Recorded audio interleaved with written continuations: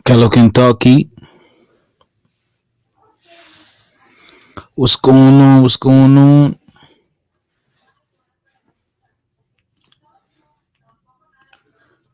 It is Thursday, September 29th, 2022. A lot been going on in the news area and music. A lot of stuff going on, man. So, today we'll have an interesting live. I don't know how long I'm going to be up here, but I'm going to be up here for a little while. What's going on? Bitcoin. What's going on? Eileen was shaking. And make sure you hit that like button. Gonna go on a quick music break. And we're gonna get this show popping, man. I see the 4 people in here, man. Everybody hit that like button if you're new, subscribe. You're ready.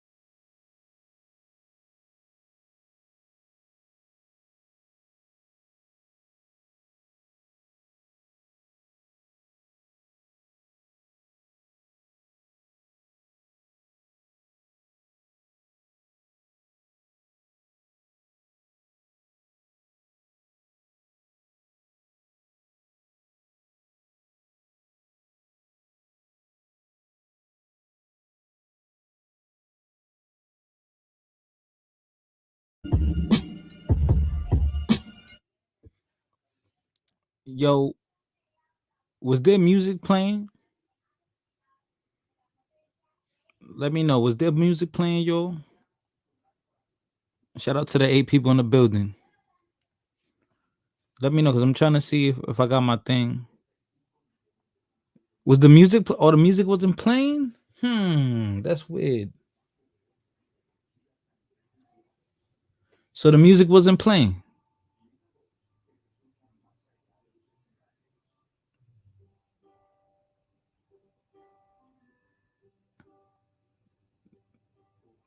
All right, I'm gonna try to play it right now. Hit the 1 button if it's playing.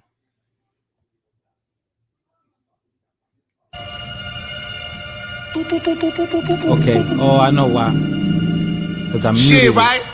Okay. Huh?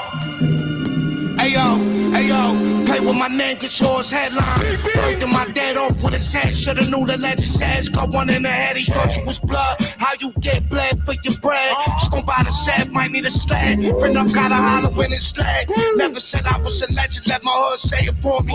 Got in the door like a wedge, ain't let up since, hard to keep up. Pay homage those who came before me. Scared in the bed, Smith and Red, big ass 40, not an old English. Blood bath, took a pledge. Not much more gotta be said, yo. Hate niggas meet they fate. Slam a rate, 40 claps, separate your devils from your drawing face. Bitches love it when we in the place, keys in the safe. Bench press to work like 100-pound weight. Drop a nickel on your head and watch your soul levitate. Fuck nigga, you should wanna be. Masked up like a robbery, your wife begging for the sex assault. She say hitting, I love it when you pine your dick inside of me. Born to win, step in the tricolor wallabies. Polo sweats in the GS legs, Cartier specs, huh? We ballin' like a full court press. Swing the Mac, make a mess. Spun a bitch mind like a turntable. Shit work around like it's hot potatoes. By the dollar, stack of pesos to my hollow pencil, yo. Shooter lift the chopper, bust when I say so. Case closed, drop a bomb, fuck the payload. Press more clip hanging out the Draco. Hit the switch, spray, ride it like Mako. Can't fuck with a lame hoe, can't stop us. Hey, yo, shell catch on the chopper. 50 pop, slap and fix a nigga proper. 30 stick clip, bang the brains out of opera. Shit.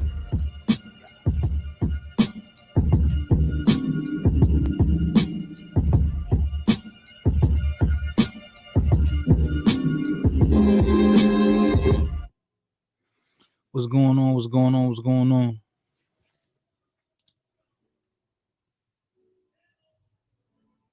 Man, oh man, welcome to YouTube. I don't know. I feel like YouTube been dying out, man. I don't want to have to quit the YouTube. It seemed like it been dying out.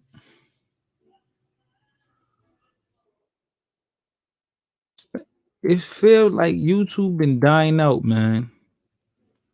It ain't lit no more. But you know, when it's cold, it get lit.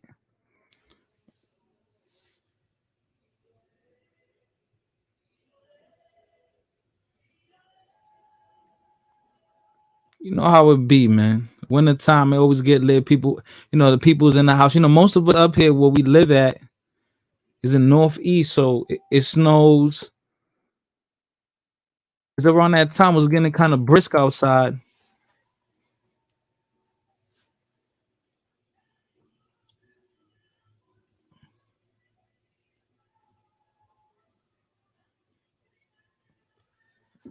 And people stay inside, man, and we do the live, man. I'm gonna try to revive the YouTube channel, the YouTube streets, and you know, give y'all upload videos as much as I can, as controversial as they could probably be.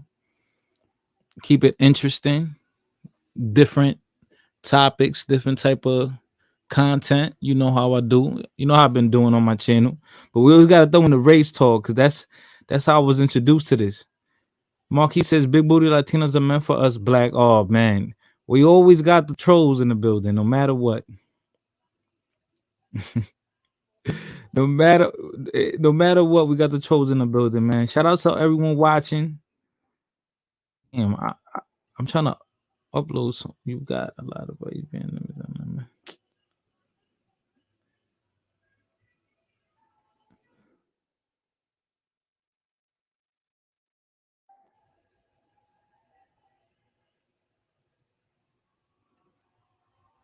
But shout out to the 16 people in the building, man. I haven't been in here in a long time. I forgot how sometimes it takes a little while for the people to start coming in. That's why, that's why I like to play the music in the beginning.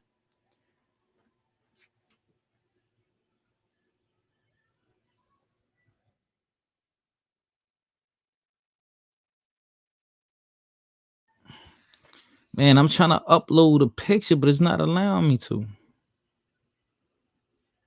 Oh man. Trying to upload a picture. Oh, yeah, I don't know. YouTube this stream y'all acting funny. All right, I'm deleting mad stuff right now. I'm trying to upload a picture for you guys. Shout out to everyone, man. Shout out to everyone in the building. I'm gonna be going live a little bit more frequently.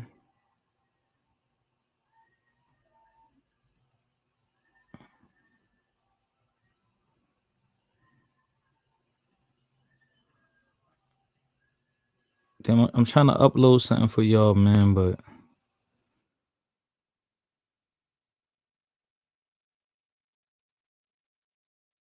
let me see. It better be working now, man. Better be working now. But all right. So I don't know if anyone been following about the PnB Rock, PnB Rock. That's where I lean from. Philly rapper from Philly, PnB Rock, that he was killed in LA, Roscoe's Chicken. What, like 2 weeks ago, 2.5 weeks ago? September 12th, was it? He was killed at the Roscoe's Chicken and Waffle spot. I ate there, you know, but not that exact one, that location. I don't think so. Because there's two on Manchester over there in Inglewood. He was killed. They captured his son. The son was the one that actually did the robbery, did the shooting. Then the I guess the mother was like the lookout or something, so she got arrested also. And then the father, so they're all related. Mother, son, the trilogy, the holy trinity. The father, the son, and the mom. The the son and the mom, they're bagged already, and then I think they caught the dad supposedly in Vegas. I don't know if that's true or not. I have a friend that she works for TMZ, so she you know, she comes up with this stuff pretty quick and accurate. She, you know, she works for TMZ, you know, so she always breaks the news quicker than anyone else I know. Usually she breaks news and like an hour later everyone else is talking about it. Um but yeah, man, that's a crazy situation, man. That's the whole family locked up over basically a worthless chain. A worthless chain, bro. I mean, really think about it. Yeah, it cost him a lot of bread, but it's a worthless chain because where can you sell that? A pawn shop on the street? No one wants to buy that. They don't want to be tied to that chain because then someone's gonna snitch. Like, oh, that's the PnB Rock chain. Like, I don't know, man. People don't think. What you was gonna do? Melt the gold? Sell the diamonds? What was they gonna do, man? Rap in peace to Coolio, man. He died at the age of 59 years old. What was Coolio from? Is he from Cali? Where Coolio from, man?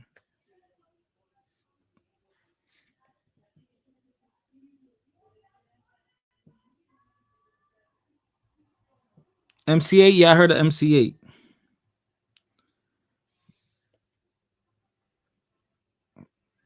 Rap in peace to Coolio, man. I know he got a few hits like Gangsta's Paradise. This is the song that I first heard from him. I'm gonna show you right now. I'm gonna show you right now what song I heard from him. I'm gonna show you the song right now. It's the family, right? The real family, right? This is the song I know Coolio from.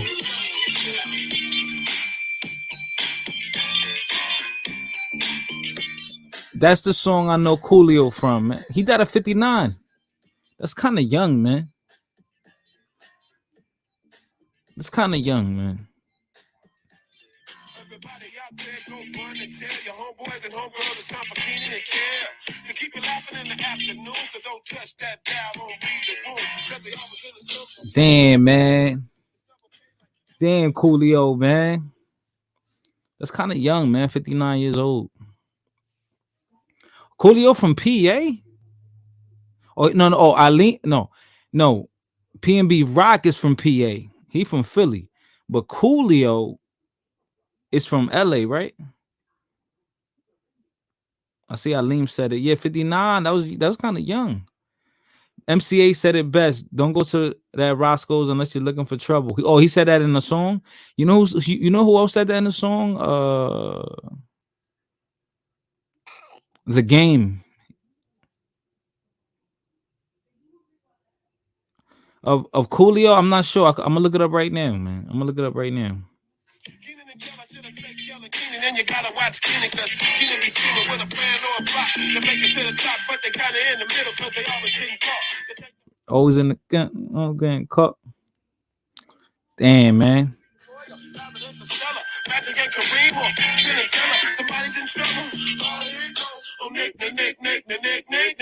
Damn, Coolio, man. Everybody hit that like button, man. Oh man, Marquise to stop leeching. Oh, for Ado's coach. Oh man. Yo, Marquise, thank you for showing support to this Dominican channel, though. This is a Dominican channel. And you showing me love right now.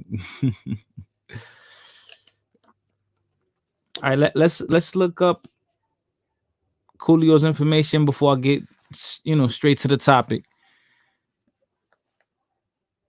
U.S. Freeman says Puerto Rico's in the chat.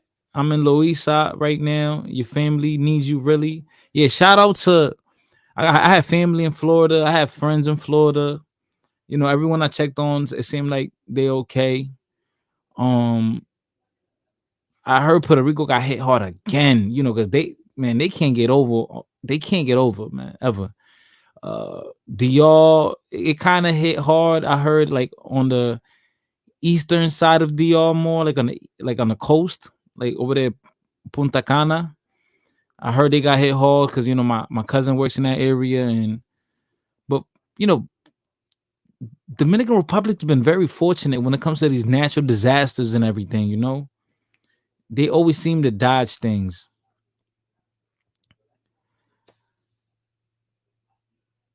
Sundown says Coolio was born in PA, raised in LA. Okay. Fighter Morena says, Fighter, tell him you created half of this culture. Puerto Ricans in La Chat, your taxes go to foreign aid in DACA while it's in Caca and your agua. Oh man, niggas talk crazy. That's what Puerto Rico gets for being racist, yo. Not gonna lie, Mexican women got good neck. Give good neck. Yo, yeah. You guys are too funny, man.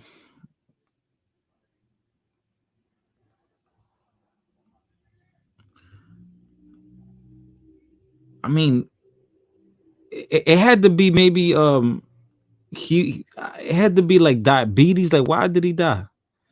According to TMZ, which first reported the news, yo, TMZ, I'm telling you, they the only real reliable news. When Kobe died, they had the crash. TMZ is official, man. According to TMZ, which first reported the news, paramedics were called to the house around 4 p.m. after Coolio collapsed inside the bathroom. He was pronounced dead at the scene from suspected cardiac arrest. 59 years old.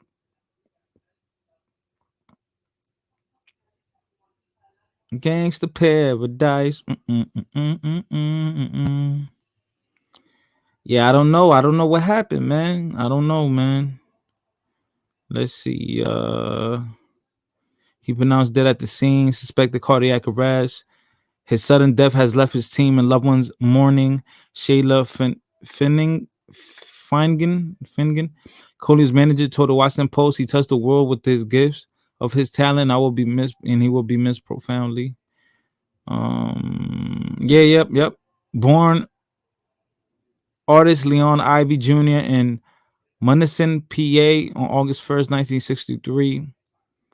The rapper grew up in Compton, California.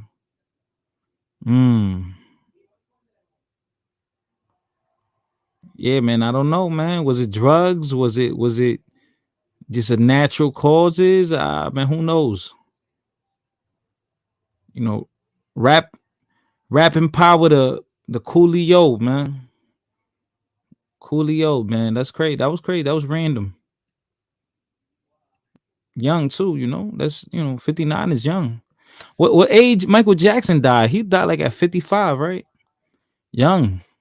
A lot of these artists dying young. That's crazy. I don't know. It's almost like hip hop is cursed. Like, I don't know. It was good. 18 Fletter. 10, what up? Was messed up, Sundown. Coolio died. Was it yesterday? It was this week. It was either yesterday or the day before that. Fighter be listening to rancheras when he gets okay.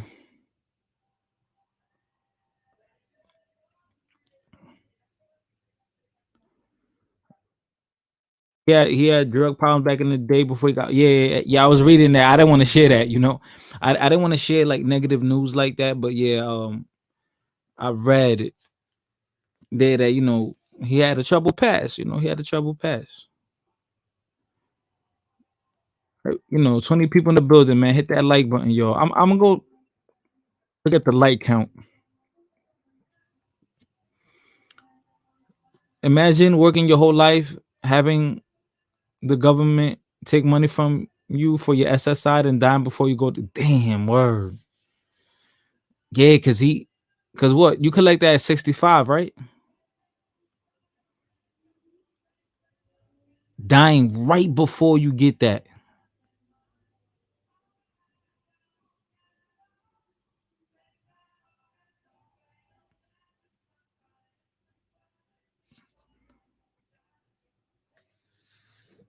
I will bump Gangster's Paradise, but man, I get copyrighted.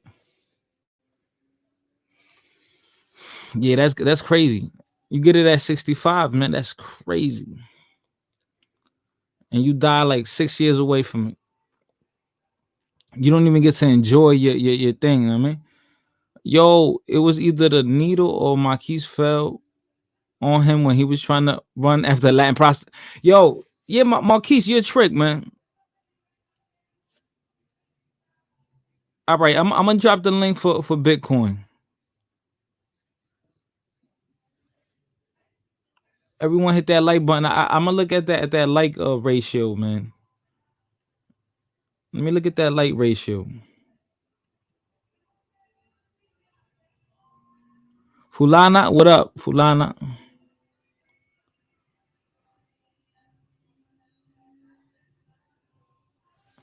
Let me look at this real quick. Dangerous Minds, Michelle Pfeiffer, whatever. I think the worst case scenario will be working for 30 years and live only for one retirement check. I think the worst case scenario will be working for 30 years and live only for one retirement check. Yeah, but at least like, damn, I'm almost halfway to to retirement. But men never retire. You heard? Yeah. Shout out to everyone in the building, my regulars. Let me look at this like ratio.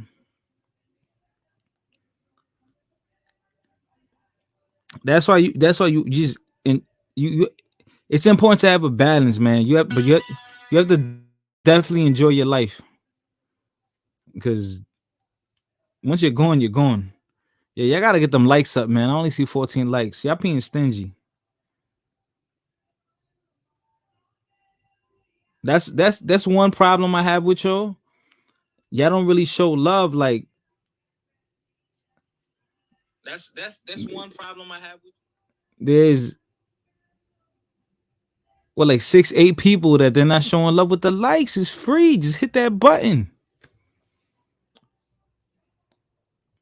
Yeah, I dropped that link though. Fighter gets 1 like per pull-up. I don't know what that means, but there's 20 people here. There's only 14 likes.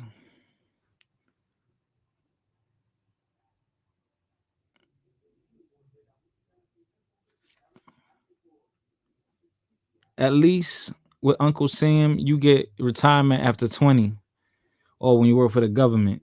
Word. Word. I guess that is the benefit. That is a benefit. That is a benefit. You're right. Okay, come on, man. Hit the like button unless you have pronoun.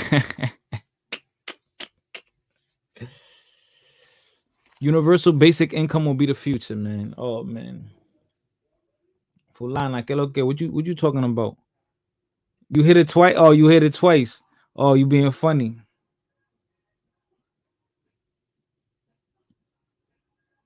Real funny.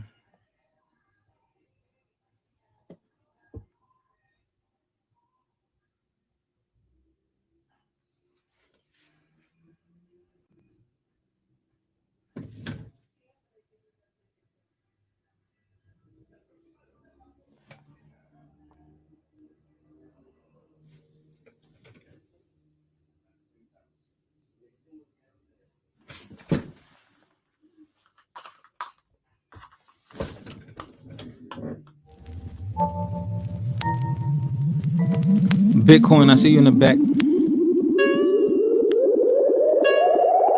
Damn, I'm hungry.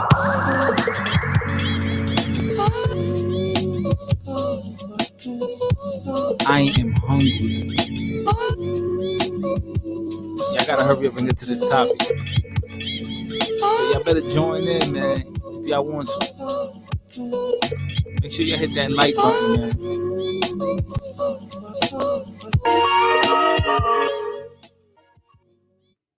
Bitcoin, what up? What's good? What's good? How you doing, man?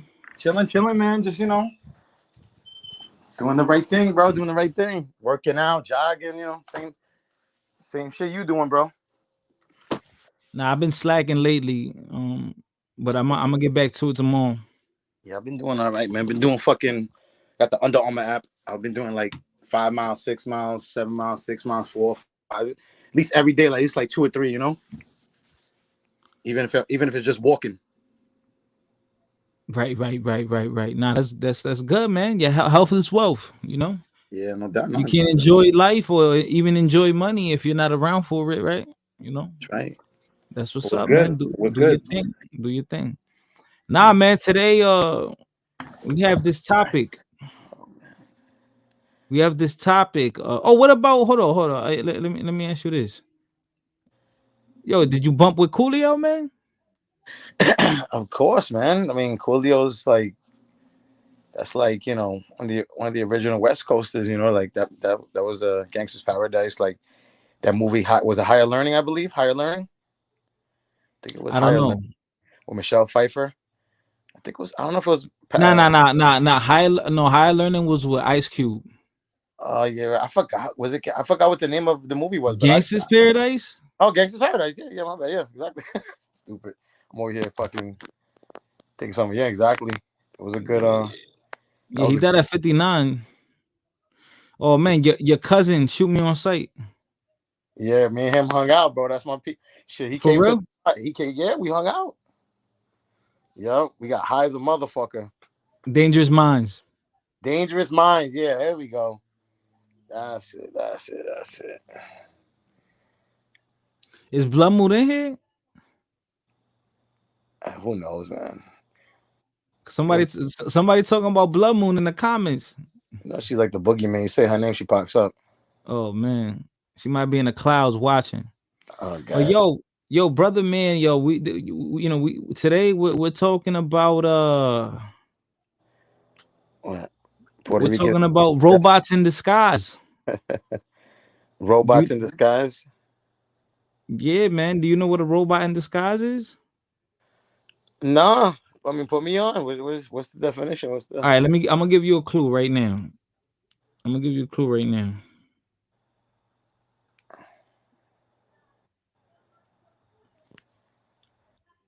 I'm gonna give you a clue right now. What the And, fake and FBA? you like a 80, and you're an 80s baby, so you know about this. Hold on, you are 80s baby, so I know for a fact you know what this is.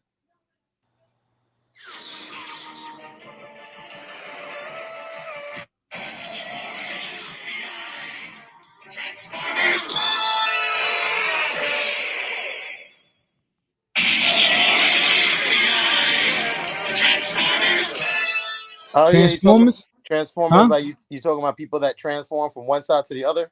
Yeah. Yeah, I was. I got a story about that just recently. Oh, I got two situations that happened with we're gonna have to talk about that. Yeah, they're getting more dangerous as it's getting more dangerous out there. Oh, really? It's getting more dangerous. You Look gotta at check this them one right Adam's here. apples. That one looks horrible, but there's some out there they're so good looking, they're scary.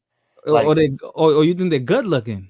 why did I say they're good? I'm saying that they are good looking ones out there that can that have good metrics. There's a good I'm look. just There's saying. good looking one. I'm Oh just man. saying, yo, straight up. I mean, it's definitely for anybody who's ever been in a situation where they've met, you know, a transformer and they know, and like you don't know if it's a transformer, but you don't want to ask them if they're a transformer, and you don't want to be like that, socially awkward because I'll be hanging out in the city a lot. Like, it's more acceptable in the city than it is in Long Island.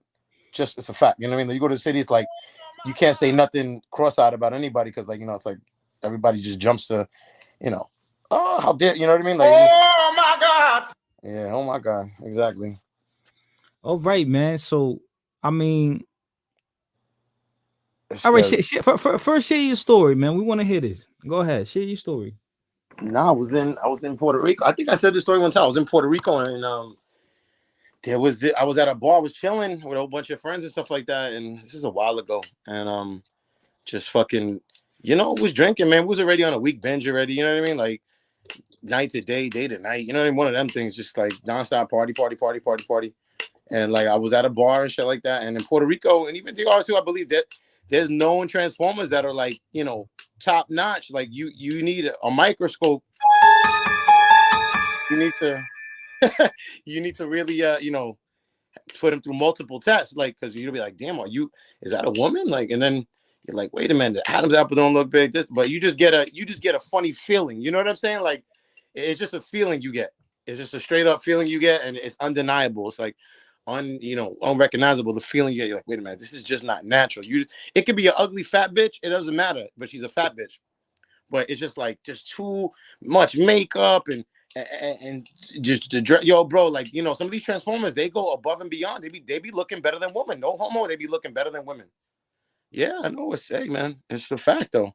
If anybody knows what I'm talking about, they know what the fuck I'm talking about. I'm very, very confident in my manhood, so I don't have a problem. You know me. But yeah, man. So I was at a bar and I'm chilling, and my friends knew, and one of my cousins knew, and there was these three sisters with one transformer. And my luck, I wound up talking to the transformer, but it was dark, very dark. So like, I didn't get a real good look, in the club, like people look different in the night. You turn on the lights, like, oh shit. Like, like that's what I was talking to, like type of shit like that. So I'm chilling, I'm grooving and just like talking, we mingling and everything. And there's three sisters there that like, oh shit, I hit a home run. I'm telling my boys, for some reason, they're not coming over. Oh, so you hit a home run. So what you think? You think you was Sammy Sosa? Who Alex Rodriguez? Who you think you was, that's man? not even the funniest part of the story. This is like 10 years ago. No, okay. I'm sorry. 2000 and this is like 15 years ago. So basically, I'm like, yeah, I'm going home with this chick. It's hot, blah blah. And I'm like, I see my cousin and my friends. They're just laughing. I'm like, I'm trying to call them over, trying to put them on game. Like, yo, come over here. The shorty's over here. Like, they giving me game. Like, come on. And it was just weird. Like, I didn't get it. Like, they were just leaving me alone, like solo. I'm like, all right, fuck them. Like, they're hating. But there was more to the story. I didn't know. You know what I'm saying? It was a transformer I was talking to. So finally, I go over to him like, yo, what the fuck is your problem? Like, I'm over here at this shorty. She's with it. She's with the shits. What the fuck is the problem? You know what I mean? It was good.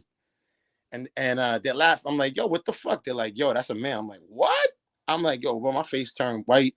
Like, my whole body. I'm like, oh shit.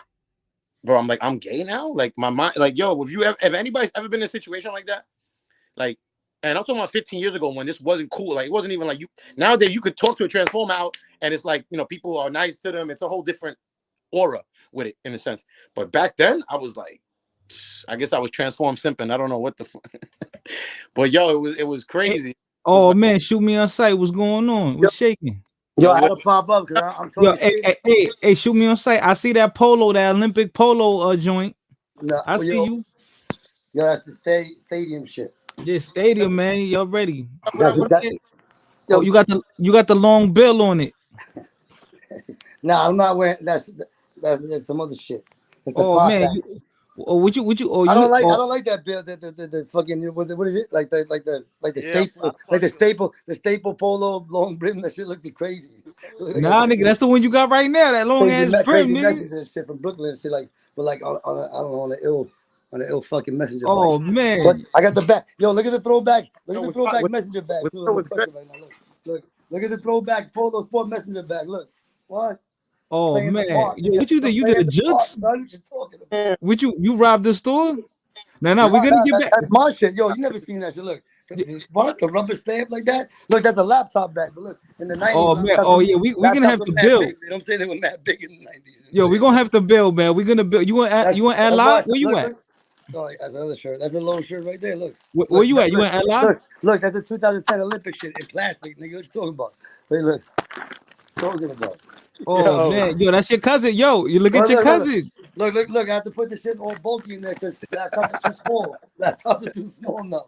I got, you know what I'm saying? That shit is humongous. Look, old school. Bomb. That shit's official though, right? That's my shit. Yeah, that's hard. That go hard. I can put The my name laptop label in right there, bro. This is I don't even remember. I acquired this shit in like 90 something for sure. Yo, look, you know what I'm saying? I got the new look. Yo, The look at old look to the new Fulano, laptop. You know the old look. he didn't finish his story. He didn't finish his story. My bad, hold my on. bad. I was just Yeah, saying, yeah, but that's yeah, a yeah. big one. Let him. Because I was hating talking shit. Go ahead. Yeah, let him Yo, finish the shoot story me, though. shoot me something, my brother. Yo, I know I owe you. Yo, I owe you 50. I owe you You don't $45. know me shit, nigga. Don't worry about it. We got I owe you 50, bro. I'll get that to you as soon as Oh, possible. nah. Oh man. Don't worry about it, bro. We had a good time that night. Nigga, $50. Yo, you left me in a trailer by myself with two girls licking each other's titties and that making trailer. out I and shit. sold Like, it. I think I owe you 50. Yo, I Nah, sold that. Alim, that Someone brand finish like that that. That's story. New York shit. Who didn't That's finish some that New York story? shit. Do you think? Yo, nah. Okay, So all right. So I'm Not gonna a trailer, a house. Let me reiterate. I'm sorry. I'm over here. Yo, boom. So now he tells me that like the joke's on me. You know what I'm saying? I'm like, damn. I felt like I don't know if anybody's ever been through that. Like some people have been tricked fully. Like they've slid up in the candy. I've heard stories that way too. But like even as far as I got that way, I was just like, damn. Like I felt like I got taken for a sucker. Like completely. Like. And the scary part is that individual wound up getting murdered about 3 years later by somebody else. It tried to do that to. Yeah, you know what I mean? Like because that shit had so many emotions going through. I went to the bar, bro. I took like 3 shots of Patron back to back. Boom, boom, boom. But what did y'all like? Hold on, what did y'all do? Like, did y'all do anything? Come on, yo, relax. No. Bro. I'm saying no. Like, I'm saying, asking you specifically. Like, was it like touching, like dancing, like We was like grinding? boogie and like no touching, but like you just dancing with a chick, just like like it wasn't like I was still trying to like do my little thing. I didn't know it was a transformer. You know, I'm just like chilling. Did it smell like a woman? Yo, bro, it looked, it smelled, it I didn't touch it, but it damn well I was about to. I was very close to. Oh man, was like this close to. You know what I'm saying? I'm gonna keep it all the way at stack. So the funny part is now we drinking in Puerto Rico. We on the west coast of the island in Aguadilla, which is all about the coast. It was a negra or a blanca? No, white, blanquita, white bitch, white bitch. I'm calling it a bitch, but like basically I don't know what but it was white. Man, a white bitch. And no, hold on. It had 3 sisters with her, so it's 3 and the transformer 4. Long black hair. All of them had long black hair, bro. 4 of them long black hair, bro. I'm like, I was so confused, and I got put in the into the in the lion's den with the transformer. So now I know, I find out, I figure it out, whatever. Boom, I'm like, yo, hold on. Yo, Morena said, I don't wanna know if you play me, keep it. Yo, now the funniest part is my cousin, my cousin, the one that played the trick on me, right? Because they all look so similar, bro. Like I'm telling you, like all the sisters and even it looked so similar, like similar to. It was so. I swear to God, bro. He knows I'm telling the truth. So now the joke's on me. I'm like, yo, listen, you can't. At that time, 15 years ago, you could tell a story like this now, but 15 years ago, that should end your whole credibility in the hood. You're done. You're a faggot, straight up. And I'm right. I'm like, yo, please. Nice. I'm like, yo, please, yo.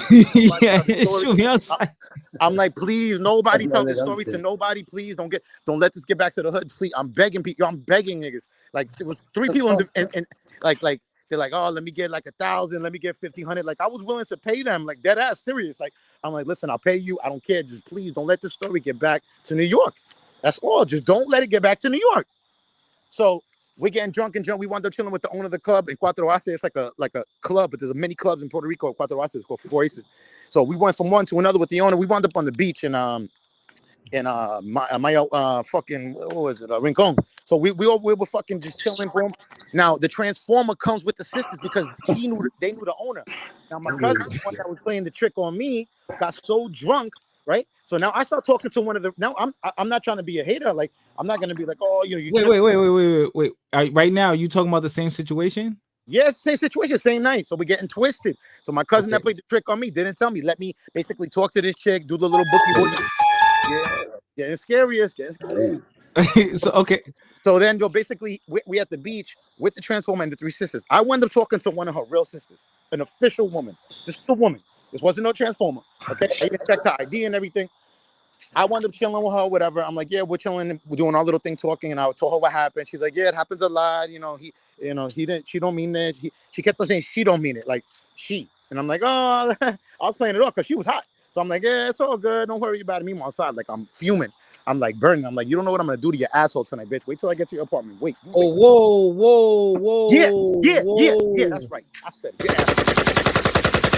Yo, get the strap, man. Get the gun, man.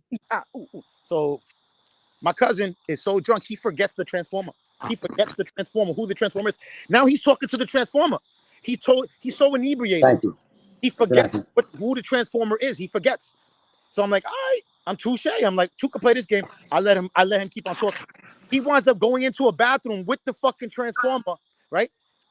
Totally. Now we're like, okay, this is getting too serious because he totally forgot that this was the transformer. He goes in there, grabbing the transformer, grabbing it in the bathroom. Now my other man we're banging on the door. Now I got the sister with us. We're like, get out of the bathroom. He's like, no. He's basically like, stop being a hater. Leave me alone, nigga. We had to break open the door to drag him out. He totally forgot it was the transformer, bro. So what do you think? So what you think went on? Then they didn't do that. Maybe he was touching up on her, whatever. He was trying to get some pussy, but he didn't know it. He totally forgot. It was a pussy. Yo, my nigga, listen, no lie. If my cousin was here, he would tell you the same story. Like we laugh about this shit now. I did not plan this, Ali. Hell no. Why would I plan this, Ali? Yeah, you can't make this. You can't make this. You can't make this up, man. You can't make this up. Believe me. So now I'm with the real sister. I'm like, let's get out of here. She had a car. So we take off to fucking. They ran the train. Yo, no. I take off. Lana said y'all ran the train. I take over with the real sister. I'm like, I'm getting butt cheeks. I'm getting ass. A real woman. I seen her ID. I'm like, I'm good. I was still a little hesitant, but I'm like, fuck that. This one was a woman. I seen it. Like I seen her in the light, and even in the light with the transformer, I was like, oh shit, we need some good lighting. Yeah, I'm like, ooh. I was like, I said my prayers and everything. Like, yo, I get to the caserio. She lives in a project in Puerto Rico, bro. I get there. I'm like, yeah. I get inside, bro. I'm chilling, and it's like a little fucking apartment, bars on the window. I'm like, you can't get in around. I'm looking around just to make sure. You go to a chick's house, you don't really know what's going on. You want to check all the rooms and doors just to make sure there's some nigga not behind it. You know what I mean? So I'm like, all right, let me check it out and see. Everything's cool. I checked everything. Went to the bathroom, seen the bedroom. Okay, kitchen's good. My nigga, I'm over here chilling with her. We hugging. She's taking off her clothes a little bit. All of a sudden, my nigga, this cockroach like this fucking big nigga flies across the room. The ones in Puerto Rico and DR, the big one. Boom, my nigga. That shit made my dick shrivel so much, bro. I got the fuck up. I'm like, I gotta get the fuck out of here, bro. I mean, it was like this. Nah, nigga, it was like that big, bro. Inside her house, it was like boom, boom, boom, boom. And this thing, bro, when it flew around, like it was like the man of the house. Yo, man, I took the fuck off. That's the end of the story.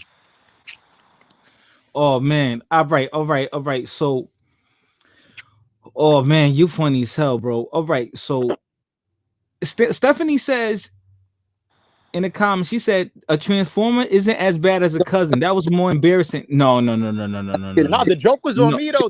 No. I'm the one that was. You can't hold on. She can't compare a transformer to a cousin. What do you mean? That's both horrible, but a transformer, like, you gay. Yeah, I mean, but listen, how many of you listen? Okay, there's other situations I've heard from personal people that I know that have been with a transformer, right?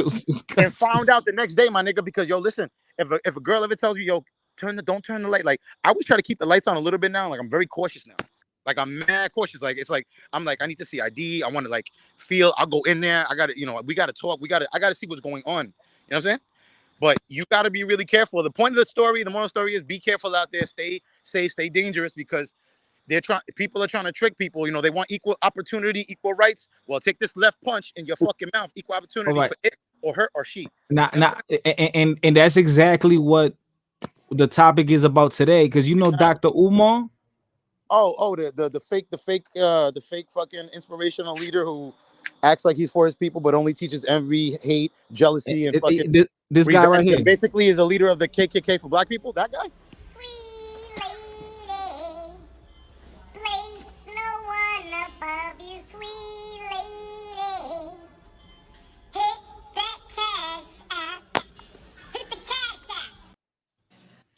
Who the fuck was that? Oh.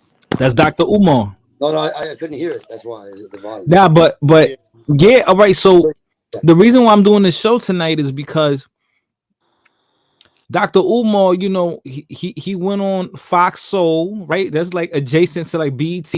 So Fox has this has like a black channel, like a similar to BET, and it's called Fox Soul, and Vivica A. Fox is on there, and other like B list, C list celebrities, and it's pretty much just women running it.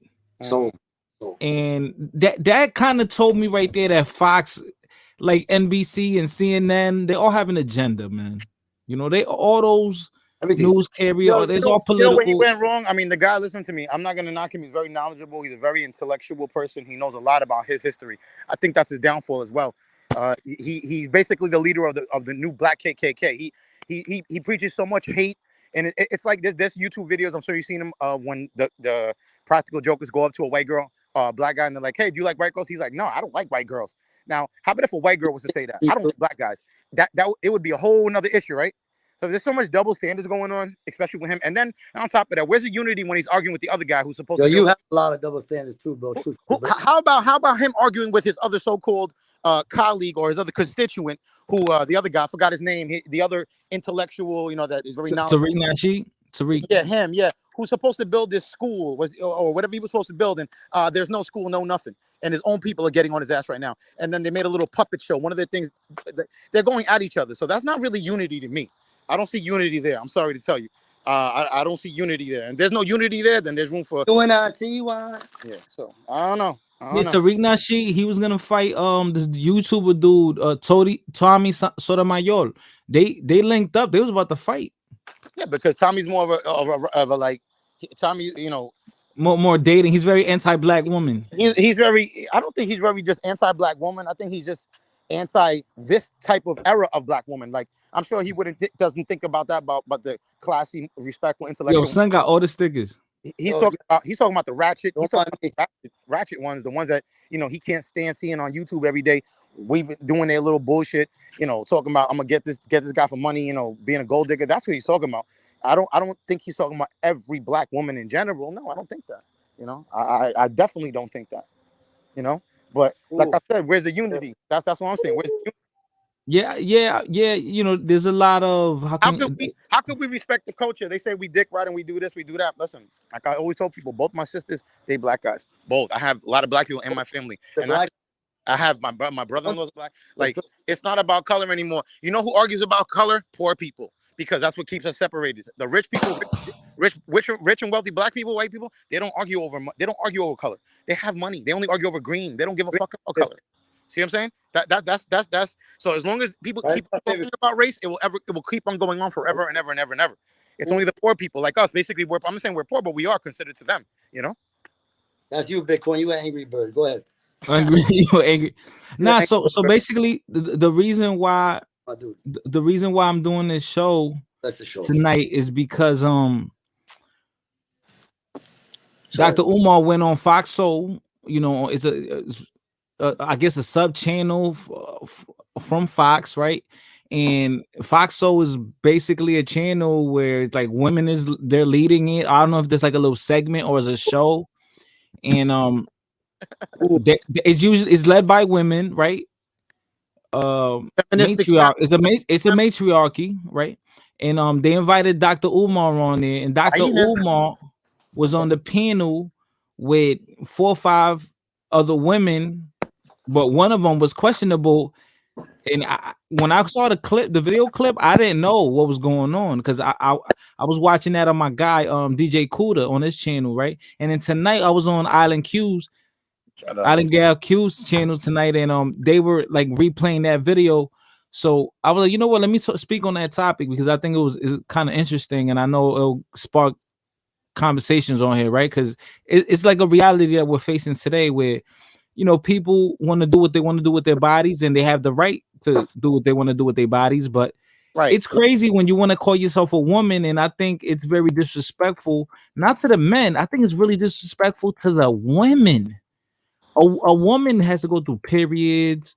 Women are obviously afraid of getting touched, abused sexually, and all that, right? Or assaulted and kidnapped, and they go through pregnancy and periods, and women go through all these things, man. And for you Put to it this call way, when you, yourself a woman, it's true, but it's deeper than look. that. It comes down to these FBA people in the ADOS and even other people in the Hispanic community. When you want to put a title on yourself, like ADOS, FBA, or Hispanic, you're looking for finance. Anybody that puts a political title on the name is looking for a financial gain, period. So I know all these people that are talking about, there should be no difference between an ADOS and an FBA. That is the problem. If there is division between two different things, they FBA, this guy Nigel, I can't say they. I can say they whenever I want. What is it? You see what I'm saying? Like he wants to politically correct. Don't politically correct me, sir. Stick your ass in the comments or come up here and shut up. So basically, that's political gain. You put a political title on your name, that's political gain. Just like the Black Lives Matter. Why is there not a white life? Why is there not a white lives matter movement? Nah, don't even say that shit, bro, because then you're gonna start a whole fucking bunch of shit. Nah, if you Honestly, do, it's not the you same can't thing. say that. That's the real elephant. It's not the same That's thing. Yeah, the you real can't say elephant in that the because room. it's totally different. Like white people, I'm not even trying to be a black advocate, but for real, like you can't even say that with white people because like they didn't go through it in that. I mean, to the degree in America, at least, like I Out of don't all know. people, you should be I sticking mean, up for your own white people yourself. But I fucking white. Listen, but it wasn't calling my both sides of people. the coin fair was fair, Listen, heads and tails. but It's two sides of the coin. I say the N word, and I say it like to anybody as like just like my dude, my person. That's the term. So That's the like so term with of that being endearment in said, New York. In New York, that's the term I of understand, but endearment. that's not okay either if someone doesn't feel it's okay. But what I'm trying to say is I don't even want to identify like and justify or put myself in it. I'm white. Fuck. When they ask me that shit now, I'm like none of your fucking business. Like I'm like not, you know what I'm saying? Like don't want like it's like we're an equal employment opportunist. We will employ anyone, but what are you? That doesn't get oxymoron. That doesn't even make So sense. if that's the case, It's then a there should be, contradiction, rather. there be no I'm gonna ask affirmative you, action. There how is should a be no company, affirmative action. how is a Nobody should company be able or to a get a bank job based upon or a bank because tell me, it's people that are yo, not we're in an equal your employment, nationality in the we're an job equal section. lender, we're equal this, but yet what are you? It still wants someone to know what you are. That don't make no sense. A contradiction. If you're an equal, whatever, why the fuck does it matter what I am? Right or wrong? Bro, you talking fast as fuck, bro. No, Yo, that's true. Jay Morgenheim Keep said, up. Yeah, keep up. why All is I he want to talking know, so fast? is look, Why you talking so where's the Because fast? I think fast. where's the white lives matter? Hold Where's the on, white yo. lives matter? Hold on, bro. Hold on, yo. Hold on. Let me get to the point. That way we could. I'm sorry. Yo, no, let's get to the Talk point, fast, bro. fast, take fast. No. That way we could get to the topic, because I think Talking it's way too almost been much. an hour and I haven't really touched the topic yet, Yeah, that's But it. I'm but like right here, okay. So Dr. Umar went on the channel. On that channel to discuss black issues, between the black man and the black woman, right? And that's not why I'm here. I'm not here to speak on the disparity or the oppression of black Americans. I'm here to speak on this right here, what I'm showing on the screen right now, because Dr. Umar was under the impression that everyone on the panel was a woman. There was like 4 or 5 people besides him on the panel, and he thought that they were all women. And this person was on there. And I'm guessing right here, this is before, this is when this person was trying to go through a transformation, right? Surgical procedures. And boom, Goes to show this you. is more like what A doctor's degree can fool you. A doctor's degree doesn't mean that your eyes can't deceive you or fool you. Period. Point blank.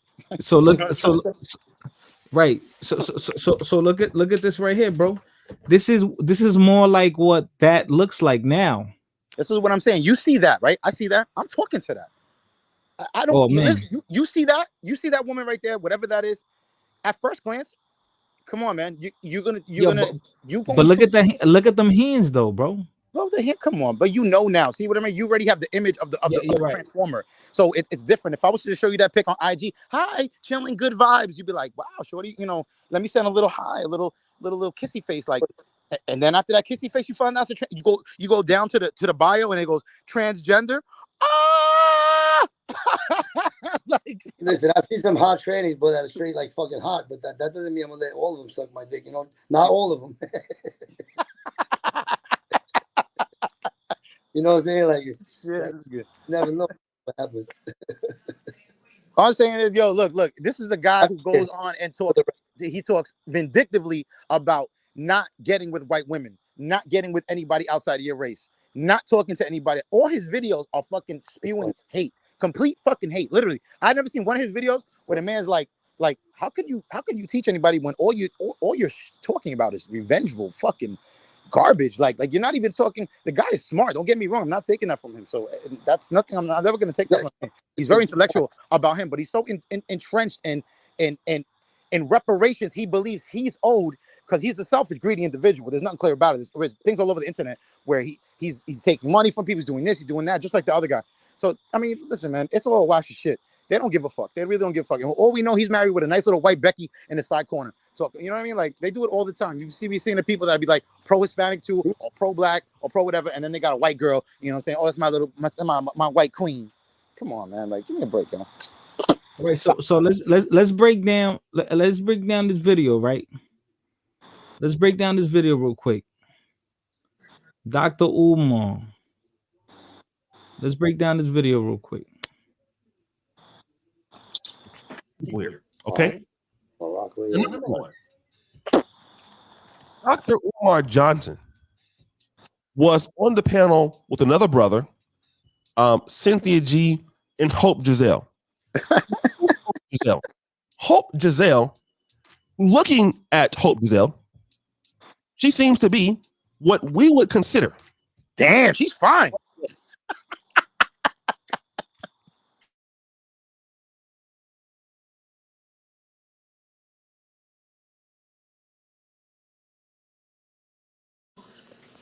You saying she, bro? You said she. She transform. I don't know what the fuck. It's so confusing now. All right, now I'm gonna be real. Look, listen. I consider myself a hyena. I'm a hyena. That's how I identify when people I want to talk to Bitcoin, please call me Mr. Hyena. That's how I identify. This is the thing, bro. I could see now. If you see this picture, I could see why someone would think this right here. This is a woman. I could understand that. Right? Yo, he's hot. Yeah, bro. Like, come oh on. man, yo, Like, shooting man, me on side is crazy, bro. Man, I'm being funny, but It's like somebody on the street, you getting murdered or killed, right? You run up to a police officer and you're like, help me, police officer, help me. Well, Like, when Dave Chappelle said it, and whoa, because I'm dressed like a police officer doesn't mean I'm a police officer. What the fuck? Like, what? You got the uniform on. Like, what do you mean you're not a police officer? Oh my! I help me. I'm not. All right, so listen, hold on. Let's get to the video. So right here, all right. Anyone sees this, they would think, okay, you know, that looks like a woman, but there's a lot of makeup. It looks like there's a lot of makeup, filters, Photoshop, you know, a lot of stuff to make it look feminine, right? So now let's continue over the top. playing That's the how video. they usually are, though. Over the top like that. Over the top. And the thing, and you know why it's dangerous? Because now even women are doing all the makeup, doing surgeries. So sometimes they look fun. Natural born women start looking funny like this too. So hold on. But now they're in the dating pool. The Transformers are in the dating pool. So now the women are getting mad because these Transformers are snatching up real motherfuckers. So they getting pissed off too. So now I would say that this is more a confusing thing online. So all right, so let's get to the video.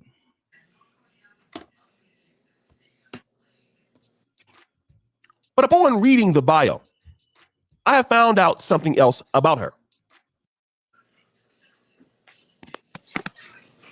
Even right there, you would think that's a woman. Can y'all hear the audio? Can y'all hear the video? The audio video when I was playing it. Could y'all hear it? All right. Yeah. All right. Right there, you would think that's a woman.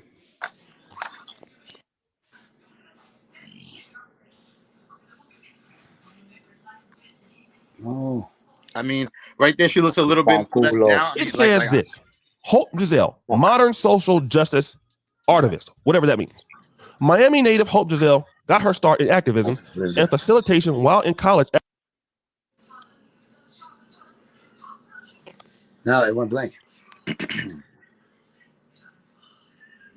Look at that. Now that's looking funny. Wow, makeup.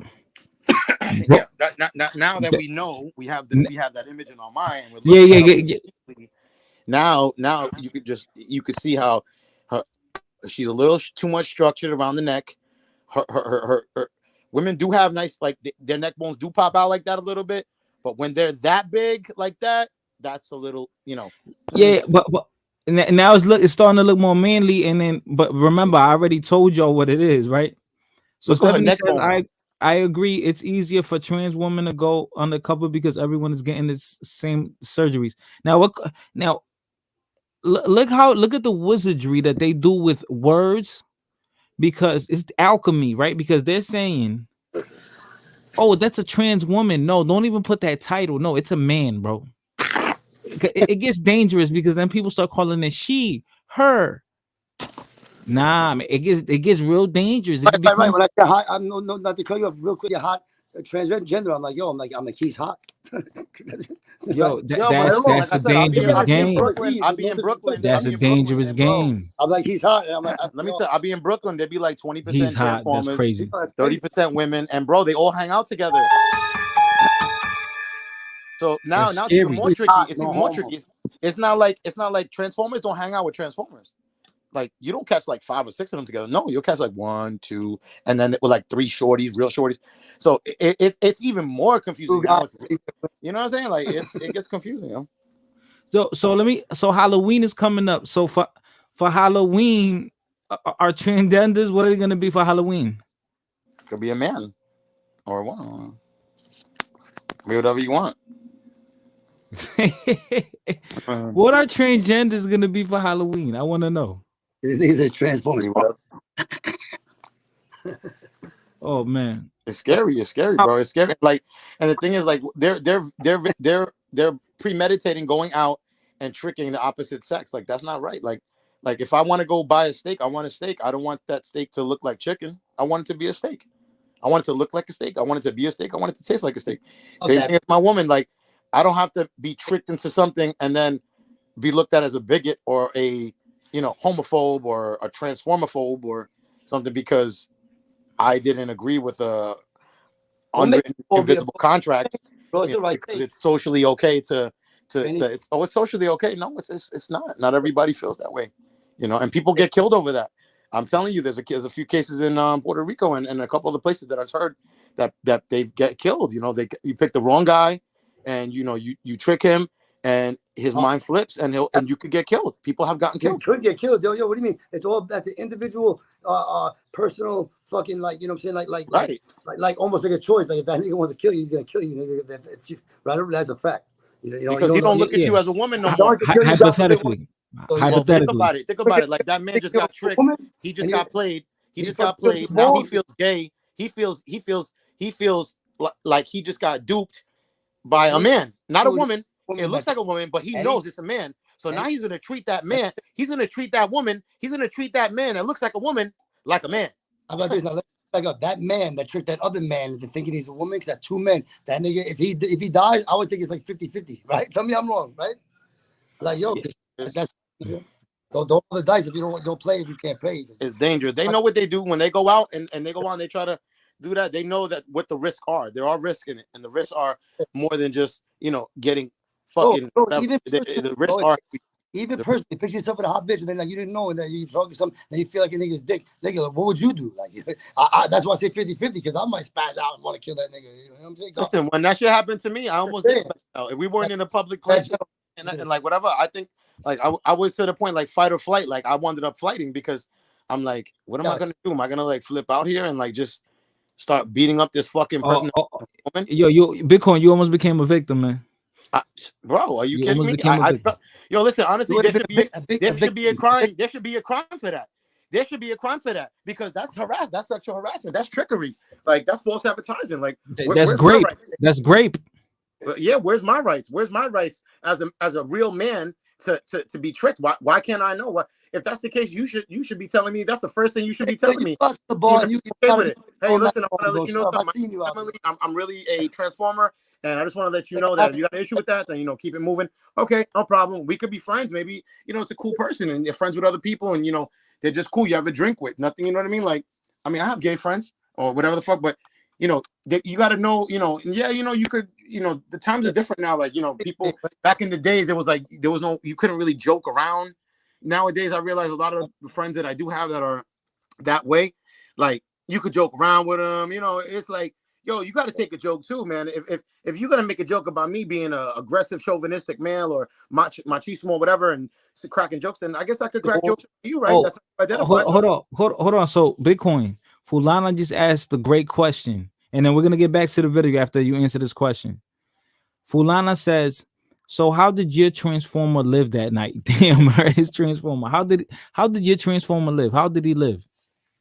What do you mean live? I didn't do anything violently. Like what? I was just telling you. Like the transformer with 3 other women that were their sisters. So it was 3 sisters and a man. That man was a transformer. So there was 4 people who looked like a woman.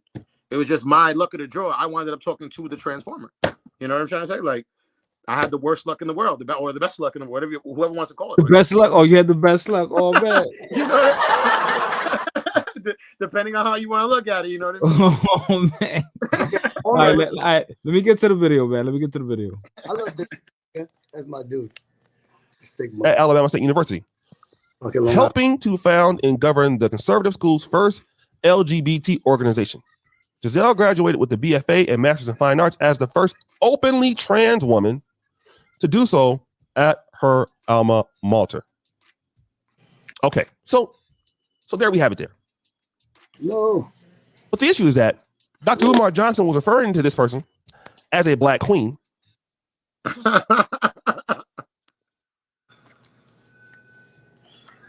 That's messed up, man. Because he was having that. I think he was more focused on the conversation, and it's really easy to be deceiving or to bamboozle people. You know, if you're on, if you're behind a screen, you're behind a laptop camera, webcam. In person, I could tell. How about this? At his In level person, of I could tell.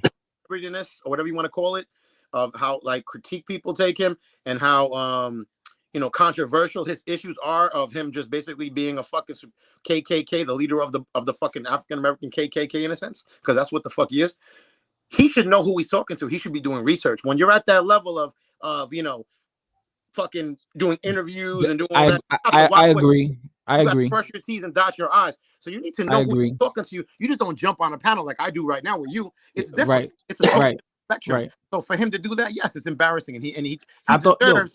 It goes to show you, no matter what you have in front of your name, whether it's doctor, surgeon, cockface, dickhead, whore, prostitute, cop, you need to know who you're talking to before you talk to them. Bitcoin on a political Bitcoin. level. Bitcoin. I said that same thing.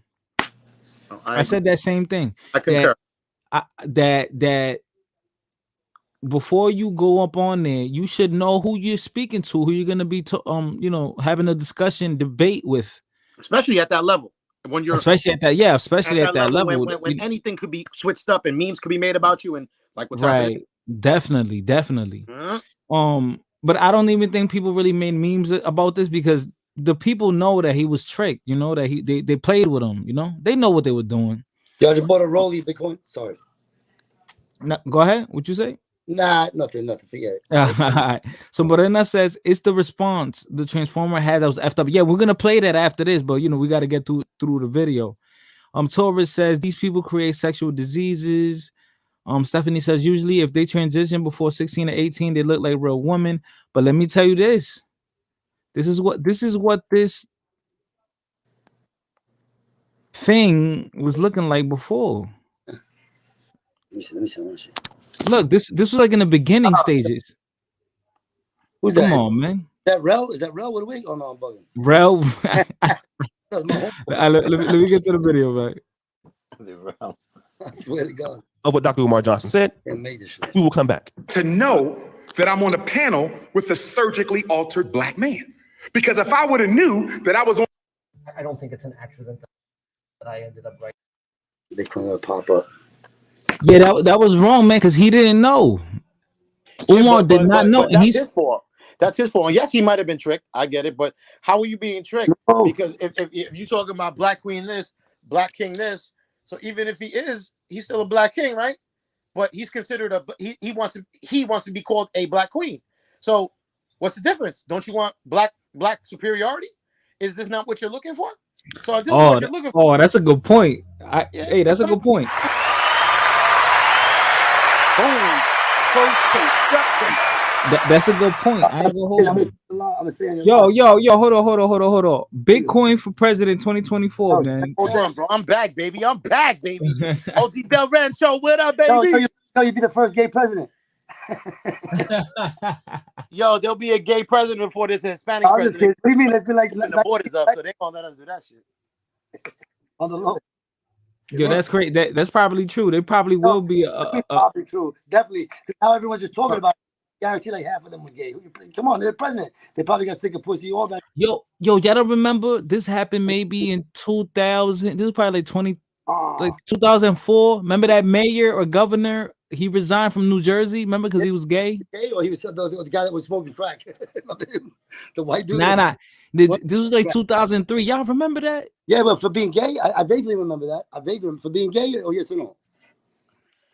He was gay, bro. And that's not even that long ago, because now the gay rights have evolved. You know, people talk about the biblical sense of it too. Fuck all that biblical shit. Like, that's a person's choice, and they 90% of them are born like that, and they feel that way. They should have been. It's like, who really cares what their preferences sexually? Let's not talk about morale. Like, you know, I have a daughter, and my daughter's like, oh, there's such a thing as two dads. Like Jimmy at school, and I don't want to tell her, oh, that's wrong or that's right. I don't say. I'm like, oh yeah, you know, two dads, yes. Like, that's it. I just go with the flow, because who am I to say if it's right or wrong, daughter? Like, you know what I mean? That's my little girl. I want to steer her in the right way. I don't want her to judge nobody, because you don't judge people. You know, this is the thing. This is the thing. If somebody's lifestyle, listen, I don't want to judge nobody. There was a time. Bitcoin, I like you. You take it. You know, you do. I stay in the closet. I still like you.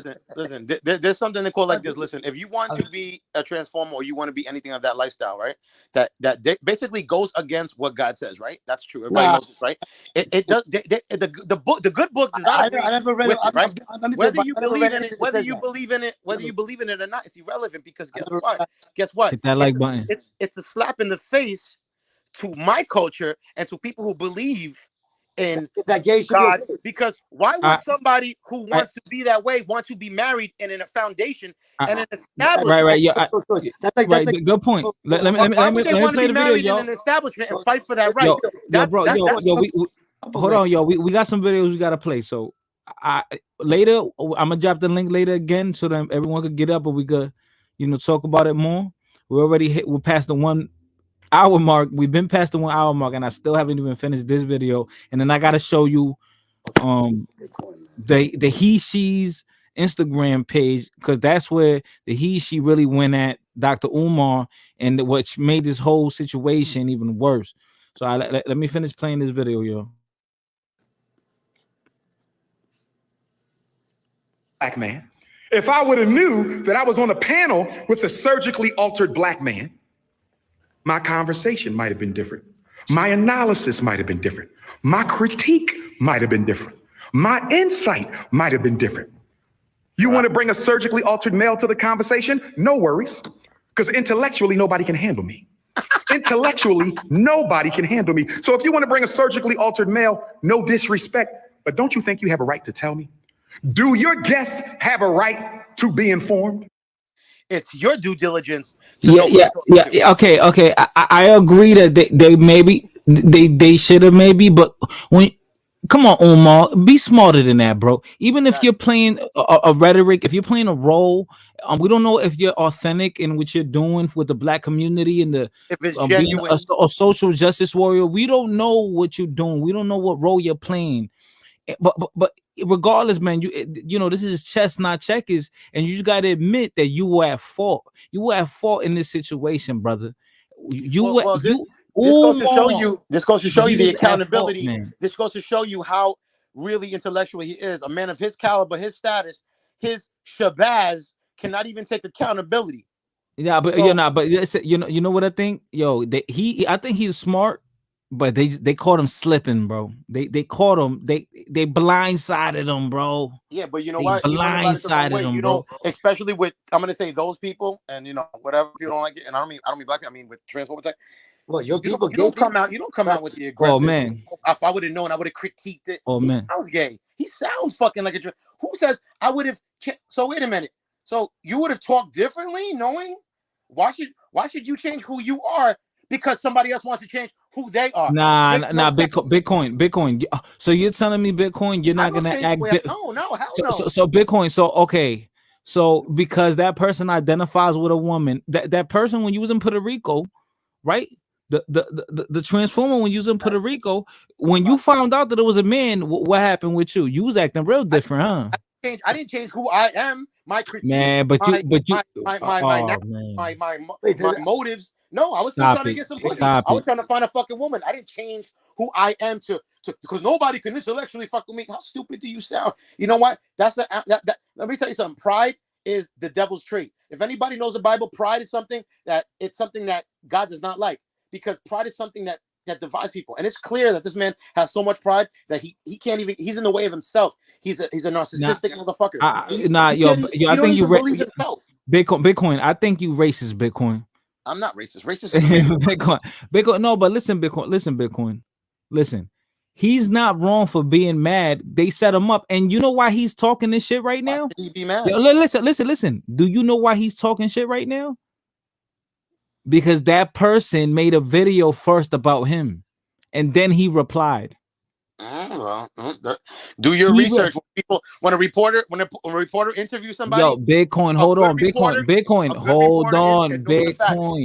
Bitcoin, hold on. After that video came out and everything, after they did the whole interview on the channel, he went live. He went live or did a video on Instagram. We're gonna play that next, and then after that, Umar replied.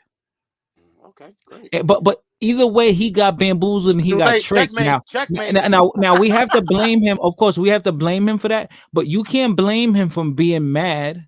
You can't of course, you're gonna get treated differently. Listen, you're gonna get treated differently. Listen, you're gonna get treated differently if you're a man. If you're a man trying to be a woman, something that you will never achieve, and you touch me, you getting dealt with. But now, if a woman touches me, oh, let's go, shorty. It's a party. Now let's play the rest of the video. Let's play the rest of the video, bro. We're doing so much his talking. Narrative, bro. what he's preaching is totally different than what he's saying. We're gonna talk about it later, bro. But we gotta play the rest of the video, man. Well, that's all I'm saying. Don't have me thinking I'm talking to a woman. Don't have me thinking I'm talking to a woman. Don't have me think I'm talking to a woman and I'm having a conversation with a surgically altered male. That's all. No disrespect. Just let me know. Hope Gazelle, I ain't got nothing against you, bruh. Yo, bruh. Confused. Bruh. Say. You don't know what to say. Bruh. Oh my God. All right, come on, man. No talking, man. No talking, man. Let me lead. Hope Gazelle, I ain't got nothing against you, bruh. Hope Gazelle, I ain't got nothing against you, bruh. I'm simply saying I had a right to know. That's all. I'm not going to disrespect you. I have no interest in disrespecting you. I'm just saying I had a right to know that you were a surgically altered male. That's all. And as far as Cynthia, I'm not even going to speak on her. All I'm going to say is this. I hope my sister gets some deep spiritual therapy because she was hurt by a black man in her life. I hope my sister gets some deep spiritual therapy because she was hurt by somebody, and a black man hurt Sister Cynthia real bad. And I love my sister. I love my sister. I like how, why does it got to be a black man that hurt her? You see what I'm saying? Like, he's so racist. No, nigga, I do you know Cynthia G? Do you know Cynthia G's rhetoric though? Cynthia G is. Of course I do. What has she said? She said so many things. Negative. She hates men. She hates fucking men. She's a fucking feminist. All right, no. Okay, what has been a very negative thing that she said? What's a very negative thing that she said? Well, the only thing I know about her, she's a feminist and she's always talking shit about men. That's all. All right, you know what she said? That he brought it up on the show, but then they wanted to skip through it. During the show, Umar brought up, okay, Cynthia G, why did you say that black women should abort black male babies? Bro, that's what she's pushing. Cynthia G said that black women should abort black male babies. Yeah, but what content? Like who no, bro. Listen, bro. Like, no. I never heard about that. I mean, I don't know. Nigga, there's no way around that. She's saying that if you have a baby, listen, she's saying that if you have a baby, whether if it was planned, whether if it wasn't planned, if it's a male baby, abort it. If it's a male black baby, if it's a female, have it. I think yo, I'm serious. Okay, it's She, fucked up. It's fucked up. I agree. It's yo, come on, it's man, fucked come up, on, man. There's no let me ask you defending that. something. Let me ask you, just like There's when no somebody says defending something that. and they put like a short comment and meme, like what No, was no, no, I no, no, would no, want to no. hear what was going on. No. Listen. It was full context. It was full context. I don't know. I never And heard then it. even So. and when he brought it up, it was full context, man. She said that. That is crazy, bro. That and no matter what Well, she's race been you hurt. are, listen, no matter what race you are, Bitcoin, that is crazy. How can you abort people of your same group? Listen, Or I ain't saying because of anybody, their I'm just saying gender? I'd like to hear it myself. I'm just that person. When somebody tells me something, I understand you telling me what you're telling me, and I understand that. But like, I'm just that person. I like to hear it for myself. You know what I'm trying to say? So I will, when I get a chance, look up and see what video that is. Anybody knows they could drop it. I would like to check it out because that's the type of person that I am. I like to see with my own two fucking eyes. You know what I mean? That's just Yeah. I'm gonna look for it later, but right now let's play the rest of this I video. would definitely like to see that. Oh man. Oh shit. The shit muted. Fuck. You anyway, because you are still a beautiful African queen. Do you hear me, Cynthia G? You know what the G stand for? The G stand for go get some psychotherapy. Cynthia G. The G stands for go get some psychotherapy. Oh, I love man. my sister Cynthia. Yo, name G. I love my sister Cynthia. I ain't gonna say nothing to disrespect that beautiful African woman. But as a therapist, as a doctor of clinical psychology, I'm referring Cynthia G to the Association of Black Psychologists for some post-traumatic relationship dysfunction disorder. I said post-traumatic relationship dysfunction disorder. I said post-traumatic relationship dysfunction disorder. Post-traumatic romance disorder. She just need some therapy to process the He's trauma. sus. He's sus. Straight up, he's sus, bro. Nah, he ain't sus, man. Yo, Umar. I like Umar more than Tariq Nasheed. I do too. But just the way he's coming about it, this is exactly. He fell right into the trap twice. First of all, he was checkmate, and then he lost the game because he was supposed to come at this a little bit differently, not so aggressively. He's being passive aggressive. He's going, I don't mean no disrespect, but you need to say psycho, the dramatic relationship. Get the fuck out of here, bro. Look, man, take your fucking big words, your vernacular, all that, shove it up your ass, because half the people you speak to don't even understand what you're saying. Point blank, period. Get the fuck out of here. Right, man. But but listen, I don't want to attack his rhetoric, right? I want to more attack what's surrounding this. That's all dead wrong. Oh man, Having the transformer on there.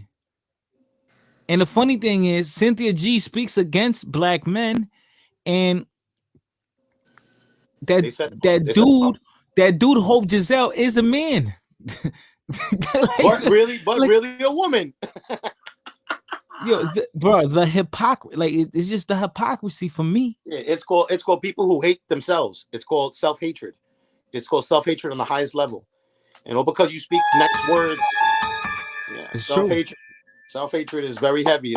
It's a definitely I think all of them need psychotherapy, mental, relationship, romantic, homophobic, transformer therapy, whatever, and some more big ass word that nobody understands. Yeah, that too.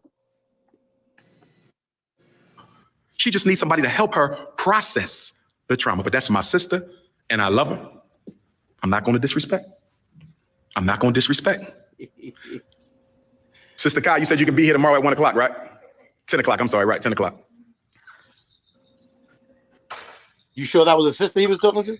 So brothers and sisters, Tammy Mack set me up. Tammy Mack, I love Tammy, that's still my sister. I love Cynthia. I'm just out here trying to get the school done. HVAC is in order. We're about to shock the world. We are about. So now I'm gonna drop the link if anyone wants to chime in. Stephanie, come on, chime in, Stephanie. Danny, what do you think? I like how he goes right. I like how he goes right back to the school. It's funny how Morena, chime in the school thing. Rancho, listen, bro, I know, yo, bro, you give black people no slack.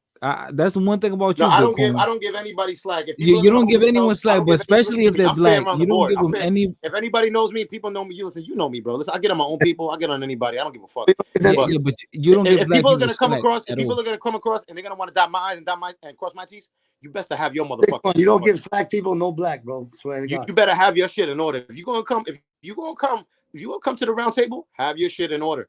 You know, don't come with your negative rhetoric and just have you don't realize when anytime these two gentlemen speak about anything and they speak to anybody other than anybody else that's not their people, so-called people, not it, her, transformer, Hispanic, white, it's like any response they have is like, well, your people were back in this day they were enslaved and we were there before you and we had the hammer. Like, they never have anything positive to say. They only have how could I say, fucking, they want reparation statements, basically. Reparation statements. That's basically what they have. Basically, like, well, we deserve this because this, that, and that. But like, homeboys, like, how far have you gotten back in the slavery trade and all this? Like, they bring up things that like your history is your history, but other people have other history. Slavery did not start. Slavery Let me ask you this, Bitcoin. Slavery did not start 200 fucking years ago. Bitcoin, I hear what you're saying. Bitcoin, Like, I hear what you're saying. It all goes back to that. It all goes back to Bitcoin, that. I hear what you're saying. But do black people deserve reparations in your mind? That's why. In my mind? Do you think so? That's what's an issue. More of an If issue. they deserve it, then everybody else deserves it as well. All right. That's how I feel. Bro, I have Sicilian blood, bro. I don't see how you're gonna give one group of people but equality for all. That doesn't work like that. Why? What based upon what? Why is it? If that's the case, then let's start. Then why do we have affirmative action? For what? For what? I don't believe in affirmative action. Why should we give somebody a job? It should be based upon your merit, not your character. The job you should get should be based upon your merit, not your character. Now that affirmative action benefits me, benefits people like you, fighter, benefits anybody with melanin skin, any type of melanin skin, or any Native American, anything. It doesn't benefit SMOS. So shout out to SMOS because I do have Caucasian blood and all that type of shit. But guess what? Caucasian. I have to. I'm just fair across the board. I can't let somebody say, oh, this and that, and then other people's like, why can't a white man be like, I want to have a white kid, white pure baby, and I want to have my race to be pure. There's nothing wrong with that. That's not racist. That's called pure hereditary. It's that pure hereditary. I forgot the word, but it's like keeping your race pure. But all right, but hold on. Bitcoin, Bitcoin. We're not. That's not the discussion today. I know it's not, but it's Transformers, man. We're talking about the Transformers, man. We could be racist tomorrow or next week. That's not being racist. Right now, people in the chat know that I'm not racist. I'm the farthest from racist. All right, so let me know if y'all can hear this. I'm gonna play the video. Let me know if y'all can hear this. This is on his YouTube Instagram channel, the Transformer, right? Listen to what this Transformer says. Let me know if y'all can hear it. About my interview on Fox Soul, the business of being black with Tammy Mack. That yeah, hear it? You can hear it? People, including Dr. Umar Johnson. Now, if you do not know, Dr. Umar Johnson is a self-proclaimed Pan-Africanist, radical, what some of us would believe to be a brother Hotep, times 12, okay? And in this interview, we were talking about whether or not there was a war on Black men. Now, this conversation was a conversation that was sparked by the Fox Soul team and the people who helped to produce the business of being Black with Tammy Mack. This was not a question that we all, came up with. This wasn't a conversation that was facilitated by the panelist guests. It was a conversation that we were asked to be a part of and then asked our stances on prior to getting on to the platform. Now, myself, Cynthia G, Dr. Umar, and I believe a radio show host by the name of Dewan were the panel outside of the host of the show, Miss Tammy Mack. And when I tell peep the filter, the makeup, all that. But I want to break this down for y'all so that y'all can understand exactly where I'm coming from and why I feel the way I feel about a lot of conversations that happen around the Black community, queerness, transness, LGBTQIA+, and all of that stuff is because of things like, the stuff that I see on Dr. Umar's page frequently, right? I don't follow him, so let me take that back. Not frequently, but the stuff that I see on Dr. Umar's followers and all of that stuff when I run into them in the real world and out in the social media. All right, I can't watch this. I can't watch this, man. Well, I mean, well, why not? Why not? Why? Listen. No matter what she is, bro. Listen. She's still a person, right? Right. Let's keep it all the way funky, right? This guy comes out. He gets tricked, and the first thing he comes out is I would have came out differently and critiqued it differently. No, homeboy, you don't talk like that. You don't talk like that. Point, it might be a she for It doesn't matter. It doesn't matter. He fell for the trick twice. You love the trannies, bro. It's okay. Say it, bro. It's okay. I love it. Shout out to the LGBT, HKT, community. Yo, shout out to hot trannies, nigga. Fuck that. Nigga. Shout out to the only hot ones out there. Hot male trannies. Turn the lights down. Turn the lights off. I'm being for real, nigga. I'm sorry. Let me see. Let me see if I could find. I'm gonna play that, and let me see if I could find the part where. Put it this way: silence is better. Silence is a bigger response than responding. His caliber, his character, he shouldn't be responding to somebody like that. It's only giving her clout, not him. Was what I felt to be kind of sort of productive. It moved in a way that I felt was fairly respectful to everybody involved. And everybody that was involved in this conversation was respectful to one another, even when we did not agree. I knew, however, that if my transness was made a huge part of this conversation, that it would derail the purpose of having it, which was to talk about whether or not there was an attack on Black men. And my answer to that is no, because they were asking us to give simple answers. Now, this is not a very simple question. This is not a yes or a no question, but for the sake of being on television, we were asked to like simplify things down. Because I like to follow directions and rules. If a person tells me to answer the question with yes or no, that's what the fuck I do. And so... Oh, she's not wrong, though.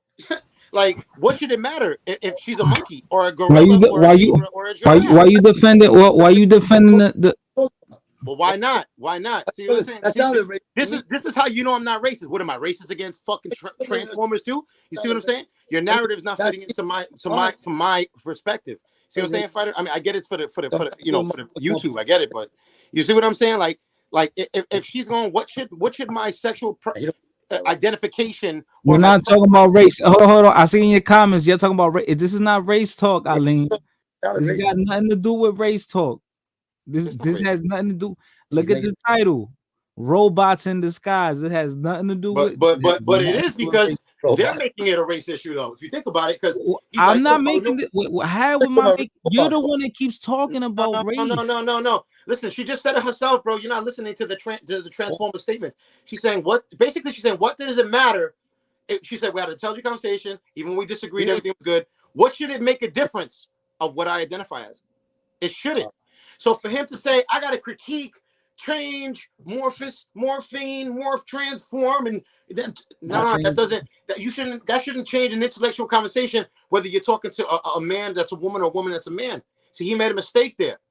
That's whether he agrees with it on a spiritual level or not. You gotta call a spade a spade. You can't just look at it. No. Okay, all right, Bitcoin, because you're missing the point. The topic. All right, the topic.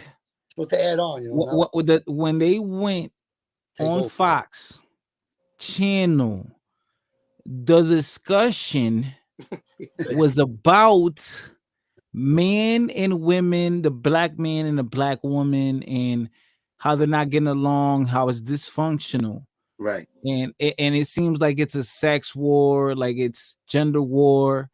Who would know better than the Transformer? It's a man, that's a woman. Listen. Hey, right or wrong? No, that's wrong, because a Transformer is confused. The Transformer doesn't even know what it is. But the Transformer is a man, right? The Transformer was a man, so it does have knowledge of being a man. It's called, you know what that's called? Gender dysphoria. Some of these gender equality people don't even they're in their own battles.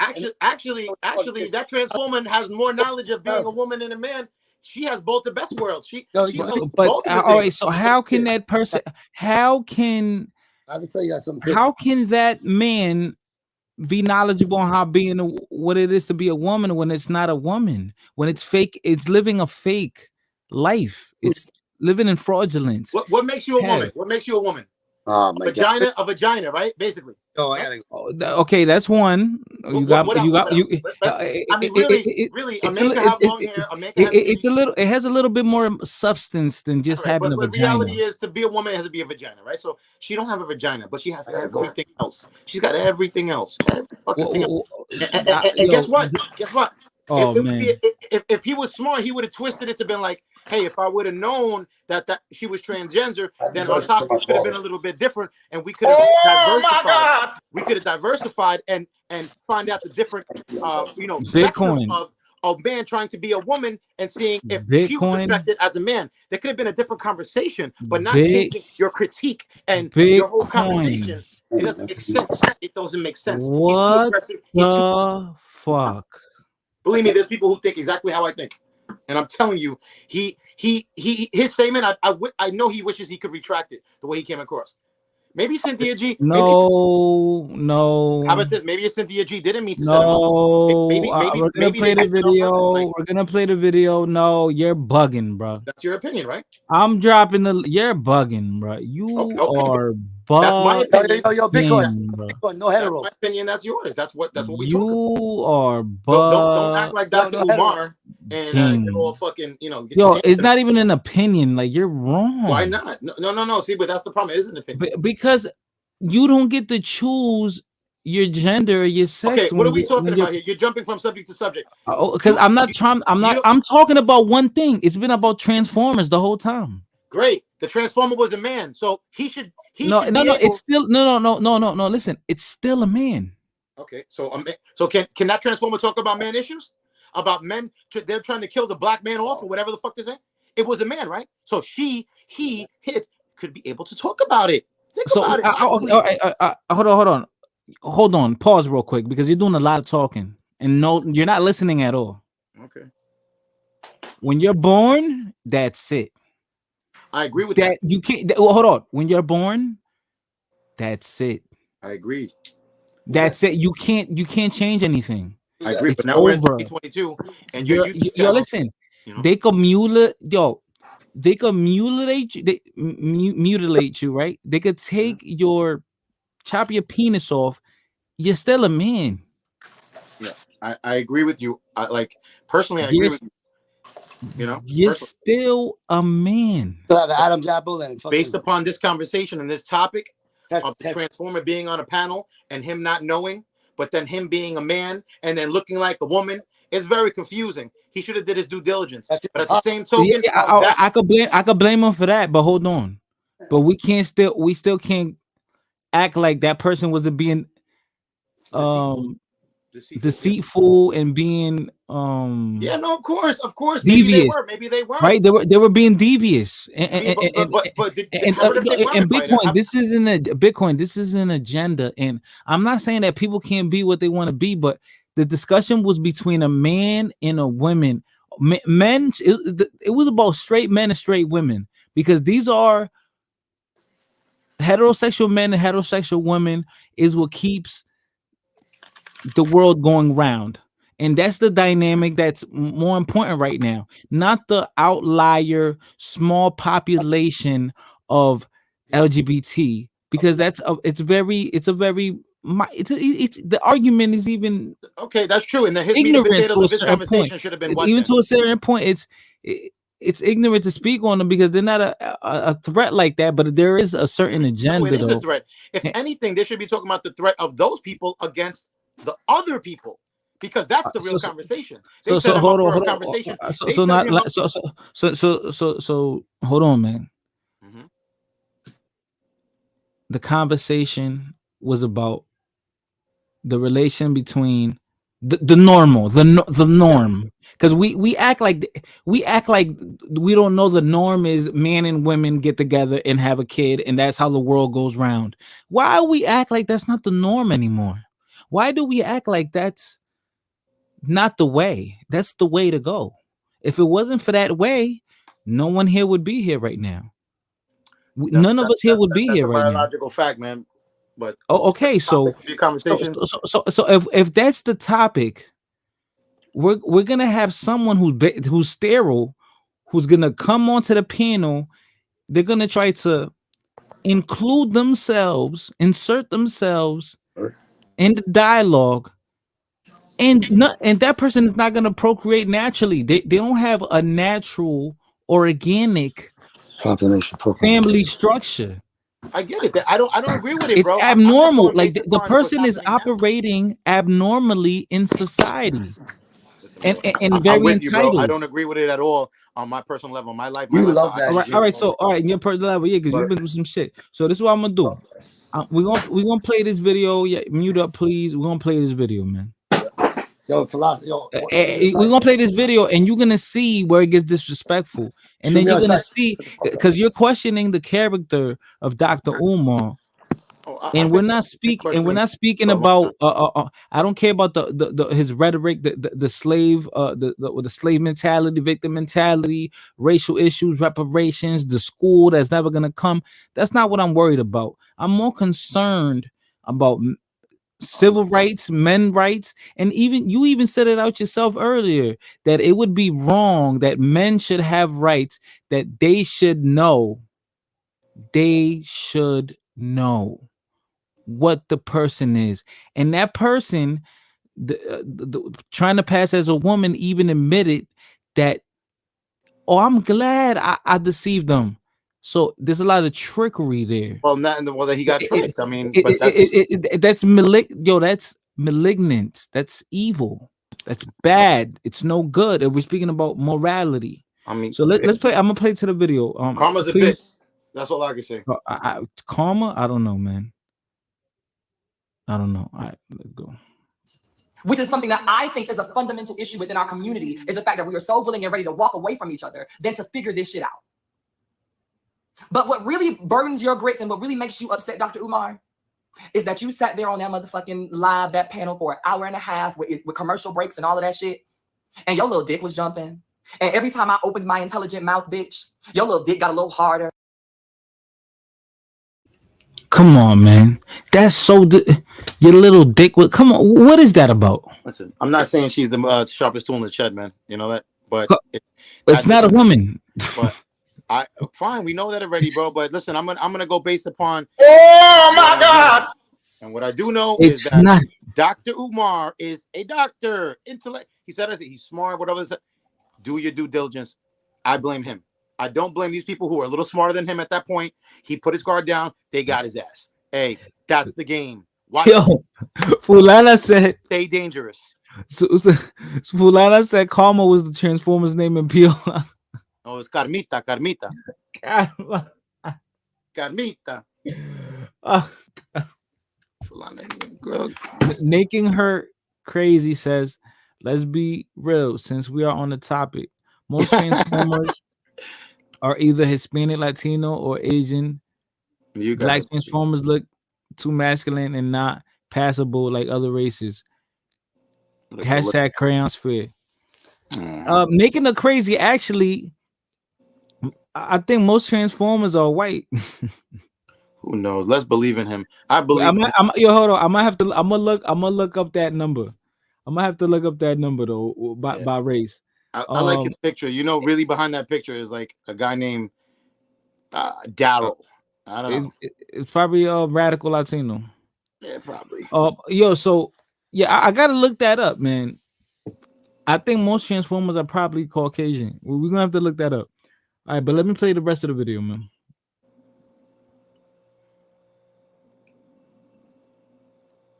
And you were just so motherfucking enthralled with this black queen that was spitting this motherfucking knowledge. And even if you didn't agree with everything that I was saying, bitch, you was down for it. Because when it comes down to the women that you claim that you like, bitch, on that panel, I was her. It's giving skin. It was giving fresh face. It was giving no cleavage. It was giving, I'm not giving it to everybody. It was giving African kente cloth. It was giving all of the things. And bitch, I set it up that way for a reason.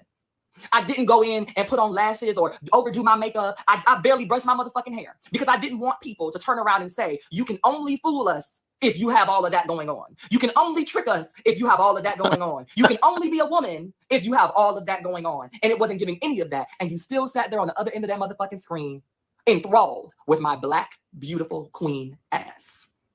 And you did so on a public platform in front of everybody, and it's going to live forever, and you can never take it back because a whole bunch of motherfucking people have seen you call my trans ass a beautiful black queen. Hey, And women, and yo, listen, it's and not I checkers. blame, It's not listen, checkers. and I blame women. I blame women because the women are probably applauding this. Oh, And big this is time. not cool. This is not right because guess what's going to happen?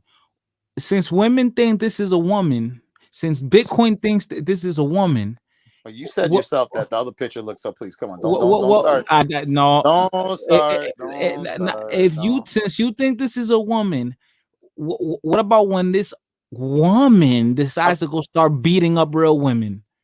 That's fine. What the fuck? Oh, that's fine, right? Why not? I mean, it's equal opportunity, Now, and we could beat their ass too if we want, right? I mean, they're in the Olympics, aren't they? In the Olympics now? Like, aren't the Transformers in the Olympics? I believe. Yeah, I believe so. I believe so. I'm telling you, this is all women's fault because women should have been applauding this, but But look what they did. You're right though, Friday. women should be the number one people offended by this. They should be more offended than men because what women go through pregnancy. You asking me what does a vagina? A vagina doesn't just exist on a woman's body just to exist. It's because that's where you have sex. That's where the baby comes out. They have their period. Women have natural intrinsic values and characteristics and that belong to them, traits that men don't naturally carry, right?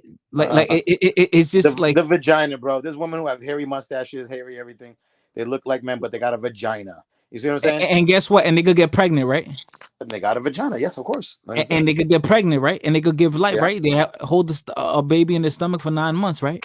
That's right. They got a vagina. Okay, so that's a woman. It doesn't matter things like mustache and that's what I'm trying. I agree with you on that. All right, so this motherfucker is in a woman. I don't know why you think like you could like work around it or try to. Bro, if you're looking to like just like debate about it, I'm not debating. I know the fucking what he is. I know she tricked him or he tricked him, whatever the fuck people want to call him. He, whatever it tricked him. But like I said, man, you know what I'm saying? Like on the stage. Oh man, let me play the rest of the video, man. On several occasions. And that's what you're really upset about. You could give less than a fuck about the fact that you were on a panel that you didn't know or that you didn't know. The only thing that you're pressed about is the fact that you couldn't censor yourself not to say how you truly felt about what you were sitting in front of. And that's why you're bothered. You're not bothered because of the fact that you only bothered because now all them hoteps that follow you, when they want to get under your skin, now they're gonna go back to that clip and be like, remember when you said this? Because the same man that has spent years of his platform talking about how you could clock one from a mile away and these men and these da-da-da-da, and if you don't understand the real essence of a woman and da-da-da-da, and I know, as a man, I know when I'm in the presence of a black queen, all of you men out there that allow yourself to be tricked is because you like that da-da-da-da, y'all are beta males. But you sat right in front of me. Oh shit! You see that right in front of me. And Umar did not clock hope after the fact. People who wanted to know how I was getting him together and wanted to know who the fuck I was did their research and told Umar. I wasn't clocked. Let's be very clear about this. Not that it even matters. Let me take that off the table. Not that it even fucking matters. But in this instance, what I'm saying is that it's a problem because the same men that sit back and say shit like, oh, if you can't tell, if you da-da-da-da-da-da, I know a black woman when I see a black woman, none of these niggas could ever, trick me. I would never be gotten because these men, da-da-da-da-da-da-da, and I bet without that wig and that makeup and da-da-da-da-da, all this other stuff, all of the things that you could say, you can't say. I mean, fighter. I see she's evil. Okay, point blank. She's definitely tried to deceive him. There's no point about that. I see that. I get that. Who is she? She clearly, and I'm gonna call her a she. I'm gonna tell you why. Who is she? She just said that he was on the panel, and I'm gonna watch it because I didn't watch it. So before I speak on it too much more, I'm just gonna say one last thing for this. She's saying that they were talking about those issues on the thing, and he's like, and if I didn't hear her just say. He could tell the difference between a queen. So he was putting his foot in his mouth and not censoring himself. Like she said, she's not lying, really. Yes, she got him. She tricked him. But I feel like, hey, I don't see where she. Listen, if it would have been the other way around, fighter, what would have been then? You know what I mean? Like you said, he would have critiqued things differently. So yeah, they're both basically not really lying. He's just upset that. He didn't have all the facts, and she's saying that people were telling him in the chat, basically, like, well, she was just saying something like that, like people were letting him know, and he wasn't really following up. So that's kind of his fault, So he was saying exactly how he felt, But then if he would have known, he's basically saying he wouldn't have said how he felt. Now this is the thing, right? So I don't like this is the one thing, right? Interesting. I number one thing, I don't know if he was aware of all the panelists, right? I don't know that. I don't know if he knew who all his guests would be, right? Now, let's say if he did know who all his guests would be, maybe he was too busy. He had time. Maybe that was a last minute thing. Who knows the situation? Like, who knows? Yeah. But we can't die on that hill. We can't. This is a serious thing because we gotta learn from it. We gotta learn from it. Before I even played the video, you said yourself out of your mouth that there should be a law against a law. I never a law. A law that it should be illegal. It's wrong for these motherfuckers to deceive people, to lie to people. I said that it should be when you meet people in person, like my situation. Oh yeah, I get you, but this is amongst those lines, bro. Like this is you see why this is dangerous. Now, do you see why this is dangerous though? The only reason I'm speaking on this and I'm getting a little passionate with it and just having a strong opinion about it is because I shared my story with you guys, and that's a true fucking story. Nobody makes up shit like that. This is not something that gives me brownie points in the fucking community. You know what I'm trying to say? Like, I'm just keeping it real. And he got caught out there. She set him up. She's saying she did. He's saying he would have came about it differently. She's saying she knew that. And guess what? I guess you're not as intelligent as you think you are because they had one up on you. So if you're going to play the intellectual game, when you get caught, admit you got caught. I think it would have been better if you just came on and be like, yo, listen, I didn't know. I wish I would have. And maybe the conversation would have been differently. I could have asked her, and picked her brain since I'm a doctor. Or he could have went about it. I think he got emotional about it. And I don't blame him too. He's human. But like I said, on his status, on his platform, I'm sure he wishes he could have went about it a little bit differently. Just a teeny bit. I don't know. Who knows? Who fucking knows? Who knows if they made this all up themselves just for the clout? Meaning if Dr. Umar set this up to make this look like this just to create an issue. Like they're talking about the black man, they're trying to kill off the black man. But then again, they wind up fighting against all them are women except one who's really a woman who's disguised, a man who's disguised as a woman. And they're really trying to just bury him. So really, how are they trying to, like, it's like an oxymoron, like they're really just like trying to tear each other down. That's all I see. Bitcoin, we now know where you stand. And people know I've been stood, baby. We know where you stand, man. Yo, you got the IG. Drop that IG for the Transformers. A couple of people, FBA Nigel, and who else? Roy Chess might want that IG. But Jay Jimenez, you're sending me like a link to a video, but bro, you got to come up on the panel and drop it on the back chat. That's the only way. They love to do their research when you're on here. When you're on the hot seat, it's not that easy, right, Fighter? Yeah, like he trying to send me a video. You got to hop on the panel and then drop it on the back chat. That way I could play it on here. All right, there you go. Yo, I wish we could get the Transformer on the live. Nah. Shut up, Nigel. Jay, what up? Go on Mace the Sewers page so you can. Jay Jimenez. Jay, come on, Jay. Jay silent. They said this is Bitcoin if he goes to Asia. Yeah, he gonna go get his mic. He said, "Let me go." Beautiful. Oh, I did see that. I could have sworn I played that. Hold on, let me see. Yo, guys, hold on. Let me pay the bills real quick. Yo, everyone, please in the chat, audience, viewers, subscribe if you're not subscribed. If you're new to the channel, hit that like button. Donate to the Cash App, man. This is what's gonna motivate me to do more interesting lives like this. I got interesting videos I'm gonna upload tonight. I'm gonna edit a video, interesting one. I'm gonna upload it, edit it, upload it. I have some special things I'm gonna bring to y'all. It's gonna be shocking actually to y'all. I'm gonna do it this week. But yeah, man, hit that Cash App, hit that PayPal, man. You see it on the screen. Pay me beloved, $ pay me beloved. Follow my Instagram, Fighter Complex 7. Share my channel to your friends, your family. know what I'm saying? Support the channel, man.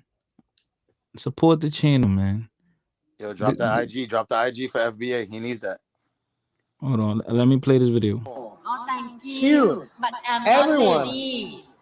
You're not a lady? Yes. What are you? You don't believe me? Ugh. Oh my gosh. I'm lady boy. Really? Yes. You don't hear the voice? No. No? I'm lady boy. I don't believe you either. Oh, why? I'm lady boy. Oh. Beautiful. Oh, thank you. But I'm not lady. Oh, perfect for Nigel. Nigel, look, when you go on your next vacation, look, you got a beautiful little lady boy. Be careful when y'all going to the Philippines and Thailand and Hey, be that's where careful. Nigel likes to go. That's where these people like to travel to. They love that place. Yo, Nigel, maybe in Jersey, come to New York. See what Taino happens. says, Try it how out. the F did Miko kiss that guy in Asia? Don't get mad, but that community loves the chance. Whoa. How the hell? What you mean how? Keys, he likes it. Like, what you mean how? That's what he likes, Taino. That's what he likes. He's gay. Whatever. Jay, What's up, what's going Tyler? on, Jay? Nothing, bro. Yeah, so what do you think about this situation, man? About the drinking part? About the transformer that was on that channel and acting up like that? I mean, I think it's funny that he got, Exactly. but I do understand your point that it's not okay for them to do that to him. Yeah, that's dead wrong, man, because then it's sending a bad It's essentially president. just to hurt him, like his reputation. That's If- it. Bro, it's an That was the agenda point. because, all right, so, at this point, you're an adult, right? Your sexuality is your sexuality. So people are not going to just turn gay in their late 20s or in their 30s. It's not the most probable thing, right? Yeah. So once you get past your adolescence, you pretty already formed the person you're gonna be. Even younger than that, we could argue, right? We could say pre-adolescence, you're forming to be who you're really gonna be. And it's very disingenuous for women to think it's okay, because women are so loving and accepting, but they don't know that this is gonna backfire on them. It Allowing already this. has in sports. Women are literally the gatekeepers to the LGBTQ, because most men don't want to accept that. But women are accepting it. Women, because it's to the point where if a woman finds out that you're quote unquote homophobic, they don't want nothing to do with you because you're so hateful. Yeah, And then because- they're gonna turn around and accuse you of being gay. Isn't that ironic? Isn't that funny? Yeah, because they're feminine. Well, a lot of them are feminists, and even though they can't stand the Transformers because they're in their dating pool now. That now they're taking their men now. So now it's it's becoming more of a problem for them now. So now they realize, whoa, wait a minute. They're taking their men now. So now it's like before it was like a cool thing, let's go out to have a drink at the bar. Every girl's a girl, whatever. Now it's like, whoa, wait a minute, you're in my dating pool now. Wait a minute, you got better hair than me. Wait, your nails are better than mine. Wait, you got a better pocketbook than me. Oh hell no! No, you created a monster. So let me tell you this. This, like I said, right? This is not affecting this immediate age. People already in their 20s, already adults. The kids that are like being born now. So if society is to the point where society has been pinned down to accept this, if not, you're discriminating, you're a bigot, you're hateful, you're an evil person. Yeah, exactly. Right. So imagine, look how that has transformed. No pun intended. Right. Look how that's transformed the things that are becoming more accepted in society. So imagine a child that was just born last year. Imagine when they're 15, 20 years old, how different sexuality will be. I mean, how different can it be? What are people gonna be, giraffes next? Zebras? I mean, it's a joke, but I mean, like, what are people gonna? Bitcoin is Bitcoin. It got to the point already where they're having these like genderless bathrooms, like Yeah, like I know the Transformers go in there with a 5-year-old girl. Hell, I don't agree with that. I gotta do it. I don't agree with this shit. That's like crazy. did y'all forget? Was Yeah, it in New Jersey? it was in Wasn't New it York in too. New? It was in New York. No. But was it in New Jersey where a transformer was in a female Yeah, it was by prison? it was by FBA oh yeah, Nigel's yeah, house. and got like 2 people impregnated. Yeah, that was Impregnate. Nigel. Crazy That was shit. Nigel. That was FBA Nigel. Right around Jersey, right around there. Yeah. If shit, like any dude like getting locked up is gonna just say, you know what, I identify as a female. But maybe what OG Del Rancho just said, the next generation might be super conservative. They might just backfire on it. And it's possible that's happened. Just like people speak Spanish people skip generations of speaking Spanish. Some learn it and then the next generation loses it. And that's been happening for years since the fucking 40s. I don't know, Rancho. I don't know, man. Like I'm just saying I it's don't possible. know. I think that might be true because there used to be like Transformers in like Germany like 50 years ago, and then they got really conservative, and then they Yeah. went back into this shit. I mean, look at Hitler. Hitler was on fucking all type of psychedelics and everything like that. And it's very possible. It's very possible that people can go back to old fashioned. Look at the style of, not to change subject, but look at the style of dress, like how people what they're wearing nowadays. People are going back. Like styles repeat themselves. Overalls, corduroys, back in the early '90s, the '80s, the '70s. I feel like style and clothes repeat itself, and I feel like culture does the same thing. It like kind of reinvents itself, but you can't reinvent the wheel. You know, I mean, look at rum, look at Bacardi, right? Everybody knows, okay, Puerto Rican rum, right? But it's not true. You know, Bacardi was made in Cuba first, and then the Puerto Ricans bought it from them, basically took it, like, and then perfected it. Same thing with you know, like it's just like with salsa. You know, Cubans really made the guaguancó the original salsa, and then Puerto Ricans perfected it. Doesn't mean that they made it originally, but they perfected it. Well, my analogy is that it could happen maybe what Rencho's saying, like it could still turn back around maybe, and they'll be like, you know what, we're rejecting all of this fucking garbage mutation bullshit. We're going back. Who knows? I don't know. I don't know. I don't know. Some I Cubans think it's might gonna. disagree with that. I think it's gonna either be up to this generation or if not, like I'm telling you, I think in 10 years from now, it's gonna get this is gonna get worse. It's like it's not gonna just disappear. Yeah, I mean, you're probably Dissipate. like I'm gonna think positive, Patty, positive, Peter, because Bro, you know when I saw I knew it was sick and Rancho, you should probably answer this maybe in the chat or whatever. When I saw this was years ago, this is like 5 years ago. I saw a Catholic church and it had a banner like a flag. It had the LGBT flag. yeah, those are very like I would say conservative.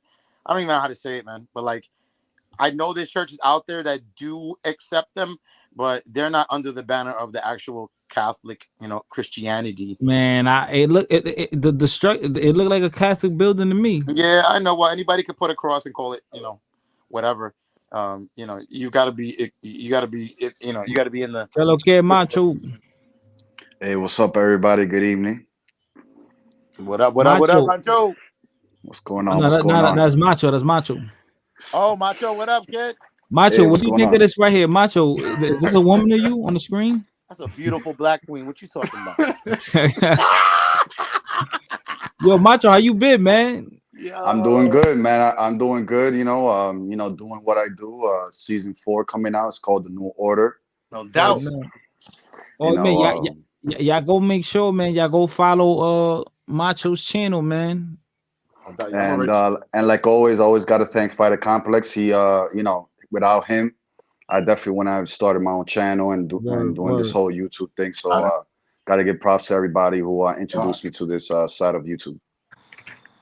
Much respect, man. So Macho, King Macho the first. That's pretty me how you guys can find him on YouTube. You know, search him up. Macho, what do you think about this topic? I'm not really more discussing, Dr. Umar's rhetoric. I'm more touching on the fact that he was being boozled. Yeah. And it's like society thinks this is okay. And then when you go into like that person's Instagram, that man trying to be a woman, well, then it's impossible, right? under the comments, you'll see that all the women, oh yes, kill it, girl. Oh, you looking good, bad bitch. Like, what do you think, like, about that? You know, I think that there's a lot of them out here now. The Transformers, and they're everywhere, especially in nightclubs. Oh my Where it's God. dark, and they have the lights where they can really fall for a woman. And the thing is that these transgenders, they were probably molested when they were young. So when they do convert themselves into a woman, they purposely go out to look as much as a woman as possible so they could fool the average man and then tell them, hey, I'm a man, to fuck his whole life up because someone fucked their life up when they were young. So yeah, I think it's wrong that you disguise yourself and try to ruin someone's life, in that way. I think they should be honest, be like, look, I was born a man, but now I'm a woman or whatever. I consider myself a woman. And if you're interested, you keep going. But to kind of hide, behind a gender, I think that's wrong. And it also goes into, going to, women's bathrooms. If I put on a wig, can I just go in there and take a leak and be like, hey, I'm a woman today. I feel like I'm a woman. So let me just go to the women's gym locker room and, see them take a nice, hot, steamy shower. So I think, if there is going to be an existence of, transgenders going forward, I think they should be designated their own restroom. They should also admit to being a transgender, and if they get caught lying, there should be penalties, maybe even go to jail. Yeah, there for should be. that. There should be penalty, absolutely. And it also goes into the pedophilia stuff that's going around now. And not on a media. viral level, like internet, on a personal level, like you said, in a nightclub. I said that before to him. I had a situation like that when I night dark. Holy shit, like, bruh, yeah, if it's a personal level and you meet somebody, yeah, they should be held bro. accountable. Yo, you know how I know this shit is sick? Because all right, listen, there's these YouTube channels, right? That I think like maybe a year or two ago, I did reviews. It was like dating shows. And then we were having fun. I think Macho, maybe you were on there one time where we were like judging the women. We were all on here drunk, having fun, talking shit. Like, oh yeah, she's bad, or oh no, like they're gonna pick her. It was like one of those dating shows. It was like one of those dating shows, and we were all judging it. Like, oh, this person is gonna win, this person gonna lose, this person ugly. They're like, we were just having fun, right? And that show is very like liberal. It's very new era, left wing, accepting LGBT, very inclusive. And in that video, you had people just say, "Oh yeah, I'm bisexual," or "I'm this," or I'm transgender." Like they were very open. Though. Matter of fact, I haven't really seen transgender on it. Well, I have seen transgender on the channel, but not on the dating videos, right? But they've been on that channel, and you could tell like they're very open. And this is like Seattle. Seattle's a very liberal, one of the most liberal places in America, right?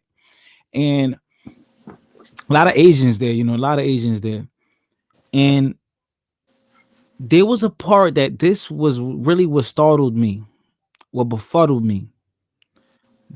Have you guys ever heard of like the like it's called like furries or something like that? Like furries? Furby? Yeah, with the animals.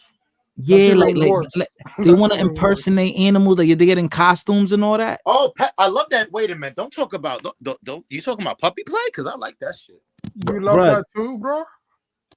Like they dress up like animals. It's like adjacent to bestiality. Yeah. No, there's something called puppy play where like a woman, in New York City, they have like a convention every year where men and women, they act like puppies and they have an owner. No, and I met a chick one time. Did you remember that story I told you about the girl who likes the leash around her neck and I walked her around with a leash? You remember that a long time ago?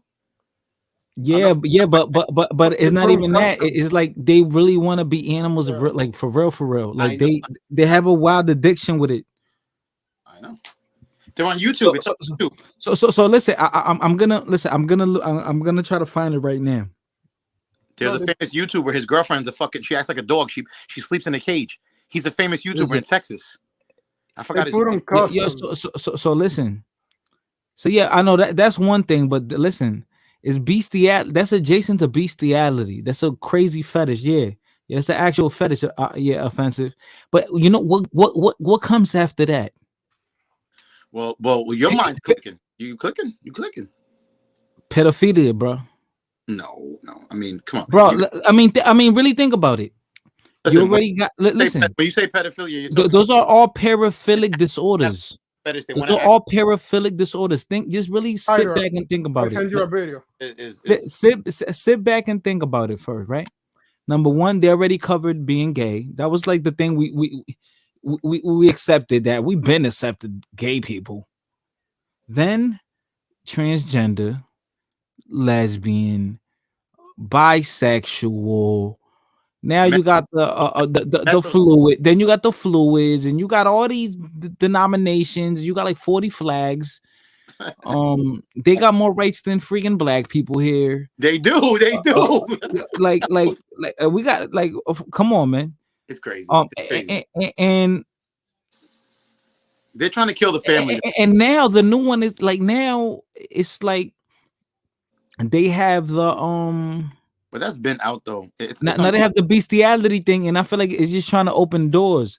And now it's to the point where they're entering school curriculum. This is very poisonous, bro. And it is. I don't think it's funny. Like I think it's kind of dangerous. No, it is. But yo, fighter, you don't know. Like, I mean, you can look it on YouTube. There's already schools that are teaching for sexual education LGBT shit, and there's parents that are reaching out and they're teaching it on a like a 11-year-old level, 10-year-old level, which 11-year-olds and 10-year-olds shouldn't even be talking about sex yet. That shouldn't even be in their curriculum. But if you go on YouTube, you will find, if you look that up, like LGBTQ like rights being taught to students, that's happening already. That's already fucking happening. Yeah, and they first started with intersectionality. That's how they first started. Look at this. And that's a dude. Anywhere, That's a dude pretending to be a woman, pretending to be a man, like an animal. Yeah. This is just more Anglo-pathology. This is that's my favorite. This is what liberalism. This is what classical liberalism eventually deforms to.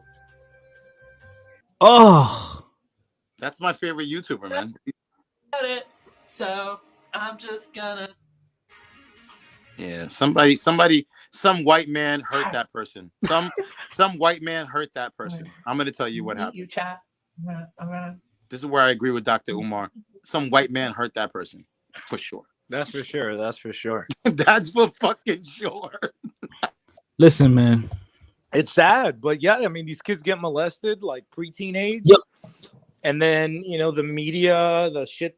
I mean, dude, like the shit that Zoomers, like, I think most of us are millennials on the panel.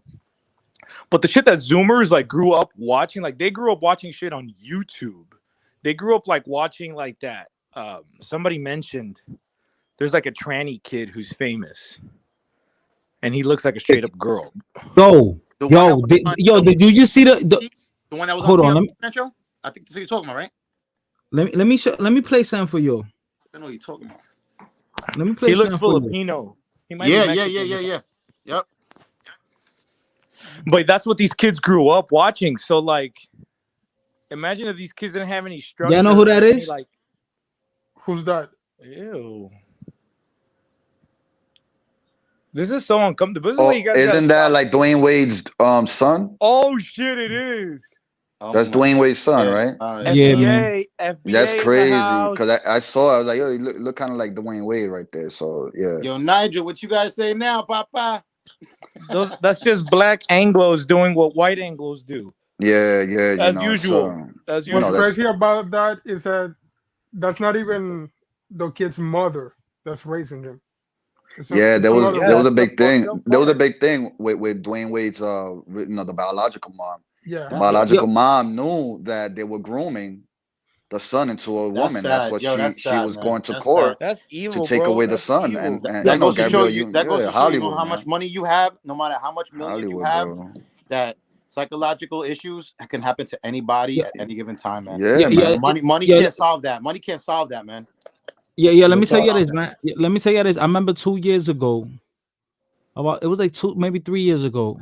when like that whole situation started coming out, right? I think it was like 3 years ago. And I was on Facebook, and I used to go like viral on Facebook all the time. And yeah, people still use Facebook. but I was on Facebook and I said, and when that whole thing started coming out like that, that Dwayne Wade was like accepting his son, doing all that, I said, "Yo, that's crazy, man." What's And I he put gonna like the do? That's shaking his my son, head, and though. I put the shaking my head emoji, and I said, "That's crazy, man." Shaking my head. Dwayne Wade used to be my hero. Yeah, Yo, on the flip listen, no, side of the because coin, when I was brother, a that's kid, his like son, though. That's his son, though. when you Is he gonna when lose you're a his son kid, because his son wants to do something else like that? listen, Is he gonna disown him? Bitcoin, stop caping for gays, bro. All right, hold No, on. I'm just saying. Though. I mean, we all have that's gay a fair family point. too. I mean, that's a but fair point. that's But the not my difference point. is, Like, Bitcoin, is that this dude hold literally on, did let it me for finish the what clout. hold on, guys. Let me finish with my point.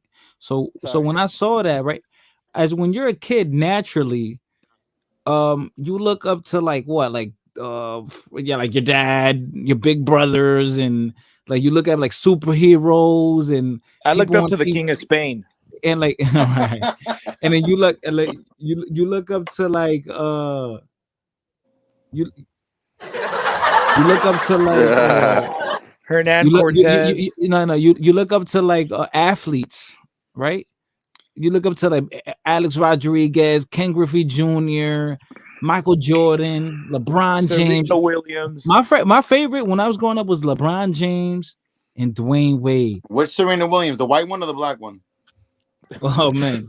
So Oh, okay. Dwayne, yo, listen, when Dwayne Wade did that, bro, that shit broke my heart. I'm like, damn, man, I was a kid, man. I used to love you as a basketball Yeah, player. but what did he do though? What did he do? Oh, he accepted. He didn't do anything. Nah, he groomed. He did it for the clout, dog. He did it to That's like little kid. join That's the next level of Hollywood. You know how What's this he gonna? I mean, exactly. You're right about I that. mean, The next Tom level of Brady. Hollywood. The next level of Tom the Brady devil was shown organization. like kissing his son in the mouth. Say, "Hey, you owe me a kiss," and Who? the kid, Tom Brady. Yeah, but And I how mean, old was his son? do you think His that was son was innocent? like, nah. Macho, I'm gonna be real. No, When I see my dad, I kiss him on the cheek. on the mouth. On the But how mouth. old Joe was his Biden. son? Joe Biden's Yeah, been caught doing that to yo, his you owe me a granddaughter. kiss. You Joe owe me a Biden does kiss, that. and You, yeah, but bro. how old was his son though? Because like I'll kiss my No, father. older. No, yeah, no, like he was like at least like 9 years old. Like so You. all these people are into some strange They shit. are. All of them, bro. All of them. Dude. I mean, I'm not trying to like talk shit just for the sake Yo, of we talking thought, shit. listen, hold on, Rancho. We thought it was a conspiracy, but that Epstein thing turned out to be kind of realer than what It's people true, thought. dog. You have to that shit understand was real. That shit was real. Even though Epstein was a piece of shit, he was actually like kind of like he exposed the system. He exposed all of them motherfuckers. At least he was heterosexual, man. You know? Yo, you know what? Exactly. He was sick, bro. They were like little girls, man. They weren't as little as you think they were. Listen No, to they me. were like 15, Nah, 16, 17. Come on, they nah, already, nah, once these bring these kids to yeah. the adult industry, once these I blame the parents who bring their 14, 15-year-old girls Real to these talk, casting bro. calls. Free R. Kelly. Those parents should go to free jail R. for Kelly. taking Fuck their that. daughters to him. Nah. Let's be real about the R. Kelly situation.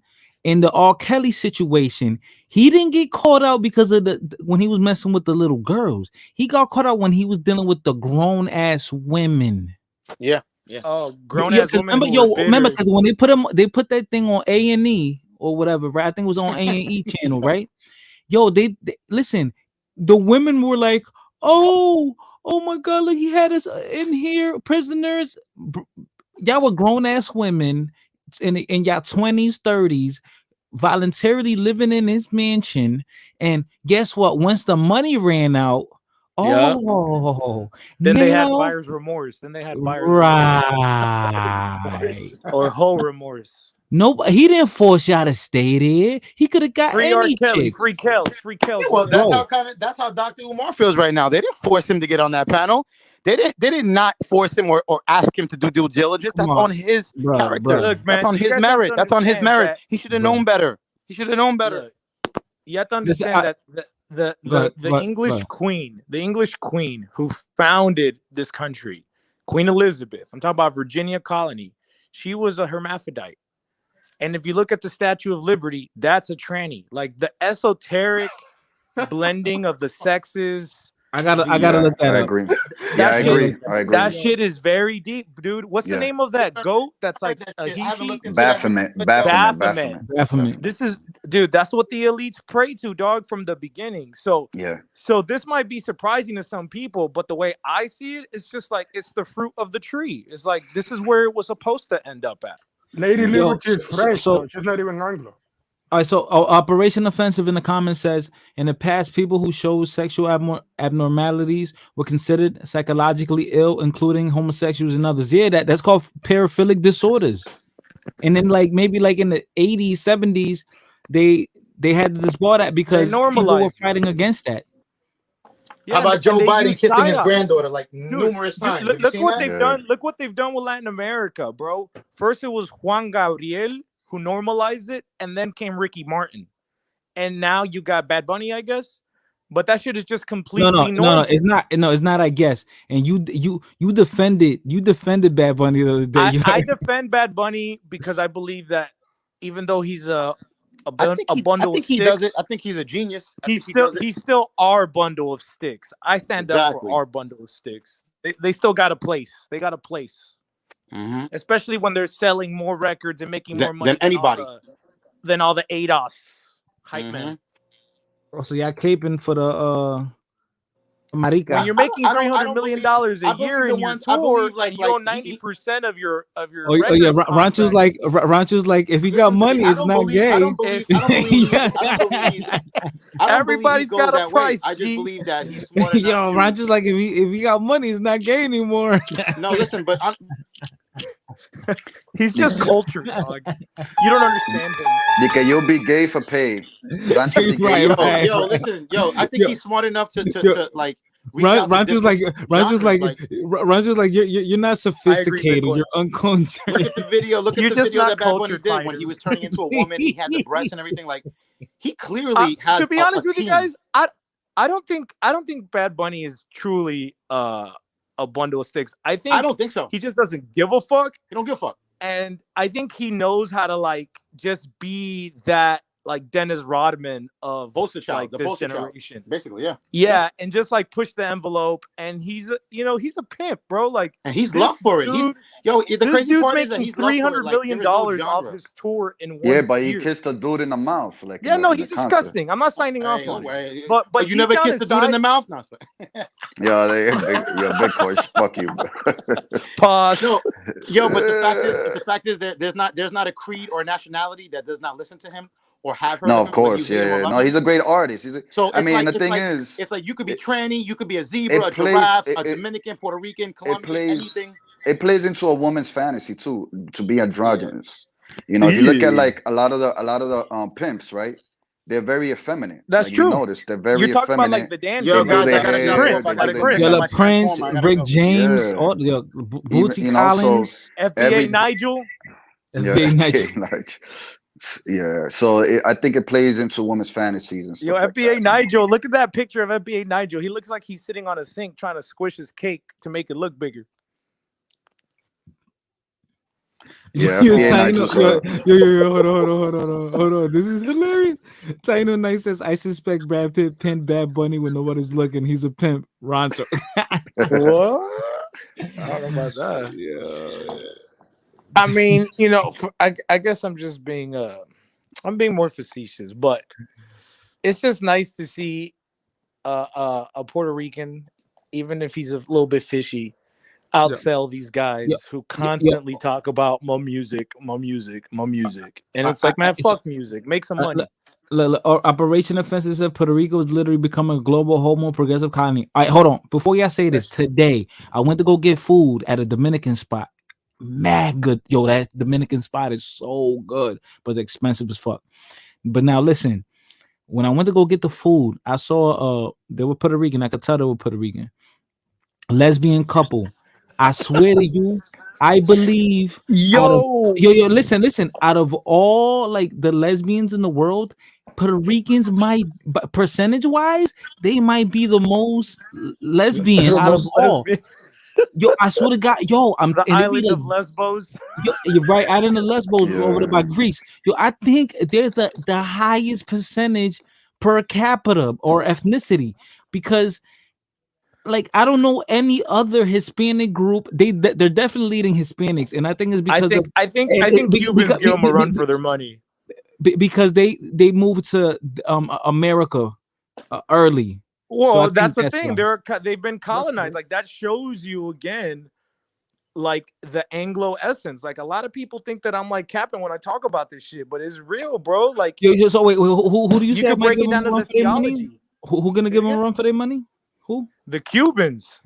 Really? Cuba just legalized gay marriage, bro. So much for the revolution. Really? Oh, yeah, I saw that. Man, I Cuba remember. just legalized it. They voted to legalize it. Wasn't Fidel Castro and this dude like tormenting them like Yeah, camps? homophobe. Yeah, if you were Yeah, gay, yeah. you were But going to the his fire. little brother Raul, he has a daughter who's a lesbian, and so now that Fidel died, Why is it always like the rich person's child? Is it because they're like seeking attention? Yeah, They're yeah, like, basically. I think there's always like childhood sexual trauma behind homosexuality.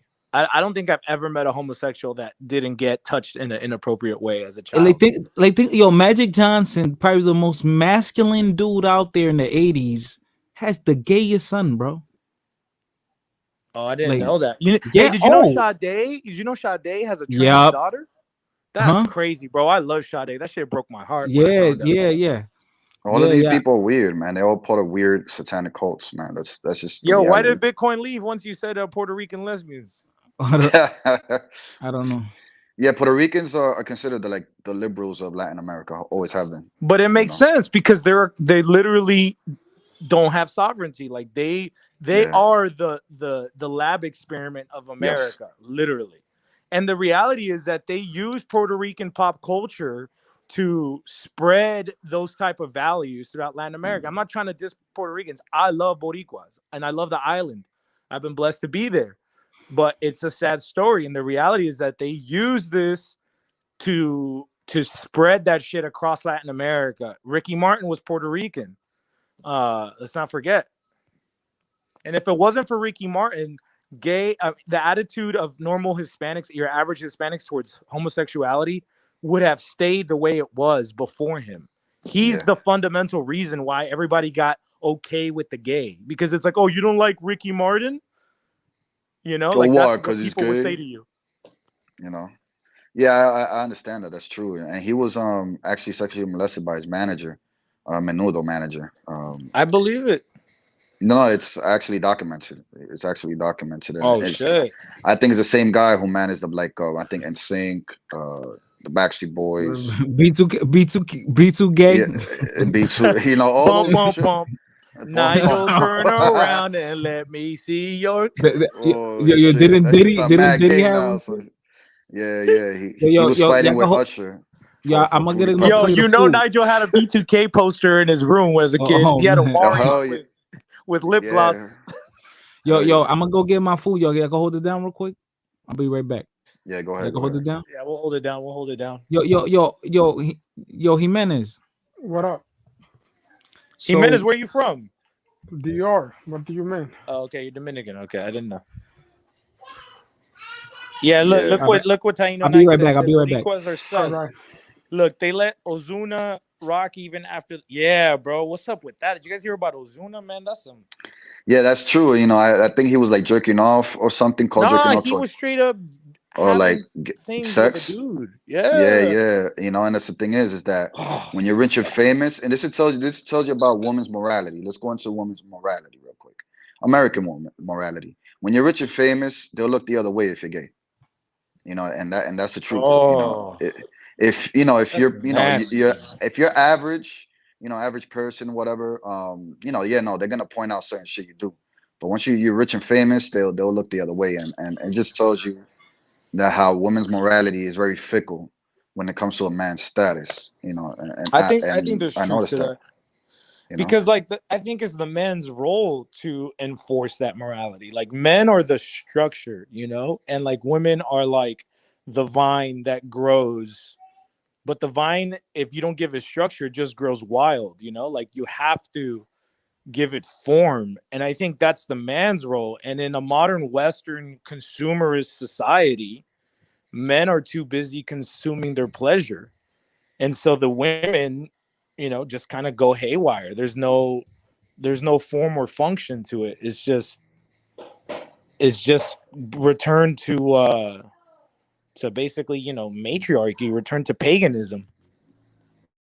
And and it's the I was having a conversation with this girl, and she said, "Oh, I could make you king because I'm a queen." And I said, "It doesn't work that way, you know." And that's the thing is Yeah, that exactly. women, and this is and this is not against women. This is a message to all you men. Stop lying to women. Stop gassing them up. Stop telling them, "Oh, I love, a boss babe. Oh yeah, you women are alpha." Stop telling them that because you're lying to them. You're lying to them. And right now, at this moment, women are very they have a false sense of reality that society has given them, that they don't need a man. They don't need to get married. They don't need to, live a traditional life. And it's us job as us men, like Rancho just said, to kind of gear them and direct them towards the right path. Yep. Which is the patriarchy. And the thing is, The you guy. can't force a woman to follow you. You're gonna have to lead by example. Yep. And I think a lot of men are losing that thing. So we need like more men etiquette classes, like little things like opening up the door for a woman, Yep.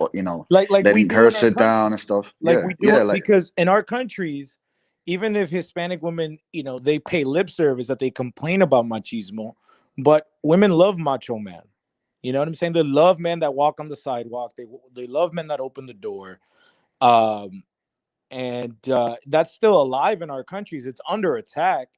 But I think us as Hispanics in the US, that's like a role, a position that this country is allowing us to play. If you look at the riots during 2020, Hispanics were the ones enforcing order, right? They weren't I mean, of course there was, dumbasses participating in the madness, but overwhelmingly the madness was all white and black gringos. And if you looked at Hispanic cities, they were generally safe. Like we're talking about Miami's and the LA's and the cities in Texas. Compare them to the whitest cities like Portland and Minneapolis, right? So I think this is like the cunning of history. This is the irony of history, that the Anglos have been so dominant over Latin America for 2 centuries. And I'm not saying that Hispanics are necessarily in a dominant position, but it's like you can see a window opening where our values, our way of life, that's not based on consumerism and materialism, that's based on like virtue and like universal values, timeless type of values, Catholic values, are becoming valuable in, the quote unquote dating market. Because no matter how women have been brainwashed, their nature, their essence is still to look for a strong man that can provide, protect, and pastor them. Women want that, but American men are afraid of offering that. yeah, I agree. I think that in America, with the courtship of women, we've gotten reversed. We've tried, in America, they've hoarded their women out to the point of where it's too late to kind of make them traditional anymore. But I think a real man will always lead a woman Yep. To the right path.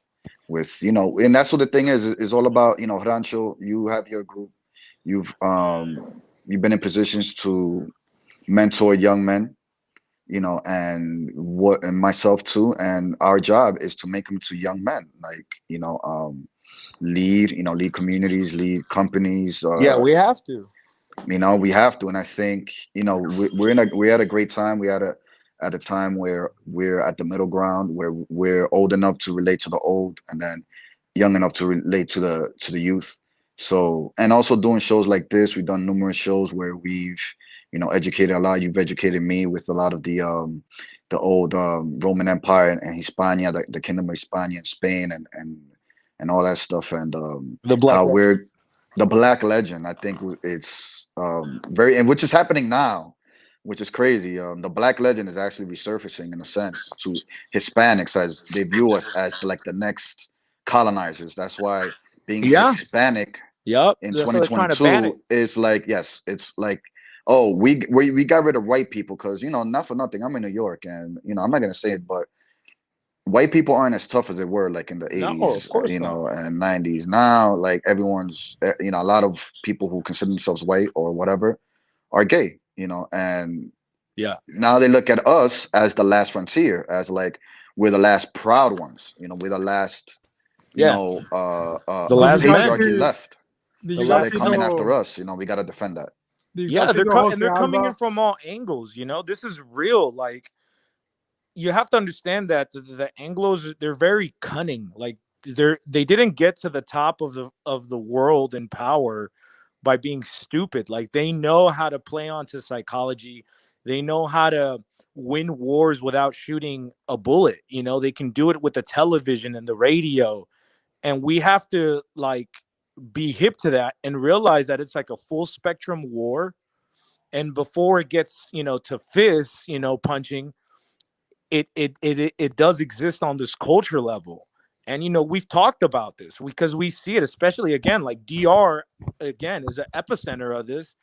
And what they're using in DR is not necessarily the LGBT thing, but they're using Haitians. the black legend and alleged racism against having African ancestry. They frame it in a way that they try to portray DR as being quote unquote anti-black, but that's just slander meant to again take advantage of the next stage of the psychology. Again, the basis of what I would call Hispanic ethno-schizophrenia is the black legend. It's this assumption that we come from men who were rapists and people who were raped, right? You come from rapists and rape victims, and that's psychologically stunting to people.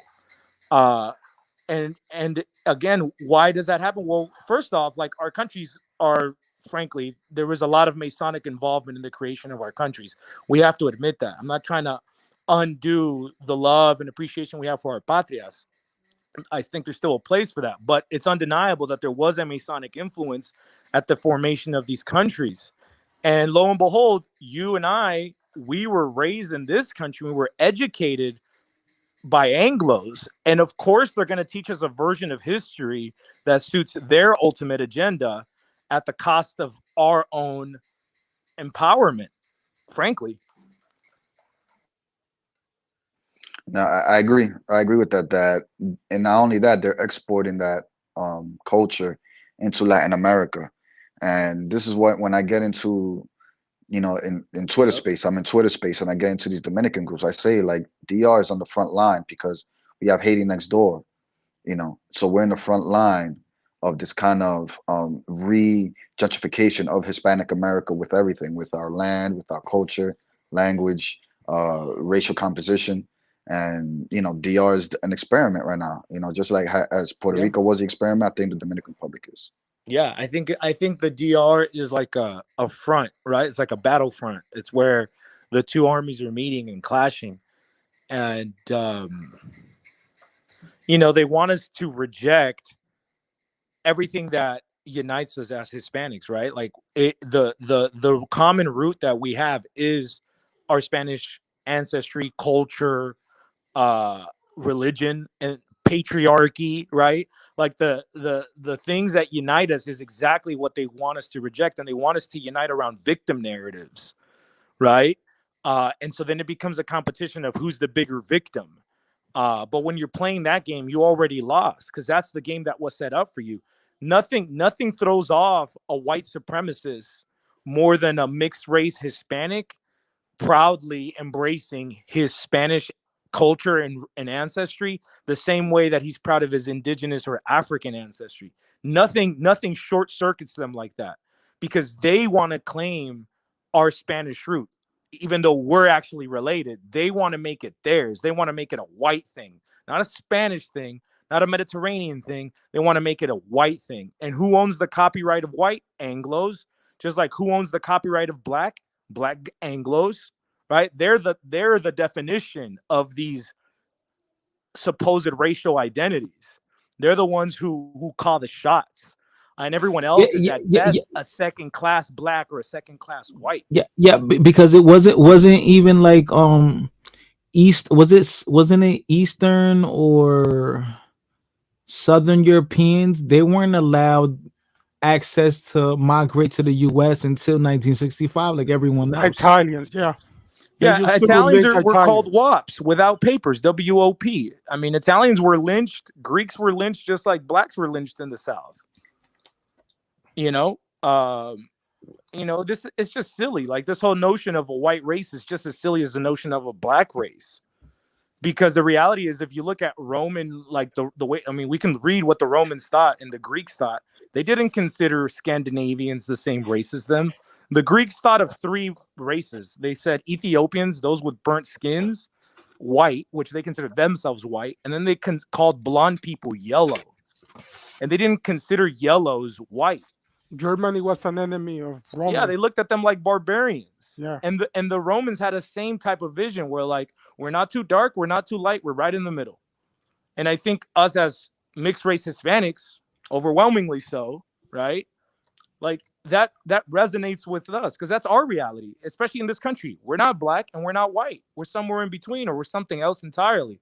But again, the Masonic system with false dialectics, where they want to tell you that there's only black and white, right? Like, I don't know if you guys know about Masonic temples, but the floor is a bunch of white and black squares, you know?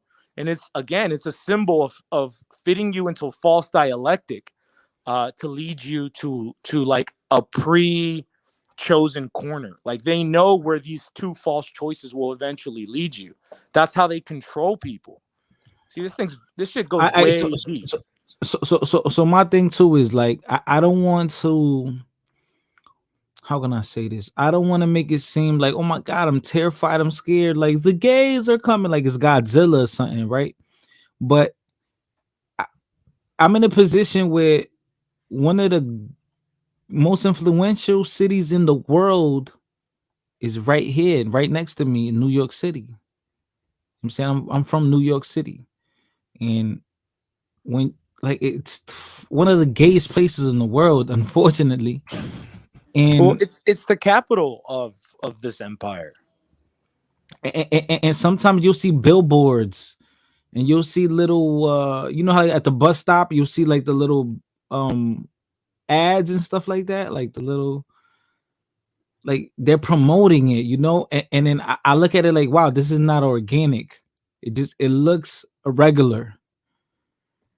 And that's what's disturbing, you know. Just look at the Statue of Liberty. But I'm gonna look at it right now. Hold on, we're gonna look at it right now. That's a man, baby. That's a man, baby. We're gonna look at that right now. It might be a conspiracy theory, man. Look into Queen Elizabeth, bro. Like, look at her portraits. You can even read about it. Like, they dug up her bones and they like. Liberty. It's pretty much assumed that she was hermaphroditic. She had a oversized clitoris, to be frank. If you have an oversized clitoris, that you can still be a woman, though.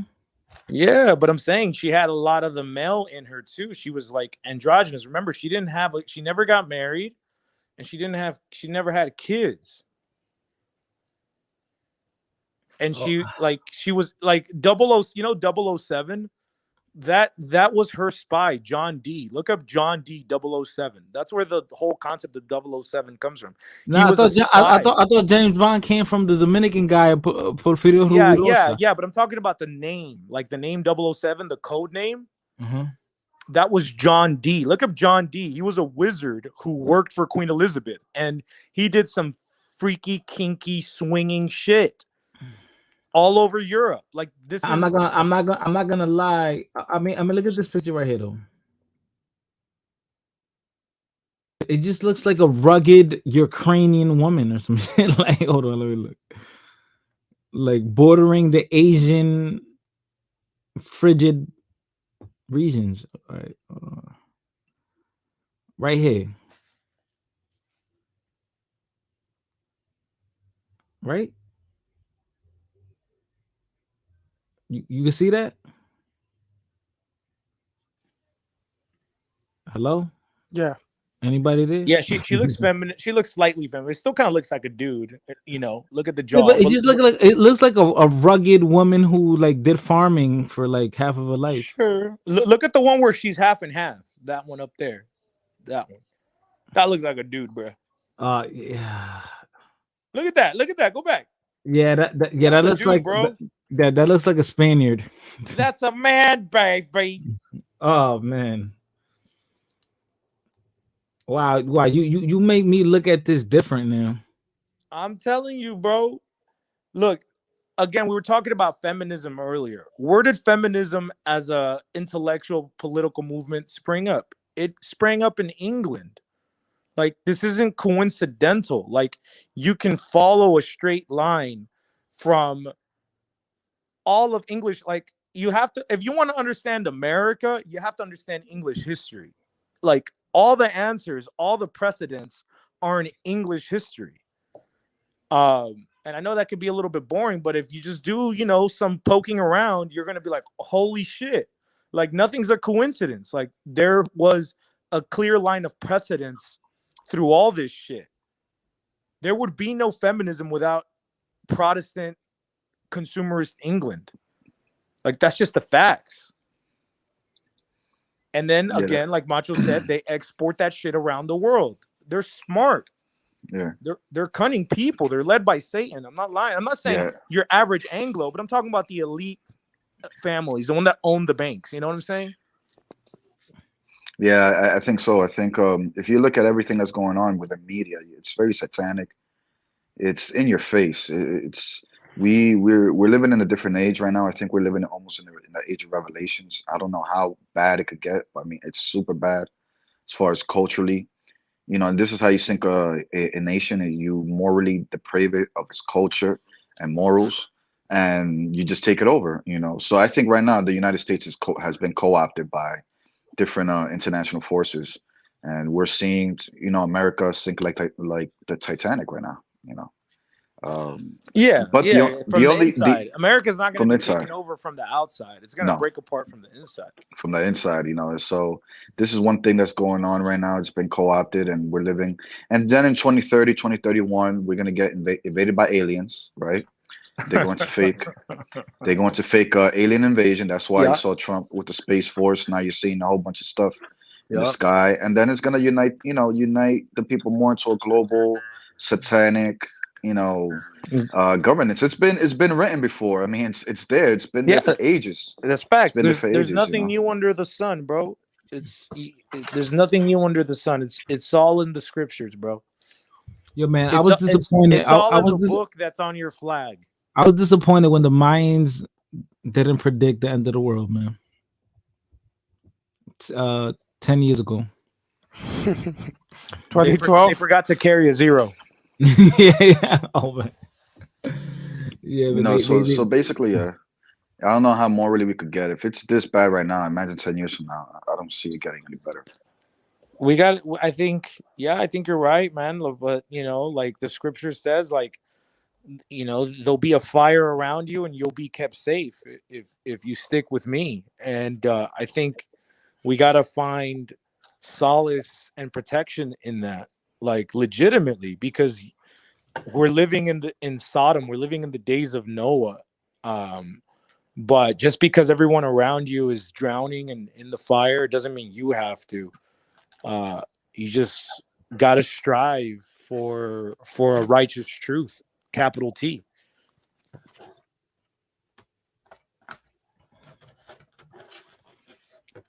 No, I agree with that.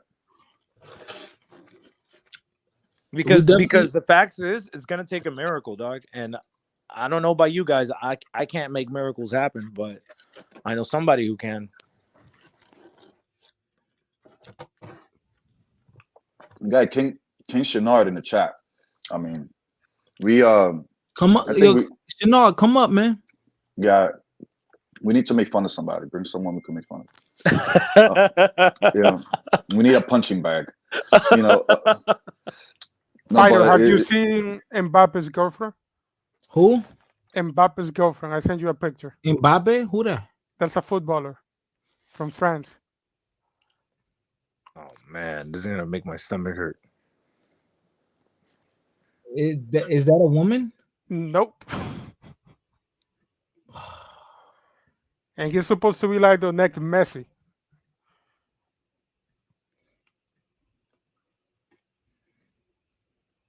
Damn. Like he's supposed to be the future. Yo, tell Stephanie to come up. Stephanie Smart. Ew, bro. Who is this guy? Where's he from? Is he Brazilian? France. Oh, okay. Well, that makes sense. You know, the French and the Anglos, you know, they're cousins. Well, he uses bleaching cream, right? He's my bleach. Oh, no way. Them I What believe. background is he? Is he like I mean, he looks mixed, but is he Arabic? What is that guy? He must be like Nigerian And something French or like that, something? right? Yeah. What's his name? Mbappe. Mbappe. Yo, spell it, bro. Spell his name. Let me see. In the back. Spell it in the back. Damn, man. That's oh yeah. He's poppy, dude. He's like the big. LeBron James of right Yeah. now. He's like the next Messi. Damn, too bad the melanin didn't save him from being a poop pusher. Bro, that nigga's like he's like the top athlete. Yeah. Wait, hold on. Is this down the chichi? Wait, hold on. Is this confirmed that that's a transsexual? Transgender, whatever? Yeah, everybody knows. I don't know. It's a a pull famous its pants down and show you. It's a famous trans person. It's like an actress, but you know, a man. That's crazy. Right, let me look this up real quick. Let me look this up.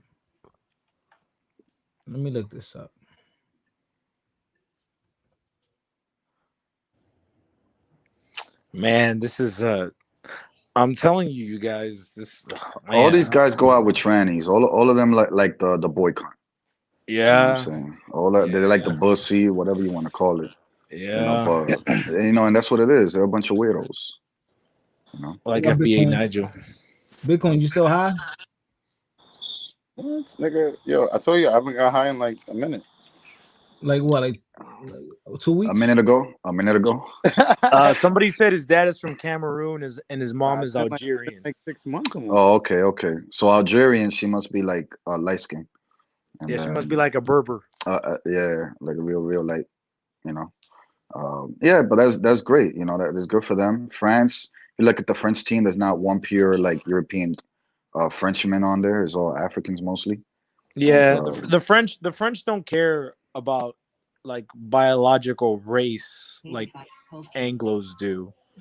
They believe. I mean, they kind of have like that Roman thing going, you know, where like anybody can be French if you like live these values type of thing.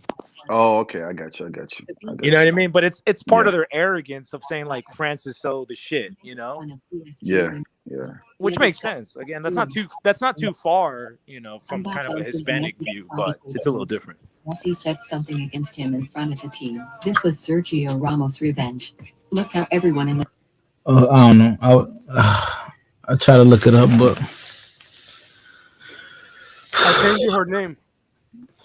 He's famous. That's crazy, bro. But yeah, awesome. I mean, this is what's coming out to light. Imagine what they do behind the scenes that we don't get to see, bro.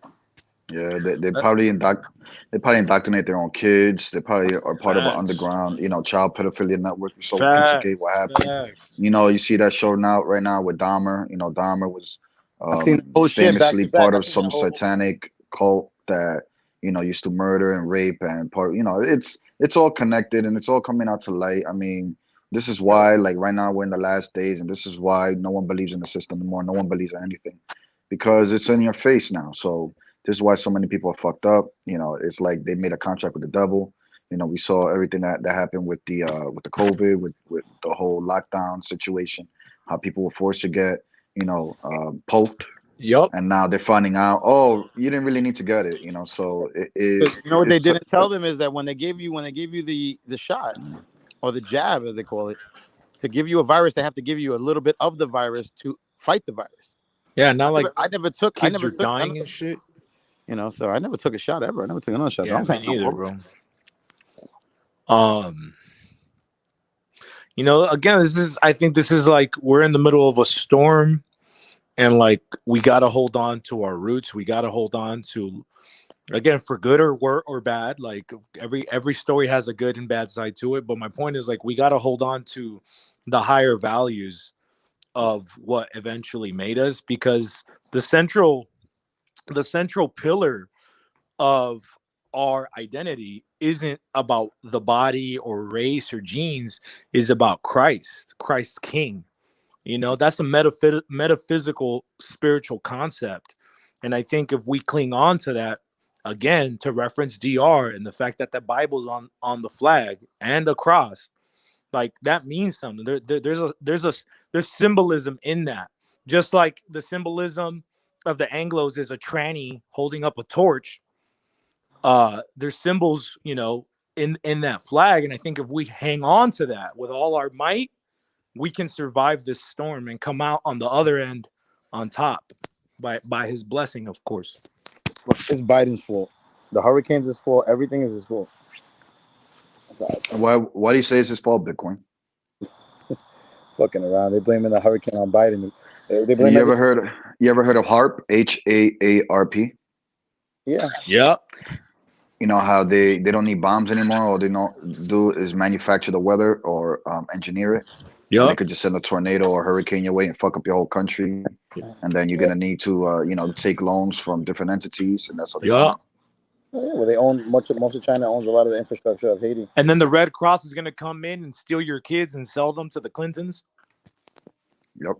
Do all child trafficking right now is at an all-time high. So all those children out there, especially women, all you women out there, just be very careful, because they are basically attacking a lot of women nowadays and kidnapping them. That's one big thing. Yeah, man. Women need men, just like men need women. We're made for each other. There's a symbiosis. There's things that we're supposed to do for each other that the other one isn't going to do as well for themselves. And again, living in this society, this modern Western consumerist society that equalizes the sexes, we're blessed in the sense because our language prevents us from falling into that trap, because our language is a gendered language. So, you can see these little things that I don't believe they're coincidence. They're there for a reason. Somebody is granting us a way out or a blessing within the mess. So, I just want to share that.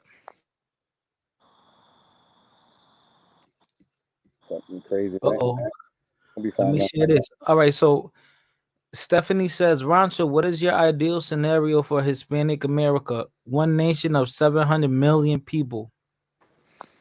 I mean, how many people does India and China have? I don't know. I mean, I'm not like a LARPer, this is a matter more of politics than anything. I don't know. I don't necessarily have a vision like that. All I do know is I got to work. I got to provide for my family. I got to protect them. I got to lead them to a good path. I got to, repent of my sins. I got to confess my sins. I got to, I got to strive. I got to take advantage of the talents that I've been blessed with and help my brothers do the same. And I think the net result of that, politics to take care of itself. You know what I'm saying? Instead of going for politics first, I think you go for yourself first. You go for your neighbors. You go for your brethren. And society and culture at large eventually reflects that. I think, sadly, Latin America is a basket case. I think when I talk to Latin Americans every day, right? And it's just sad what's going on down there, because the reality is that they ate the apple, right? Like they're trying to outdo the gringos. Not all of them, of course. There's still hope. But you see that element in our societies that's trying to out gringo a gringo. And I think a lot of them are going to perish. So kind of hard. I don't know. I don't know what the political vision is, but I think the reality is our culture does operate as of some kind of a cultural empire. We don't have a political empire, but our language and our culture allows us to function culturally as an empire. And even people who aren't Hispanic participate in this, like Italians. When Italians want to become mega stars, what do? They sing their songs in Spanish and they go on tours in Latin America, right? That's just how it works. So, again, I think there's a blessing. I think there's a silver lining, but we got to look for the timeless truths, the universal truths, if we want salvation. I think pride is our number one problem, and pride, the God does not like pride. Pride is something he disagrees with in the Bible. Pride is something that Lucifer was like big into. He was very prideful, even when he fell from heaven. Pride is like, if you look in the Bible, I forgot what chapter it is in Genesis, where pride is, as we all are pride, Hispanics of any culture or Latinos, even whatever you are. But pride is a thing that pride can take down a nation. Yeah. Pride is pride is the biggest problem in the Latin culture. Yeah. The pride. What is it? Pride precedes a great fall or some shit like that. I forgot how the saying goes. And look at the FBA ADOS crowd when it comes to pride. Like there's no humility. It's just constantly, we invented this, we did that, we built this country, even though the Chinese and the Irishmen laid down the railroad. Yeah. Even though the Italians built the subway, but they built it somehow. Even though the Hispanic cities of the U.S. were founded 100 years before they ever got here. Even though in civil rights movements, most of the people who were marching with African Americans were Latinos, were Hispanic people. Man, keep your civil rights movement. Civil rights movement hasn't done shit for anybody. It's just destroyed the black family. It's more All right, about communism. So let's read this right here. All right. So on the screen it says, Benny provided this for me. Spain's Minister of Equality says children have the right to know that they can love and have sexual relations with anyone. I guess this is her right here in this picture, which is a right of boys and girls, Madam Deputy. That's disgusting. The Spanish Minister of Equality, Irene Montero, recently spoke before a legislative commission and said that children have the right to know that they can love and have sexual relations with anyone that they want, and that no adult may touch a child's body, but only if they want them to. What the fuck? Regardless of who their families are, she adds. Spain's going to hell. She also extended these rights to include trans children. We knew this was coming, and it's not only happening in Spain. Dude, you got to see, Spain is more of a colony than Puerto Rico or Colombia. Like, oh yeah, big time. Spain is completely a colony. I've talked to Spanish girls, bro, and they've told me with a straight face that they believe half of all Spanish men have been sodomized. Like, straight up. I'm not even lying. I mean, the Rothschilds just bought out Spain right now, I think recently.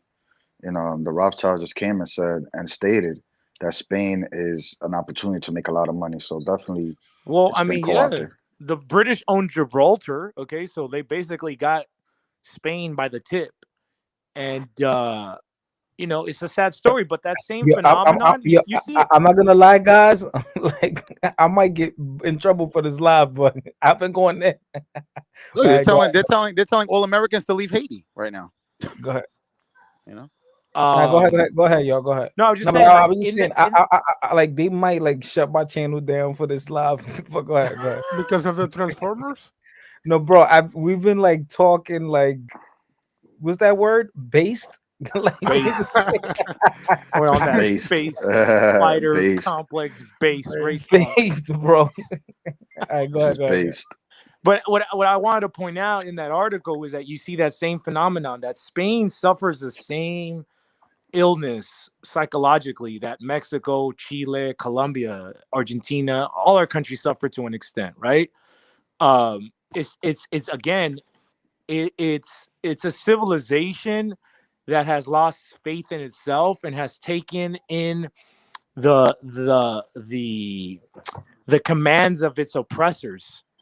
And the way that the Latin American or the Spaniard reacts is not by going to the roots, it's rather by trying to outdo what the gringos are doing. So like look at Colombia, for example, right? And it's a petty example, but I think it exemplifies it.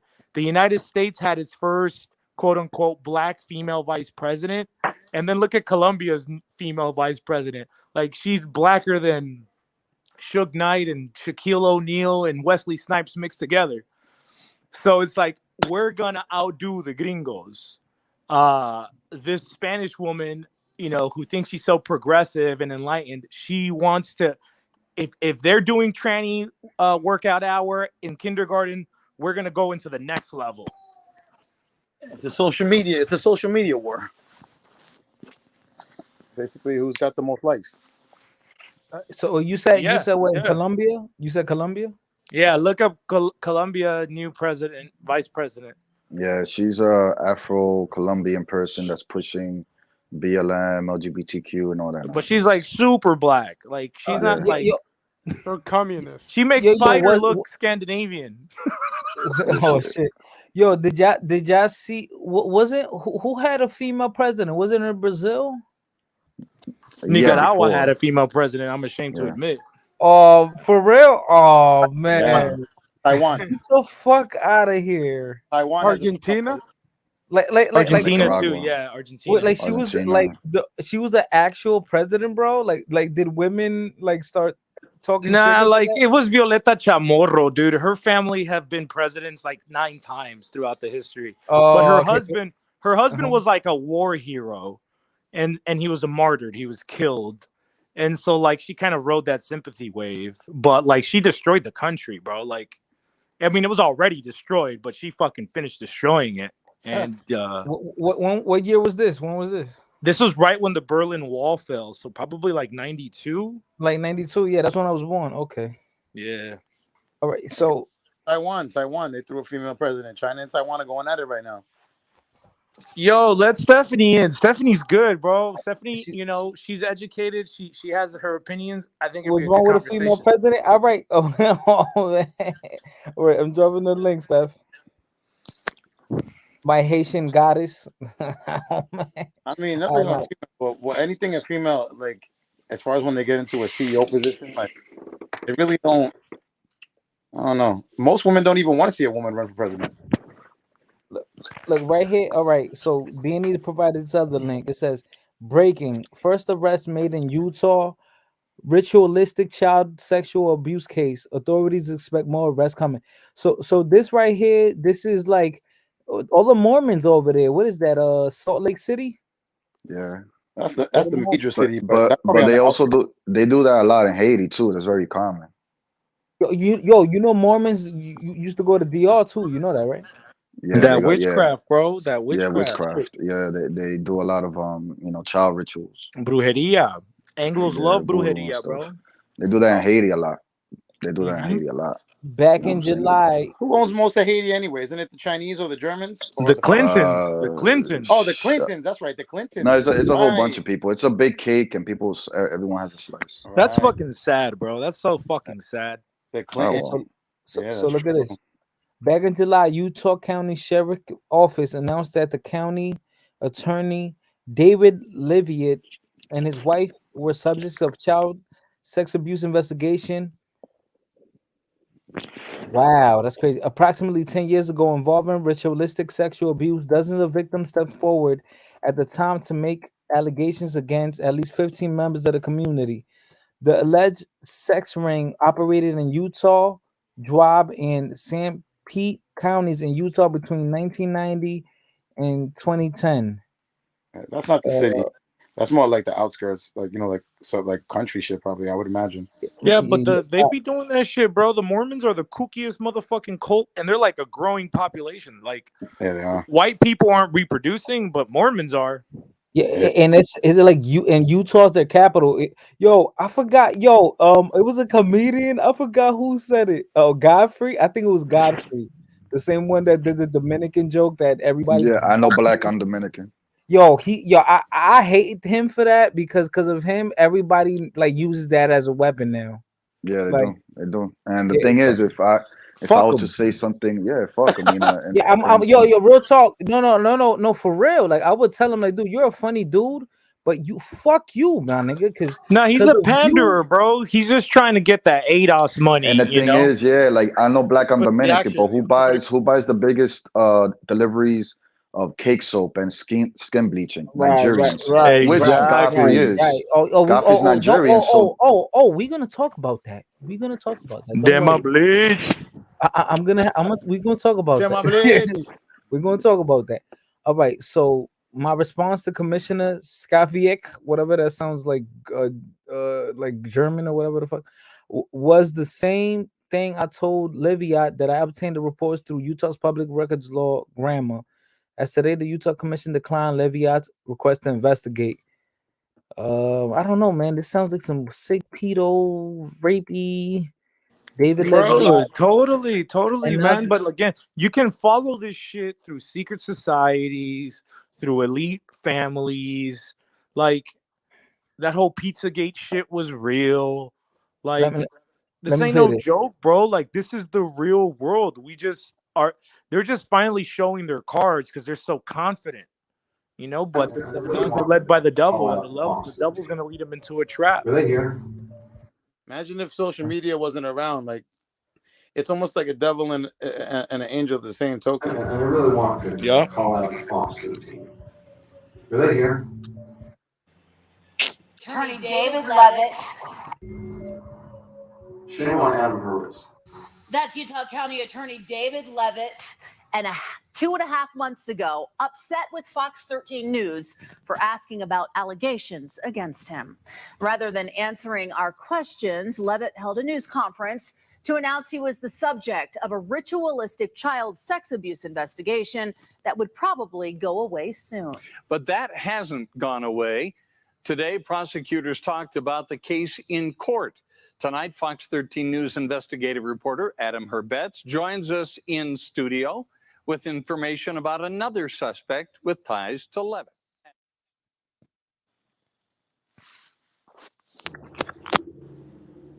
Bro, in '88 there was a big. It was called the Franklin trial.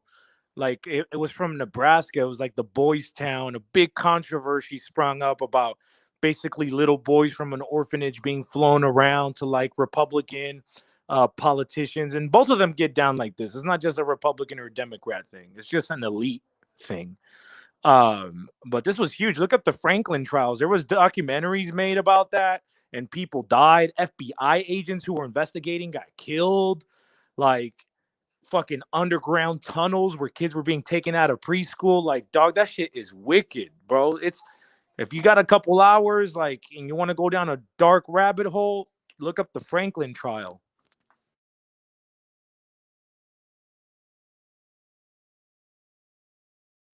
Yeah, I remember that case. Actually came out in the 80s. PBS aired it.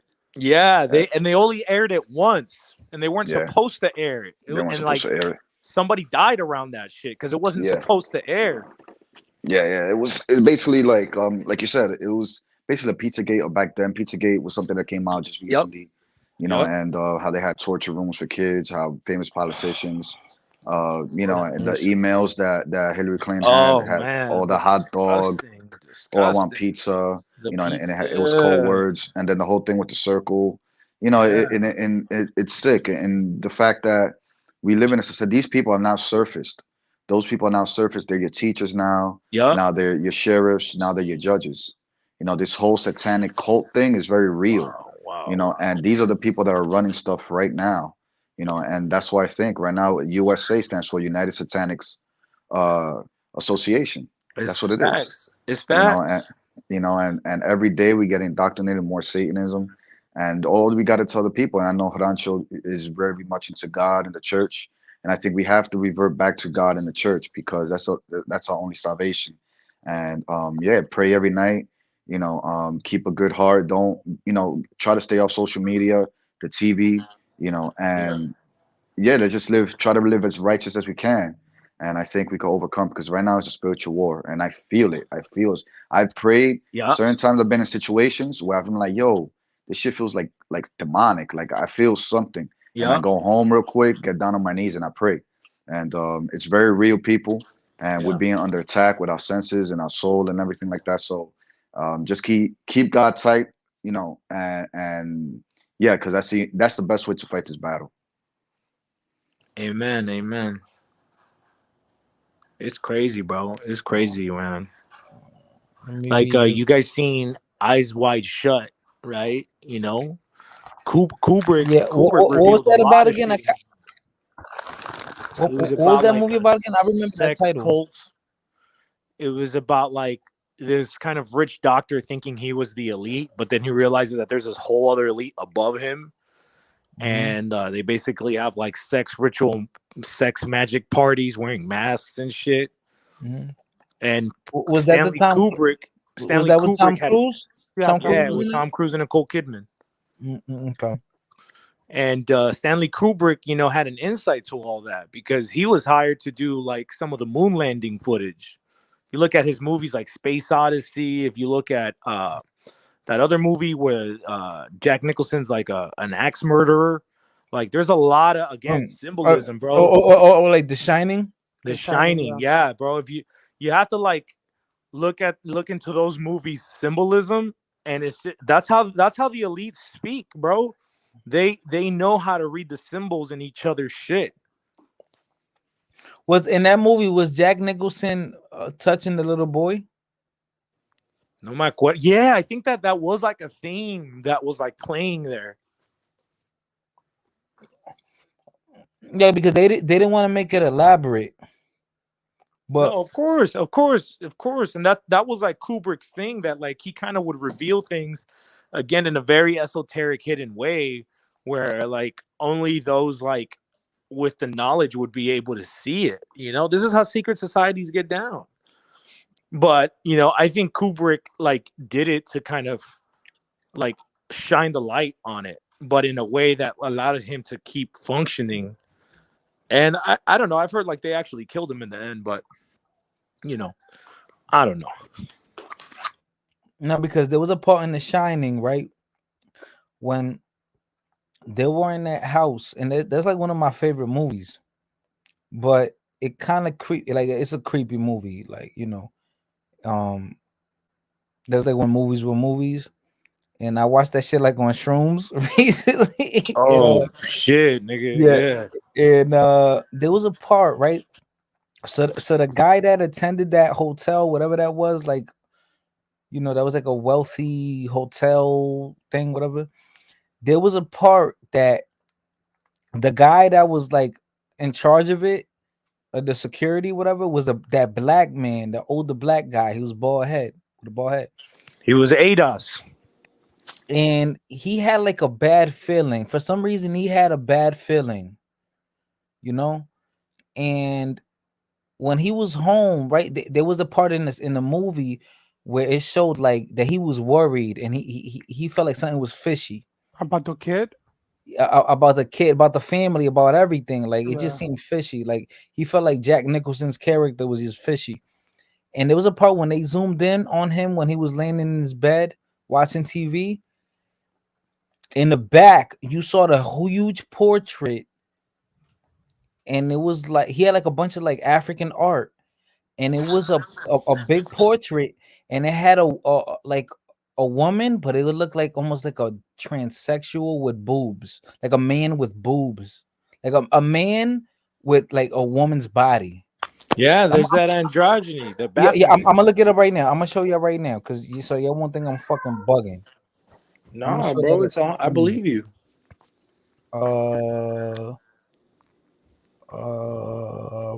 Black man in black man in The Shining. Profiling, bro.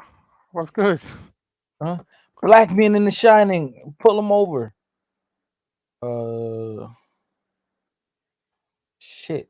Black man. Painting. Dr. Sleep? I've never heard of that shit. That's Who's a that? sequel. I never heard of that shit. I'm scared to watch this shit. I ain't gonna lie to you guys. I don't like fucking with devils and demons and It's shit. a new one. It's not as good. That shit is terrible, dog. These people, straight up, bro. It's like Macho said, bro. You can feel it, bro. You can feel the bad juju. Oh! You know what was weird too? Remember that part in the movie where the dude that was in the bear suit was fucking it was The like a DJ? man. Oh yeah. Look, I'm gonna That's show so you that. weird, my nigga. Ugh, bro. I'm telling you, white people are nasty, dog. That was weird as hell. I'm gonna show you right now. Like, what the fuck was that about? I'm gonna Just show you kinky right ass now. white people being normal, I guess. Dr. Sleep. I'm gonna watch that, Danny. You put me on. I'm gonna hit up my connect, get some shrooms. All right. All right. So let me see. All right, yo, this is creepy, bro.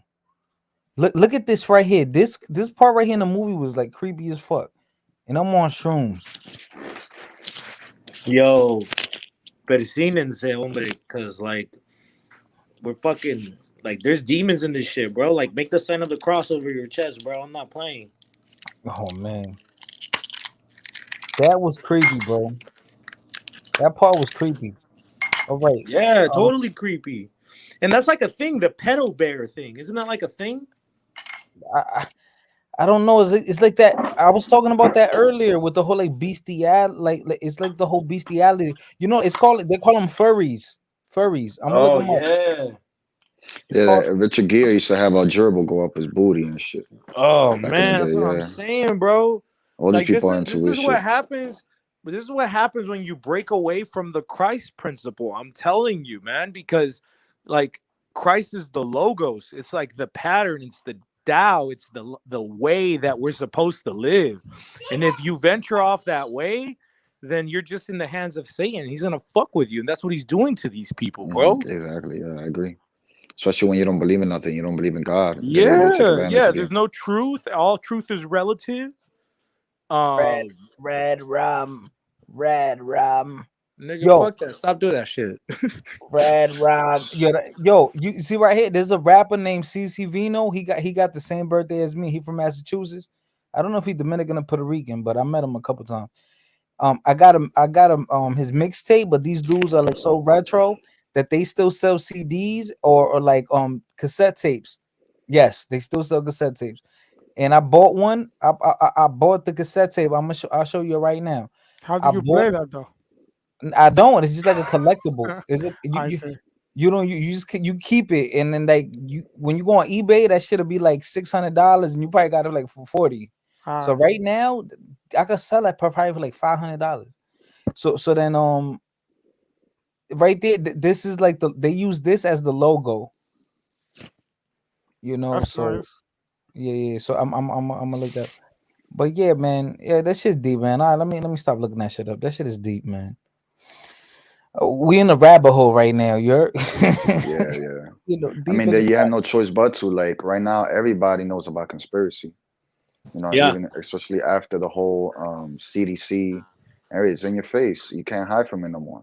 No. It's not a conspiracy no more. They talk about like these esoteric groups that gotta like it's called like revealing the method or something like that. It's kind of like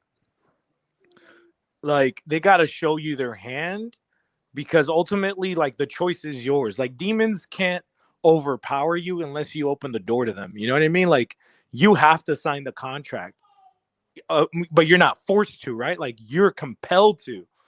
And so that's kind of like the same concept here, where it's like they're going to show you your cards, and if you comply, then you can't claim ignorance as a defense, right? Because you danced with the devil, and that's what it is. That's the time that we're living in. Yeah, it is true. It's all in your face. You saw Pride Month in June how all the flags were in every country. I've never seen that before. Where you had one flag Well, representing yeah, each country. true. And that's how you know your country's a colony, bro. If your country's flying that flag, that's how you know. Before, they used to, the empires used to plant their flag. Now they let you have your own flag, but they make you fly another one next to it. And if your country is serious about that shit, like just happened in Cuba, you best believe you're a colony. All that bullshit about Castro and my revolution, that shit was for nothing, bro. All you did was make a bunch of people starve. Because at the end of the day, you gave in to the exact same shit that the empire was selling. And there's just a few countries in Latin America where there's no LGBT, like legally, and there's no abortion. It's just a few. And they're small. I think DR is one of them. El Salvador, Nicaragua might be the only three, I think. So, again, there's a reason why there's certain look, and if I said El Salvador, Nicaragua, and DR, like these countries are in the crosshairs. You know what I'm saying? Like, of course, there's different dimensions of the culture war in each of them, but they're all in the crosshairs.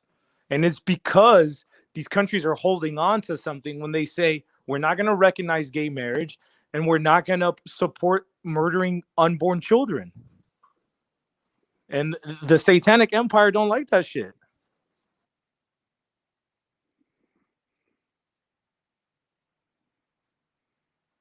Man. Real talk? You think it's a game?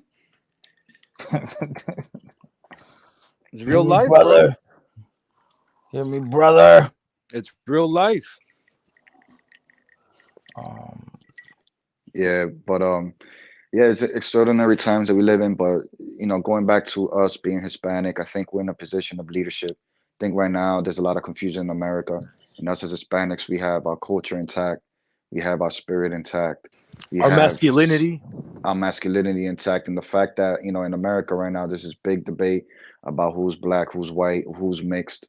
We already know what we are because we have a culture to back it. Right. They don't have a culture to back it. So we come in with an advantage. All we got to do is just stay there. Don't go too left. Don't go too right. Just stay right there. And I think, the future is ours. I think so. I You really know, do believe so. so guys, I'm gonna leave you with that. Good evening. And my new You too, order Macho. God bless episode. you, bro.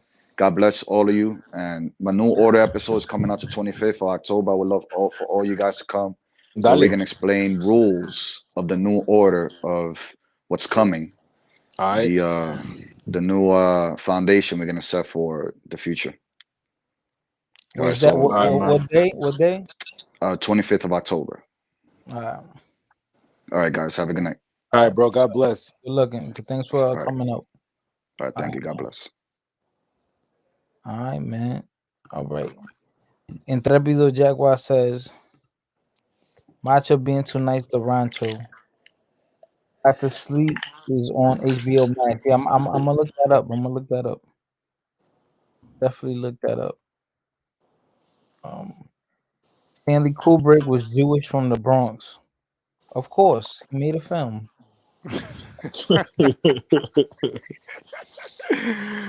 Oh man. You're not lying, bro. US is full of sex. I heard someone say that the tunnels of the MTA were actually tunnels to traffic children before they were trains. This is what I hear. USA is just demonic. Yo, did you see what happened to that lady? I think she might be like Cape Verdean or Brazilian. That Somebody got lady. stabbed? Nah, you know how like New York City, they're like full of fucking mental dudes. And he stabbed like a ambulance worker? No, it was the lady. She was like heading to work or something, and she was walking, and the dude was like chasing her down, and Oh yeah. he blindsided her, and like, bro, he beat her so fucking bad My that nigga, did you not see what happened today? she almost lost the eye.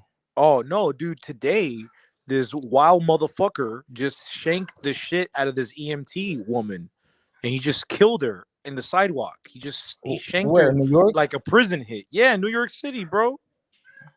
Y'all gotta be careful out there, man. Yeah, let me play. Yo, that's crazy, man. Yo, Look it and up. Look it up. Stabbing EMT worker, bro. That video. I'm gonna look it up right now. Let me see if I can find you the link. I'll send it to you right now. Hey, let me show you first the lady I'm talking about. I think her last name was Gomez with an S. Gomez, New York City. I think it was Gomez. Shit was messed up. Look right here. Yeah, I saw that, bro. That shit it pissed me off, man, because she was like literally minding her business, and then like her man was like Trinidadian or something, or Guyanese. In Queens. Yeah, and you could tell that he was pissed, man, because there was nothing he could do, like he wasn't there. Like you could tell as a man, like you would kill the dude with your bare hands. And it was a man that was there that he could have broke it up, but he got scared. He ran back like a little bitch. All right, Average New York. Fucking little punk dude, man. I'm not gonna lie, man. Seeing that video, it made me feel away because Bro, wait till you see this video, dog. She didn't deserve that, man. She did not deserve that, man. That was wrong. I'm gonna text it to you real quick, fighter. She was like, you know what? I can put it right here. I can put it in the chat. What am I doing? I'm gonna put it in the private chat. Hopefully it hasn't been taken down. But that shit is brutal, dog. Oh fuck! You know what? Ignore that. Let me try another. Let me try it again.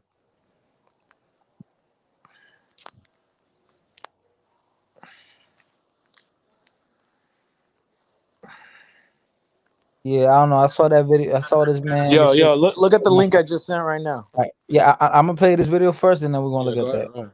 Oh man, they took it down, motherfuckers. Evening with a vicious attack that again raises questions about the criminal justice system.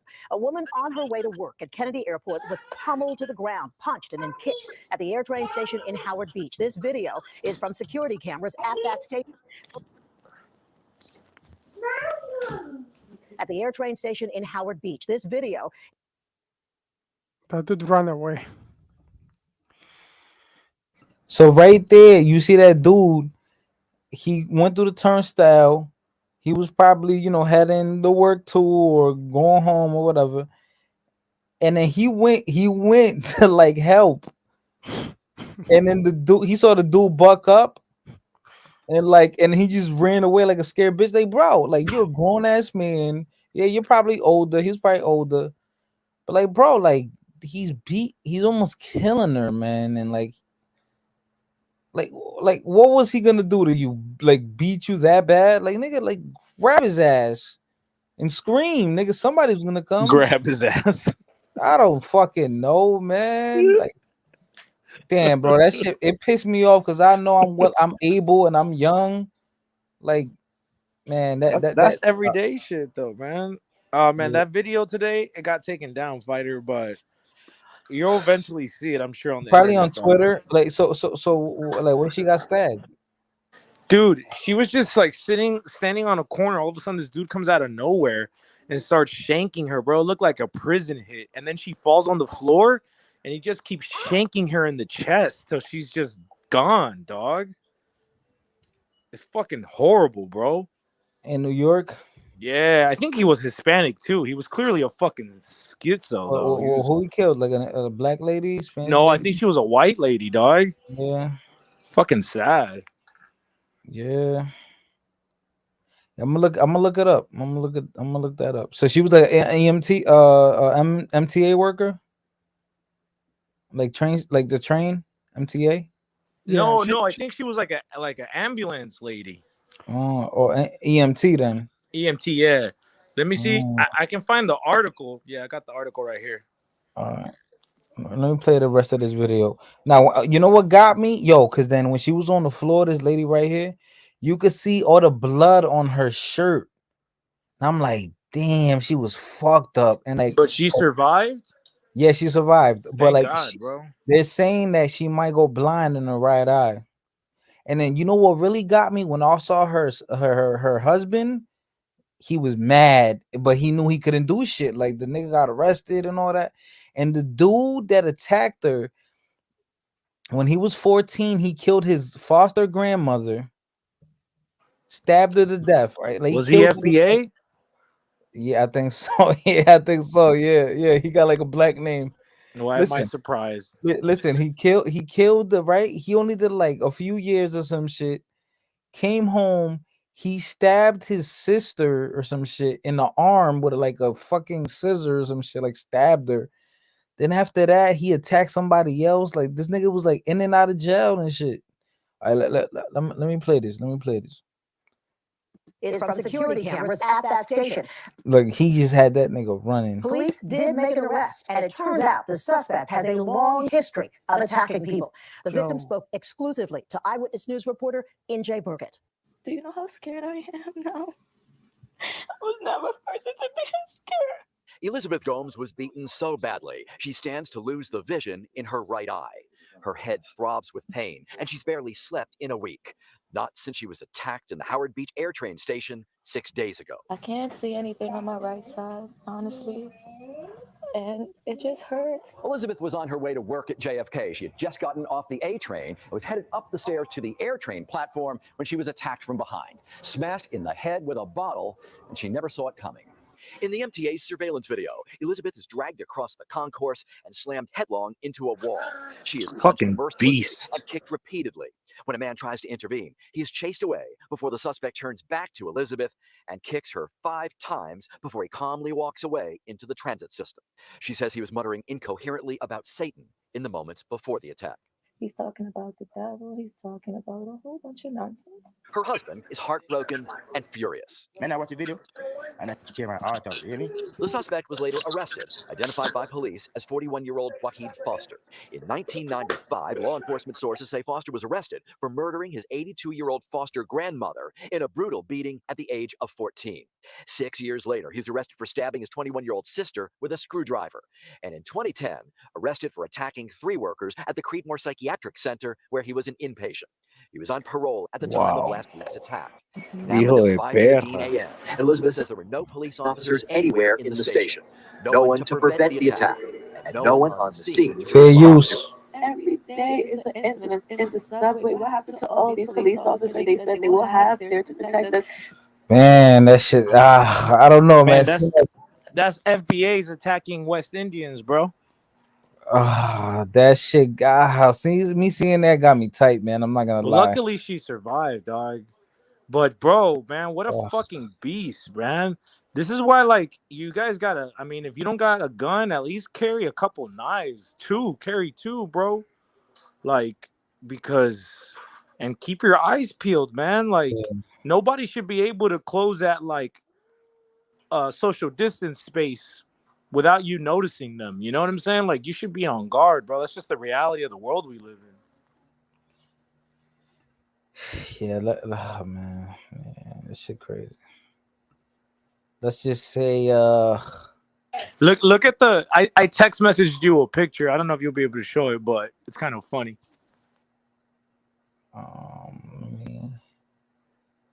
FD. Okay. Oh, so she was like the fire department EMS. If you look at the video, bro, it looks like something out of prison. It looks like a prison yard hit. Like he just kept like her body was EMS lieutenant, a 9/11 first responder, attacked and brutally killed just feet from her station house. Tonight, her suspected killer in custody. Her name, Allison Russo. 61 years old and looking forward to retirement. And then today happened. She never saw her killer coming. We have 2 reports tonight. We're going to begin with Eyewitness News reporter Josh Einiger, live in Astoria. Josh. And Bill, for the past couple of fair hours, use, educational purposes. Questioning the suspect in this case, the man detectives say stabbed FDNY EMS Lieutenant Allison Russo again and again and again. And after a lifetime of public service to the people of this city, Lieutenant Russo was gone in minutes. Tonight, the city's first responders united in grief. Fair use. Allison Russo emerged from the emergency room. Dang, so that was really somebody's grandmother. That's fucked up, bro. I'm telling you, man, New York is wild, bro. You guys are in the heart of fucking Babylon there. I gotta be careful, bro.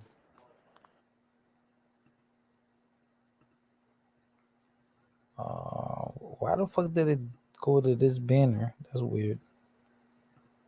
All right, let me play the You see why I like dictatorships, fighter? Because this shit don't happen in dictatorships. Motherfuckers like that would have got killed long ago. Yeah. Where she took countless patients, but was herself rushed today in a frantic, fruitless effort to save her life. Every day they do their job in a manner in which many. Yo, that's the hoodest mayor ever. Yo, Danny. This dude, he got an earring. Yo, look at this. Yo, Rancho, you see this shit? Where's the earring? I can't see the earring. He got an earring on his ear. Look right there on the visible ear. Yeah, left ear. Oh yeah, I can see it. He has an earring. Yo, one time, you know, it was a live interview. It was like an interview, like a press conference, whatever, right? And he's speaking, and he said, "Oh yeah, I can't tell you all about it. It wouldn't be right if I say it, but I was talking to the shorty and I was hollering, like this nigga is talking about bagging the chick, like on the news, like he's the mayor. Yo, is he FBA? I don't know. I forgot. Eric Adams. Sounds FBA to me. Probably. Bruh, this is the hoodest mayor of all the like this nigga. Like, I know he got like some Newport. He got a not even Newport, it's Camel. Remember Camel? He got the stocking cap. He's that nigga mayor. Yo, he like the nigga mayor. Like, yo, like this dude is cool. Like he'll be like, yo, fighter, let's go to Atlantic City for the weekend, man. He'll roll up a joint for you. Yo, like this. With one hand, son. Yo, he'll be like, yo, fighter, I heard you like shrooms, man. I got that for you. I got that for you. Like, open up the glove compartment. Yo, this thing is yo, man. Yo, I'm telling you, yo, this is the funniest mayor ever, yo. He's like the coolest uncle you can ever have. Yeah, I can tell. All right, let me play the video. Many of us don't realize how dangerous it is. She was working for this city. She paid the ultimate sacrifice because of that. A few miles away, detectives were poring over the scene of this savage attack, steps from EMS Station 49, where Russo was based. Around 2 this afternoon, cops say she was walking in uniform on this sidewalk. Fair use. when a man approached. Fair pulled a knife. use. And viciously attacked the EMS lieutenant, stabbing her numerous times about her body. Her fellow medics rushed her to the hospital as the assailant disappeared into this building, barricading himself in his 3rd-floor apartment. Members of the hostage rescue and recovery work on 9/11 and more than 2 decades of service to the city. The members of the FDNY EMS family, Lieutenant Alice. It's both heartbreaking and enraging for our department in ways I cannot describe. She was really just a great person who loved to help, and she saved people. She was dedicated and committed to the people of the city and everybody else around her. A commitment of nearly 25 years, rising to the level of EMS lieutenant. Yeah, man, that's a crazy way to go out, man. I'm gonna look for that video. That's crazy, bro. Danny says he's not cool. Sadly, his policies are what led to that lady being beat. But hey, you get what you vote for. I think it's actually pro police. Man, fuck police, bro. You can't carry a cop in your pocket. Fucking carry a fucking gun or a knife, bro. You can't depend on the state for your safety, man. That's just retarded. Yeah. Oh yeah.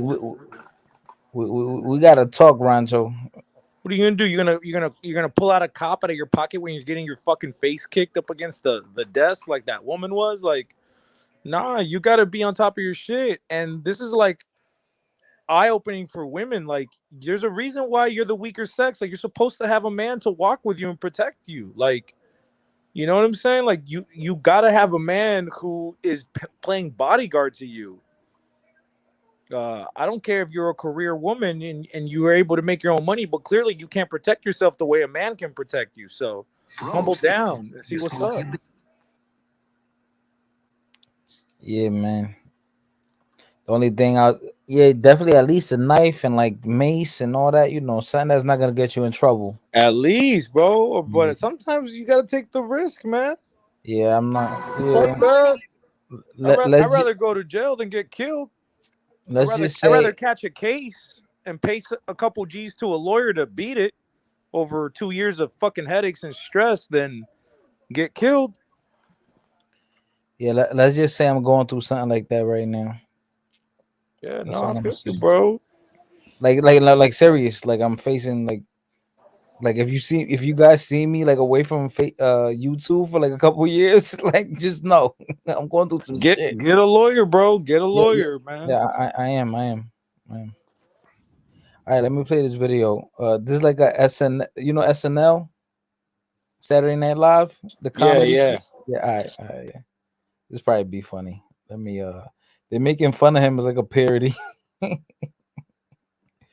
haven't seen this, so I already know it's gonna be funny because he's like hood and shit. Everyone, I'd like to welcome everyone. Oh, to let me City share Hall. the screen. As you know, it's been a tough few years for New York, but we have a new mayor now. and he hungry. But I will warn you, the mayor does not like chaos. If y'all act up, I will come for you, okay? Now please clap for your new mayor, the friskiest uncle at your barbecue. Ladies and gentlemen, Eric Adams! What's up, New York? Yeah, that's right. Yo, is that not Measy? Your hometown hero, Eric Adams. And you feel that? Huh? New York is back, baby. You know, the city's never had a mayor with so much swagger before. I mean, y'all see me outside. Ooh, the peacoats, the scarves, the shine on the baldy, though. You can tell I have swagger. Keeps me healthy. See, the city's been suffering from what I like to call a swagless existence. Okay, now let's get to some questions so we can fix this city. Bitch, I'm from New York. Let's go. No. I do not do chaos in my city, okay? I told y'all that. I was a police officer for over 70 years. Dumbass shoes, dumbass shirt, dumbass pants. One day, little Timmy walked his dusty ass up to the finest girl in school, Tiffany Dubois, and woo, she was born, yo. Now, little Timmy looked her right in the eye and boom, dropped dead right there, like a swag. Yo, you know what's funny? Yo, it's not even That's not that's not, Measy's cousin or what? yo, no, he really acts like that. I'm gonna look for that shit that he said I'm gonna look for it right now. Yo, he's really like that. Like that's how he speaks. He's the mayor of the largest city in America, man. Like it's hilarious, bro. I can't believe that dude's mayor. That's madness, man. I'm confused. So, is the mayor of New York the mayor of all the boroughs or just Manhattan? All of it. So he's the mayor of Brooklyn too? Yeah, all of it. Okay, you see, that's confusing. I don't know how the city Yeah, works. it's the entire city. Oh man, I can't see the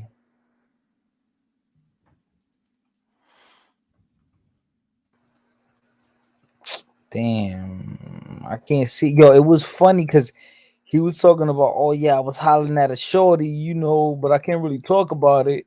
Like, yo, I swear, yo, that's the words he used. I'm not lying to you. Yo, he sounded like he was on YouTube just talking shit.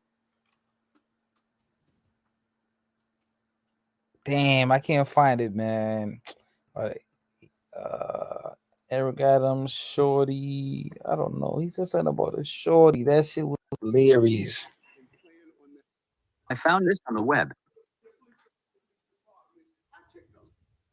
Yo, when I'm by myself and like Siri and my like the Apple be talking to me, that should be creeping me out. I don't know. I can't find it, man. But listen, he's funny. I'll send it to you eventually, Ronki. Okay. Yeah, he's funny, man. He actually went to the DR because of the hurricane. Or the recent? Yeah, the recent one. Trying to get the boat.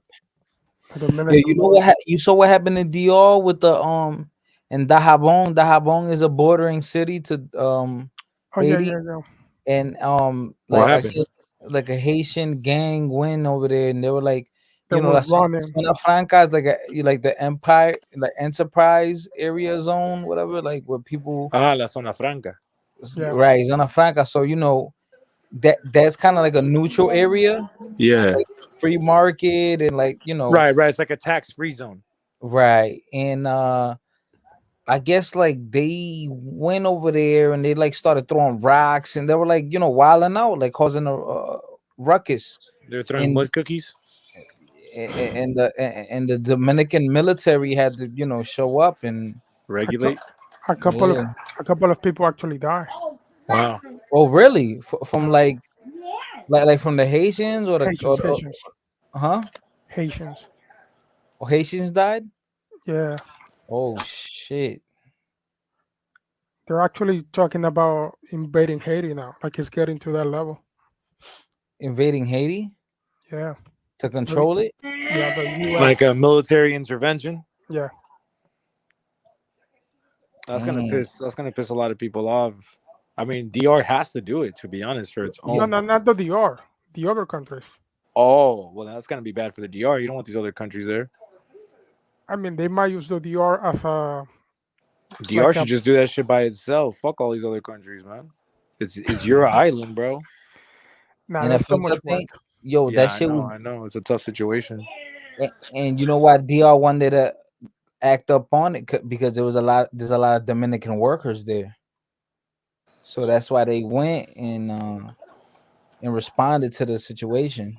Yeah, because And that's borderline, yo. That's borderline. That's right there. Like you could It's literally like walk into TJ. the car. the company is in both countries. It's like one place for making the stuff, and then like a community place on the DR side Yeah. It's like as a TJ. tax exemption. You know, Yeah. I know how it works. so the DR like makes the security, and then the Haitians work for chip. Right. So that's why they went in automatically. Right. That makes sense.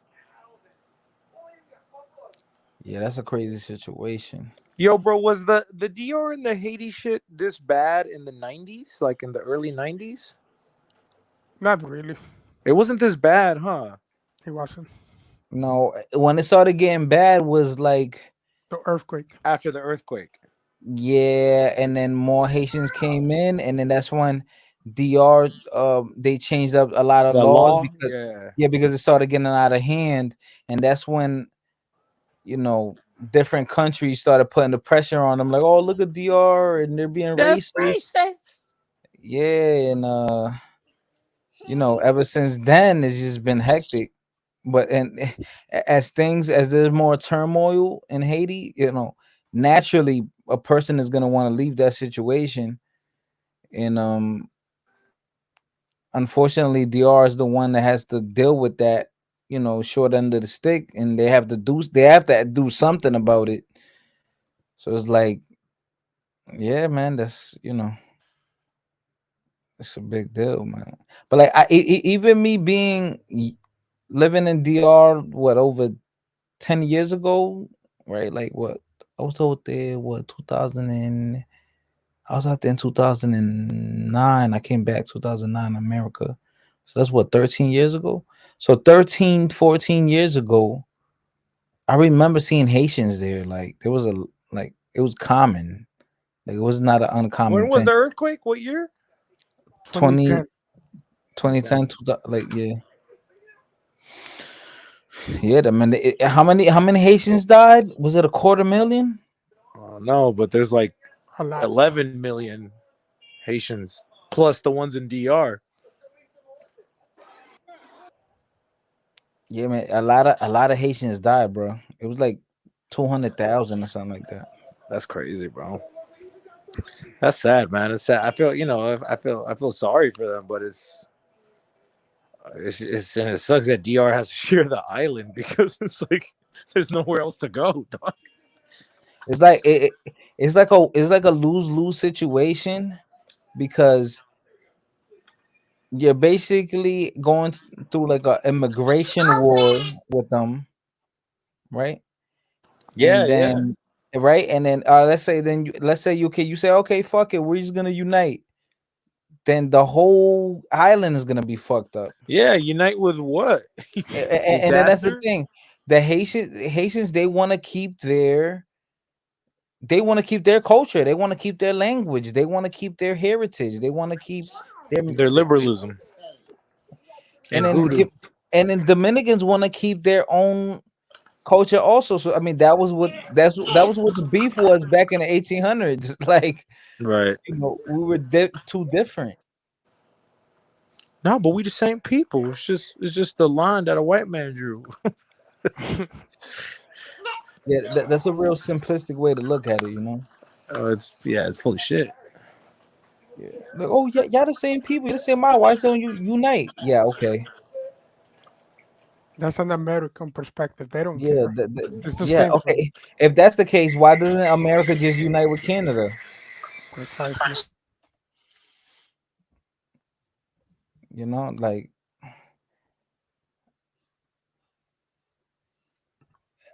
hey, Stephanie, I just said, oh, Stephanie, yeah, come up, baby girl.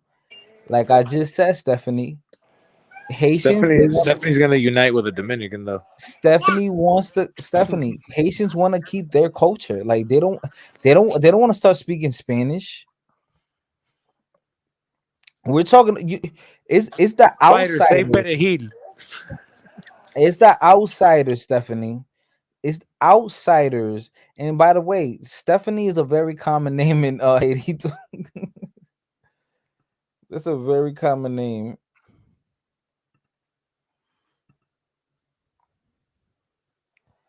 Outsiders want the unity more than Haitians do. I'll tell you that. That's a fact.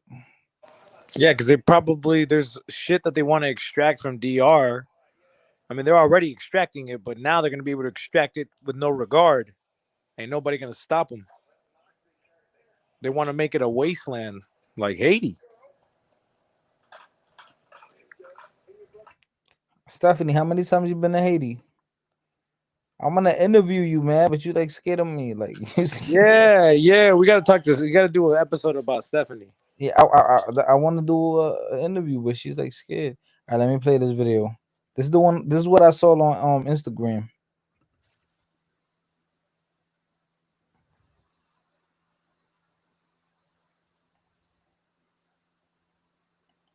So the Dominican soldiers, whatever, military going in. How many of those soldiers are of Haitian descent, though, low key? I don't know, man. Chivo will be like, "That's a Haitian." Yeah, I don't know, because they a lot of them were dark. So he's gonna say, man, a lot of them are dark. Like he's dark. He's like, oh, they're not Dominican. You say they're not Dominican. They're dark. Oh, no, he got like a mask on. You know what has a lot of Haitians? The police, because they pay them. Yeah, that's what I heard. That's what I heard too. They don't pay them a lot of money. That's the I issue. see. So like the less people with the less money, they work in that.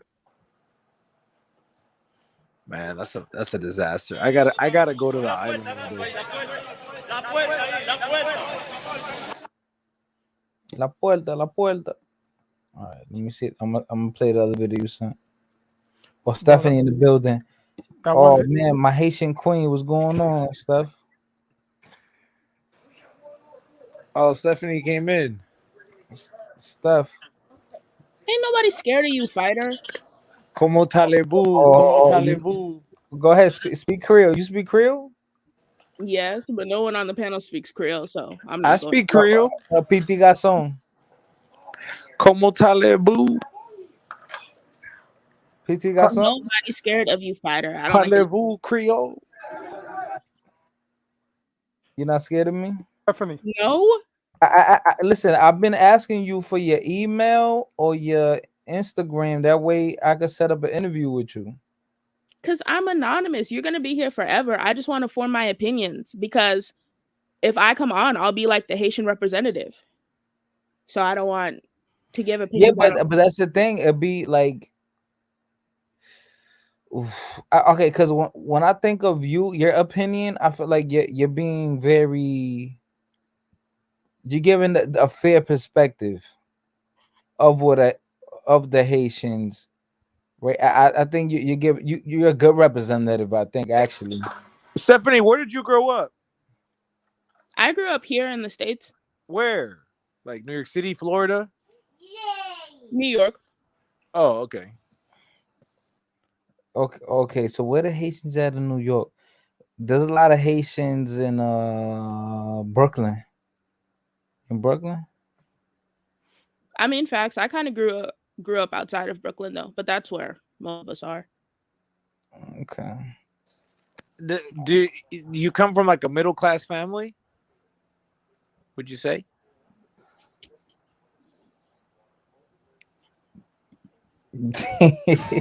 She's what? like, No answers? I mean, what'd you say? I couldn't hear you. I said, do you come from like a middle class family? Would you say? Oh yeah. Like your parents have some education or profession, or yeah. I mean, we're not. Bro, I'm not gonna lie. Like all the Haitian people I know, they They're like teachers and engineers and stuff. So Yeah, I have a cousin who lives in Miami in what is it, Miami Shores, honey? And like it's most of his neighbors are Haitian, but they're all like doctors and lawyers and shit. I mean, yeah, my family does well. We're not bourgeoisie. We're not, the ones fucking everything up, but we do okay. You don't got a cousin in Zoe Pound? No. You don't got those cousins, huh? Definitely not. Do you speak French? Oh, no, I don't. I speak Creole and English. I know some Spanish too, but I'm not fluent. Are you a mulata?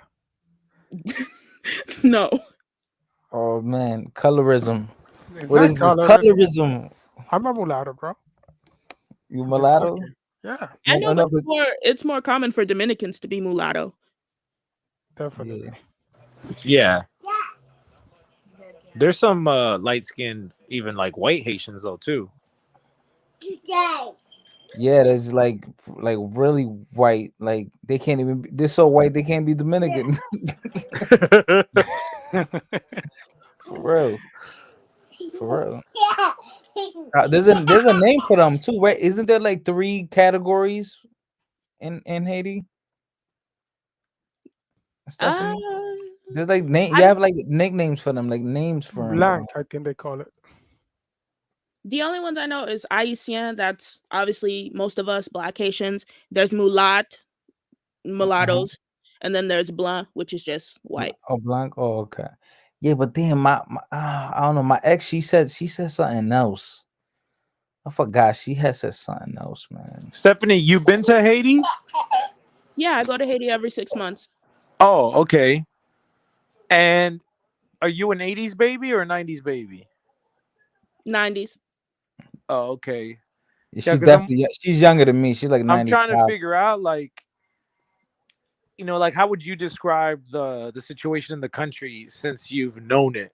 Since the 90s to today. Have you noticed like a degradation or? We didn't start going to Haiti, we as in my family, until I was an adult. But I mean, it's always been a state of destabilization. I would say the Haiti DR stuff didn't start till 2015, which is like the citizenship stuff, which I don't disagree with, but that's just when it started. Mm-hmm. Damn, Stephanie, you kind of whitewashed, huh? No, don't play me. Yeah, you kind of whitewashed because you're very liberal and like about that stuff. I'm not liberal, and I mean I am liberal, and I get what you guys are saying about the LGBT. I just don't feel as strongly as Fighter was going in the beginning of the stream. Oh yeah, okay. I was going in, but I think you were being reasonable, man. It's just but I was being reasonable today is politically incorrect. Yeah. I didn't think it was fair that you guys just all have like. Did you get tricked, Fighter?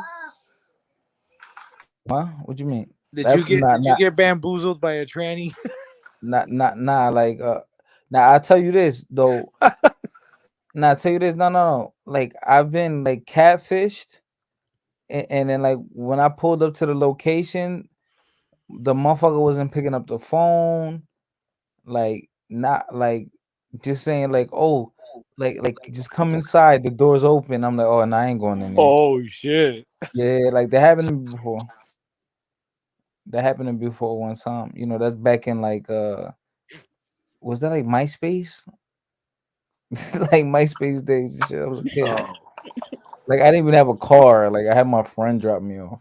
You were on Chevrolet legs. Like I told him, yo, just wait here just in case, man. In case I get raped. It would have been like, oh man, that would have been scary, man. Yo, but what were we arguing about last time, Stephanie? Like, I think you were arguing about reparations a little bit. No, I wasn't talking about reparations. No, last time I was on here and it was like Mike and I was trying to negotiate with him to arrive at a number. Oh yeah, okay, I remember now. What do you think about reparations? Do you mind paying taxes for ADOS to have the reparations? I mean, it should have been done earlier, but obviously that's the obvious response. But I support whatever they think would And be you good don't for mind them. paying taxes to that? You don't mind paying a black tax? I mean, no, but I brother. You do. know, like, You're a little What? Go different, ahead, Ron. fighter. Go ahead. now I was gonna say like they rape us, they rape us in America anyways with the taxes. So it's like whatever, just take it, like whatever. No, I Like, agree. I agree. But I think it is something to be recognized. Like, no, obviously, no. I mean, do they deserve it? Yes, but the thing is, I don't know if they deserve it. I just want listen, them to stop complaining. I was Rancho, about to say, because like this Rancho. But stream, the thing is, right? Ever since this is my problem, right? My problem is the reason why you have to pay out people instantly is because they multiply. So now what happens now? Do you pay each person like You have to per pay more. head? Like how does that work? Like now, It depends how black you are. right? And then it goes like, okay, what about the ones that are half? What about people that are half white? Like how does it work? So that's why I think it's just never gonna happen. Their white half will pay their black half, so they zero out. Imagine Rancho, imagine I loan you $2,000, right? Uh-huh. And I complain about it, right? It's gonna get to the point where 30 years later, I can't come to you and be like, yo, what's my $2,000? You're gonna be like, bro, like just let it That go. was 30 years Like, ago, my right? nigga. Right? Even though it's like you rightfully owe me, and you're wrong, and you owe me, and you owe me. It's like, nigga, it happened 30 years ago. Like, just let the $2,000 go. Like, they are definitely gonna clip this because none of us are FBA. I know they're gonna get me. I know, but FBAs can come on. I mean, I'm no, not listen, against reparations. I think it's actually simpler than that because we bro, can find out who comes from slaves, and we can but find out who were the slave owning families. they're not gonna do it, bro. Like I'm And the telling you, slave man. owning family should have to pay. And they should also make Nigeria and all those other countries pay because the Africans were sold by other Africans. Listen, It's definitely more realistic for them to get money from America, but Africa, nah, Africa is not going to do any like But I pan. mean, they were a legal party to this crime that but is not before listen, unique to black people because everyone's been enslaved at some point. but before that the influx of immigrants came, like all the other wave of Caribbeans and Latinos could coming in, I think it would have been easier. But now there's like you have so many people coming in mixing with each other. How can you even And that's what they're so upset about. Like, discuss that? I don't even Creators. disagree that there should be a distinction or that like being Black American and being Black in America is different. But like with people like Tariq and even Yvette, which was the ADOS founder, it's just become too much about foreigners, in my opinion, and why like foreigners are against us. No, it's retarded.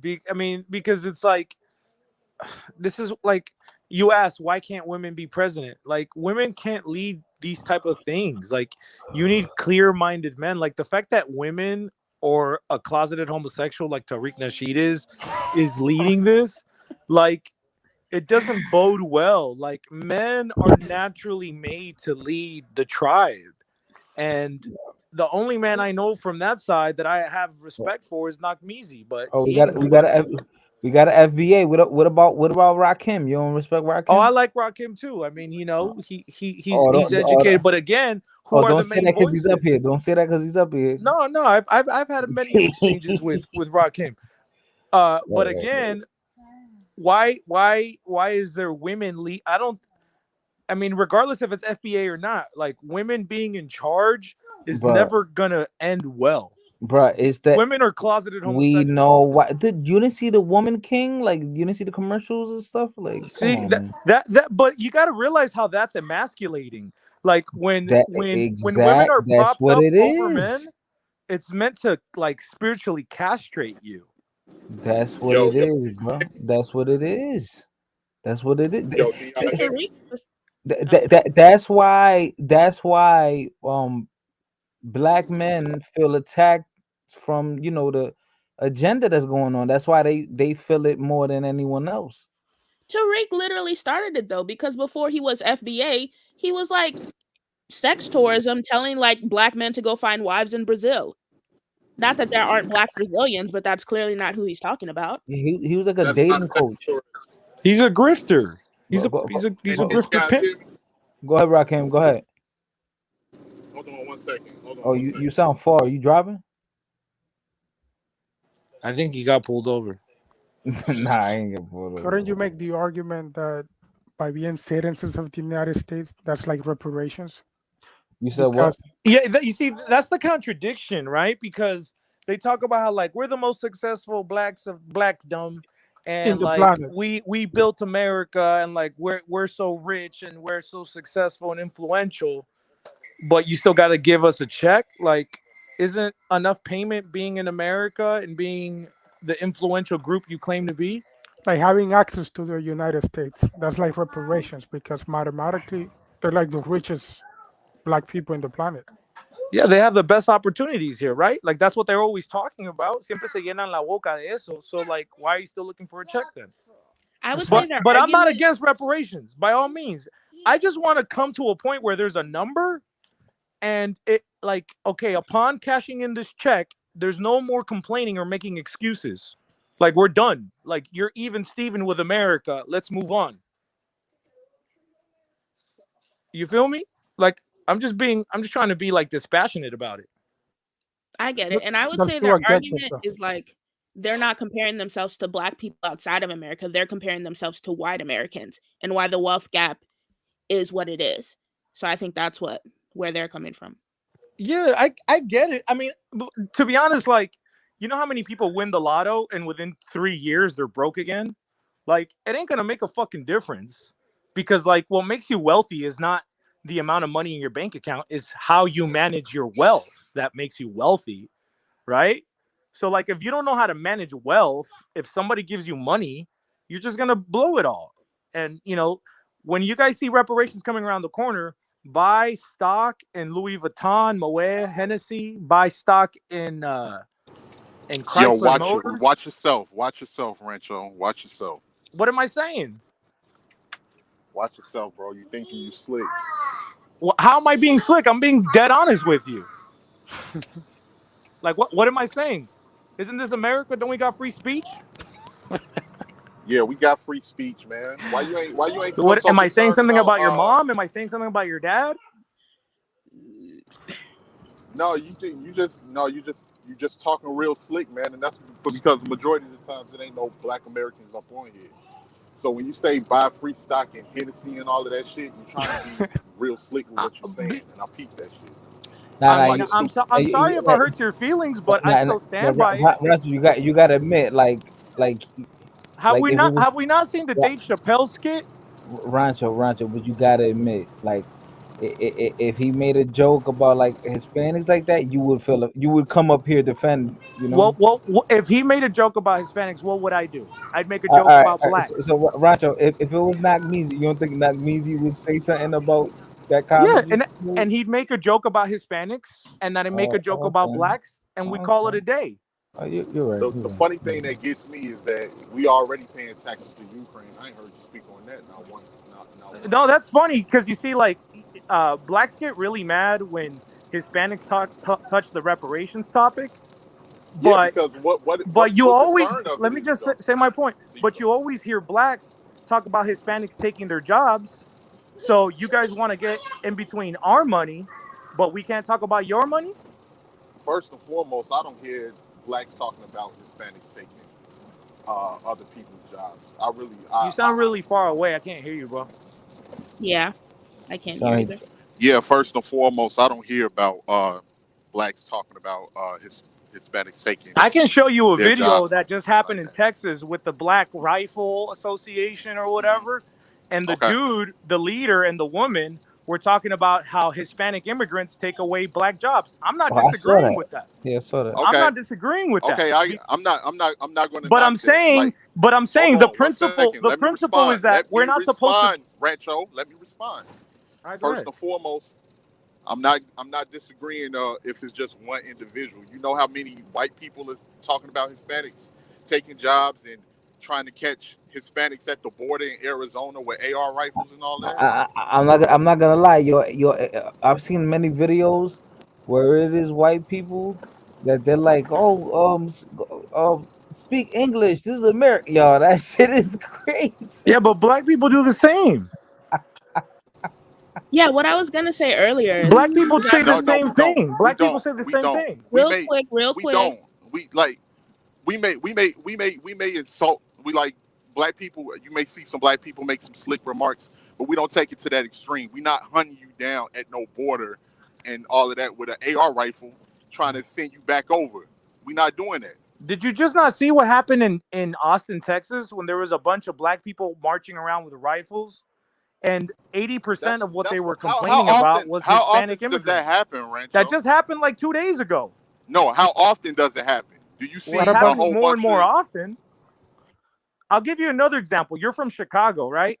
Did you know the Hispanic population outnumbers the black population in Chicago now officially? See, I'm gonna tell you something real quick. See, that's when you be thinking you're slicker than what you actually are. Because How am I if you being know slick? anything about, I'm gonna tell you. Because if you know anything about Chicago, you would know that the only reason that population even outnumbers it by a small margin is because a lot of the areas, and it's a lot of Hispanic areas here that's being gentrified as well. But a lot of those areas are being gentrified in Chicago, and a lot of blacks are migrating to adjacent suburbs like Dalton, like Calumet City, like No, I Riverdale, like understand that. Harvey, and No, I all of that. understand So that. the population is still there. It's just on the outskirts of the city. Just like No, how you got a I Compton, understand that. just like you got a Compton, a Inglewood, a Gardenia, all of that. You have the same thing here. It's just on the outskirts. So the black population is really the largest population here. Ain't I don't know what y'all All got right. going Well, on what in I'm LA. I'm talking about within the confines of the actual city, right? I'm talking about the city, not its suburbs. And there was an issue at the beginning of the year where they were basically allotting aldermen to represent different sectors of the city. And even though the Hispanics outnumber the blacks within the city, the blacks were giving more aldermen, more representative, more seats, more votes than the Hispanics. So like I don't say this shit to like try to be a polemicist. Like I do talk shit, and I know how to, you know what I'm saying? What do you guys call it? Play the dozens or whatever. Like I'm good at talking shit. I'm good at flipping it around. I'm good at it. But Yeah, same thing here, man. I can no, really I know. But you see, No, I I don't can. get Yeah, I offended can see. about it, and I Yeah, don't but call see, that's the racism. thing. I don't That's cry the thing. That's the racism. difference between me and you because I got respect for it. I can say some real foul shit, but And I got respect Rakim, for yeah. give him a taste, Rakim. Give him a taste. Well, I can really give them a taste like But I'm not gonna. Nicaragua. The difference I is can I'm really not give gonna them a cry taste. racism. Hold on. Go ahead, I can Rakim, really go give ahead. them a taste like Nicaragua with the Staten Island of Latin America because nobody really knows about it or go there. That's But fine. we I ain't mean, really that's gonna not talk offensive. about it too much. That But doesn't. Yeah, it's a small but population. But you always have so much to say, man, and you trying to lead the Latin population. You say you don't believe in flat blackness, but you believe in flat Latina dad. What? No, I I don't. don't get it. No, I don't. No, I believe in mestizaje, and the mestizaje allows us to be different, even within different regions of our own countries, but still come together in what is universal within us, which is, again, our Spanish root, our Spanish language, and our religion, our customs, our traditions, rooted in that religion. Isn't that the same thing with black people all over the world? Well, I've basically presented a scheme that functions, right? It's basically like saying we all have the same dad, so we're brothers and sisters through our dad, but we have different moms. So the mom of Nicaragua is different from the mom of Costa Rica, is different from the mom of DR, which is different from the mom of Southern Mexico, which is different from the mom of Cuba, right? These motherlands are unique to us. Now, we all may be related through our father, through the paternal root. So in that sense, we come together and we're united, right? Because we're all coming from the same paternal root, but our maternal roots are different. So we're allowed to be the same where we are the same, and we're allowed to be different. And those two things don't come into conflict with each other. So you're allowed to be the same based off of you all speaking the same language. We're allowed to be the same within which we're the same, Having the but same we're allowed to religion. be different. The philosophical problem you're touching on is the problem of the one and the many. You can be of the many and still be a unique one. And what I'm laying out. If that's the case, then what's the difference between? If that's the case, then what's the difference between a Jamaican, Haitian, and a Black American? Besides, Well, because the Jamaican daddy is an Englishman. Ancestors. Yeah, the Jamaican daddy is an Englishman. The Haitian daddy is a Frenchman, and so those aren't the same paternal roots. You can't build a unity off of skin color. It just doesn't work. You can try all day till you're blue in the face, but that's not how humanity works. Humanity functions ethnically, right? It's an ethnic thing. So no, I disagree. Let me just jump in real quick. Let me give you an example. Like, I could pass for a Northern African or a Southern European or a Turk. I can pass for an Uzbekistan man. I look like them, but I can't build an identity based on looking alike. An identity has to be rooted in something metaphysical beyond the physics. It's not I don't think the identity of other. I don't think the identity of other Black people is the fact that we look alike. And though I do agree with FBA or ADOS, Then why are you using blackness, which is a physical descriptor, as that which unites you? I mean, blackness is just the common word to use, but I think if you dug deeper, like most people would answer that we are all products. Stephanie. Sorry, what? Yeah, I was going to say, we not only that, but we share the same common past. It's like when you look at our past history, I don't disagree with that. Nobody, like when they're throwing bananas on the fucking soccer field in Europe, they're not distinct. They're not making distinctions between what country of origin you have. When you got people calling you monkeys and all of that other shit, they're not making distinctions on one country of origin you have. I agree, like the culture is different, which is why though, like the entire reason FBA like rose to prominence is because there are differences. And like, to be fair, like non-Black Americans, Haitians, Nigerians, we were pointing out the differences in a way that was condescending, which is why like it's become like such shit talking now. Why it's become so negative now. So I do agree, like Black Americans were right to take problem with that. And there's a difference between being a culture within a culture, which is what I would describe Black Americans as, like a culture within a culture, a country within a country. And like, let me ask you this, Rancho. Let me ask you this, Rancho. Is Argentina to Dominican Republic what African Americans is to Jamaicans? Yes. Okay. But wouldn't that mean that because both Jamaica and African America, Adosia, right? They're both byproducts of Anglo culture. Like, they're built upon an Anglo cosmology. There is. I'm not saying that there isn't a universality within the quote unquote Black experience. There is. Like that. Like, human beings aren't like these one-dimensional beings, right? Like, there is a commonality between people from Puerto Rico, Haiti, and Cuba, and Jamaica, and the other islands that aren't necessarily Hispanic islands, right? There is a commonality. Like, at the end of the day, we're all humans, and we're going to be able to relate to each other in different levels. One of which is historical experience. So I'm not denying that there isn't a commonality. I'm simply saying that commonality is not enough to forge an ethnic identity.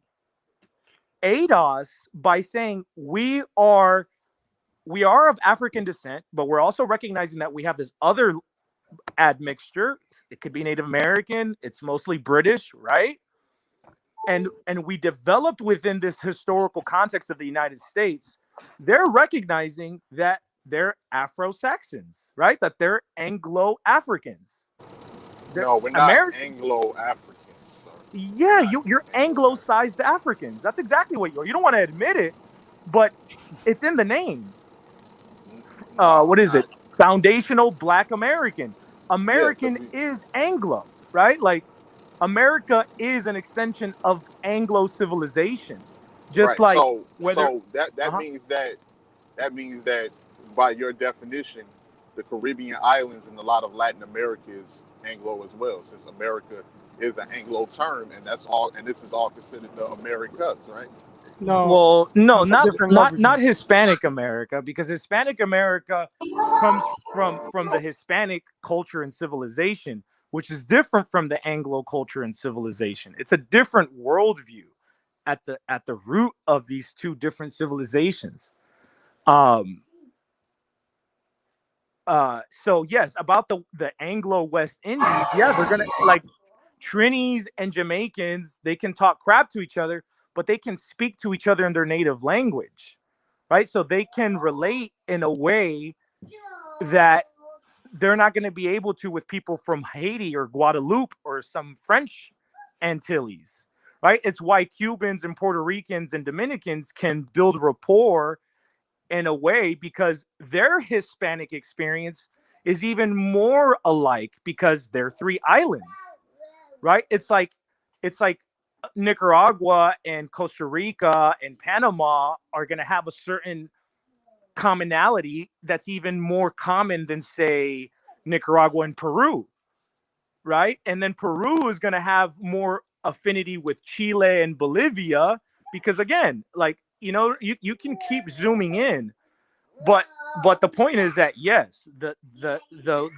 Anglo West Indies are going to be able to connect with ADOS in a way that ADOS isn't going to be able to connect with Haiti, for example, because Haiti is a product of another culture and civilization that, yes, is similar to the Anglo and to the Spanish, but yet it is different. Does that make sense?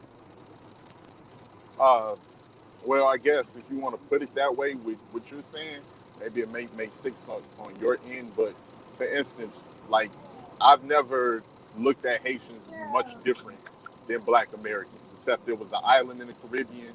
They fought for their freedom. They gained independence first. And a lot of the reasons why they're suffering right now is the fact that they was the first independent Black nation within the Americas. So you just got to keep it real on that. The fact that they speak French and Creole wasn't enough to make me look at them like they was something completely opposite of what I am.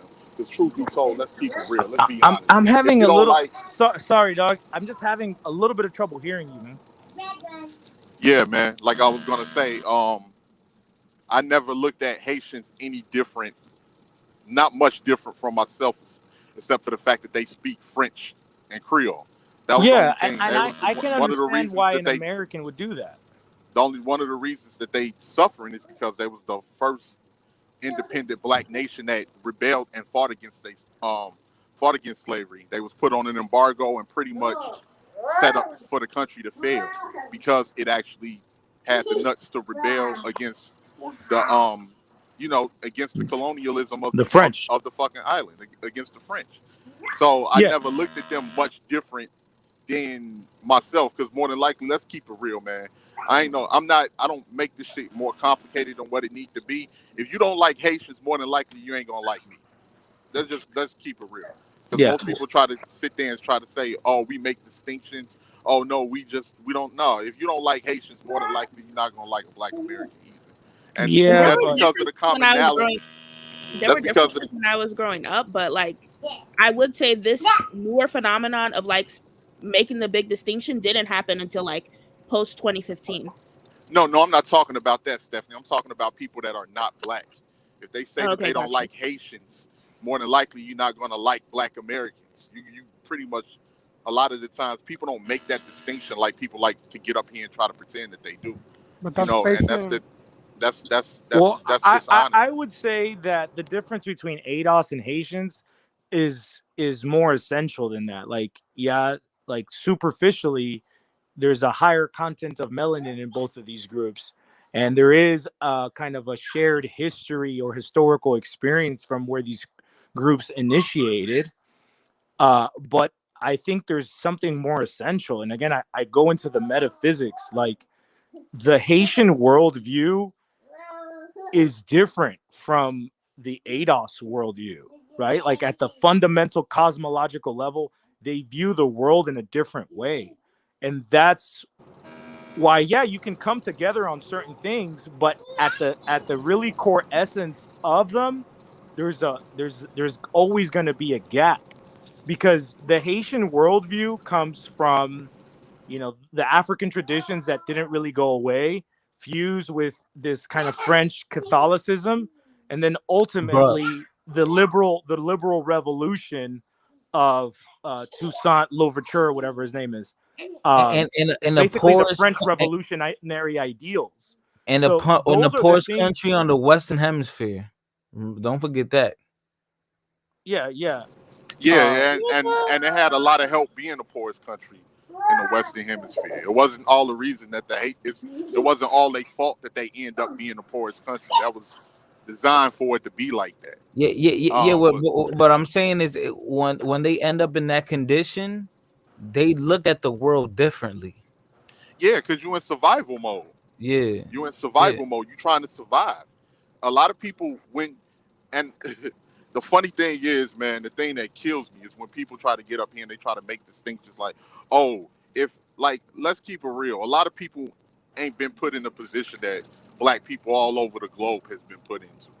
And people just don't know how to be honest about shit, man. That's the shit that be killing my nerves. Let me dive a little bit into that, because what you're kind of proposing, white Americans do the same shit. Like, they propose a flat whiteness that, again, doesn't exist, and it's very fickle. It, like, for example, when Clinton bombed Serbia in the 90s, Serbians weren't white, right? Now Ukrainians are white, but Russians aren't.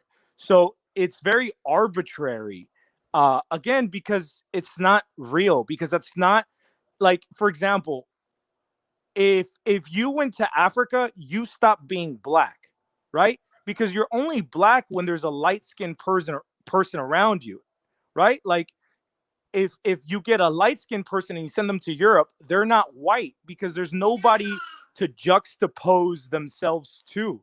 You only become black or white when you come into contact with someone of a different color, of a different skin complexion. But in of itself, that's not a real identity. Your real identity is based in your language, your customs, your traditions, your worldview, your metaphysics. It's rooted in these other things. That's how you distinguish people, right? Like, ancient societies, they can't necessarily look at someone and say they're of a different ethnicity from me. Yeah, I get all of that. It would be their costume, that, right? Rancho. The jewelry they're wearing. Yeah, I get what you're saying with Rancho, but did that matter when Europeans came in to colonize Africa? Did any of the customs and the languages and all of that other stuff? It did matter. Of course it did. It didn't matter because it didn't matter. Because colonization of Africa didn't happen uniformly. You already spoke. Let me finish. Because it did not happen when the Spaniards came to colonize Latin America either. It was different Native American tribes that had their own languages, their own customs, that warred with each other. None of that mattered.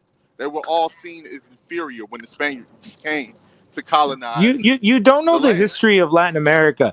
Let me give you an example of the conquest of Mexico. The conquest of Mexico was perpetrated by Indians, right? So Hernan Cortez had 500 dudes, but he didn't take over the Aztec Empire with those 500 dudes. He had 200,000 Tlaxcalans, another indigenous ethnicity, who actually spoke the same language as the Aztecs, but still were a separate ethnicity from the Aztecs. They were, quote unquote, of the same race, you could say, right? Ethno-linguistic group, but they still had a different ethnic identity from the Aztecs.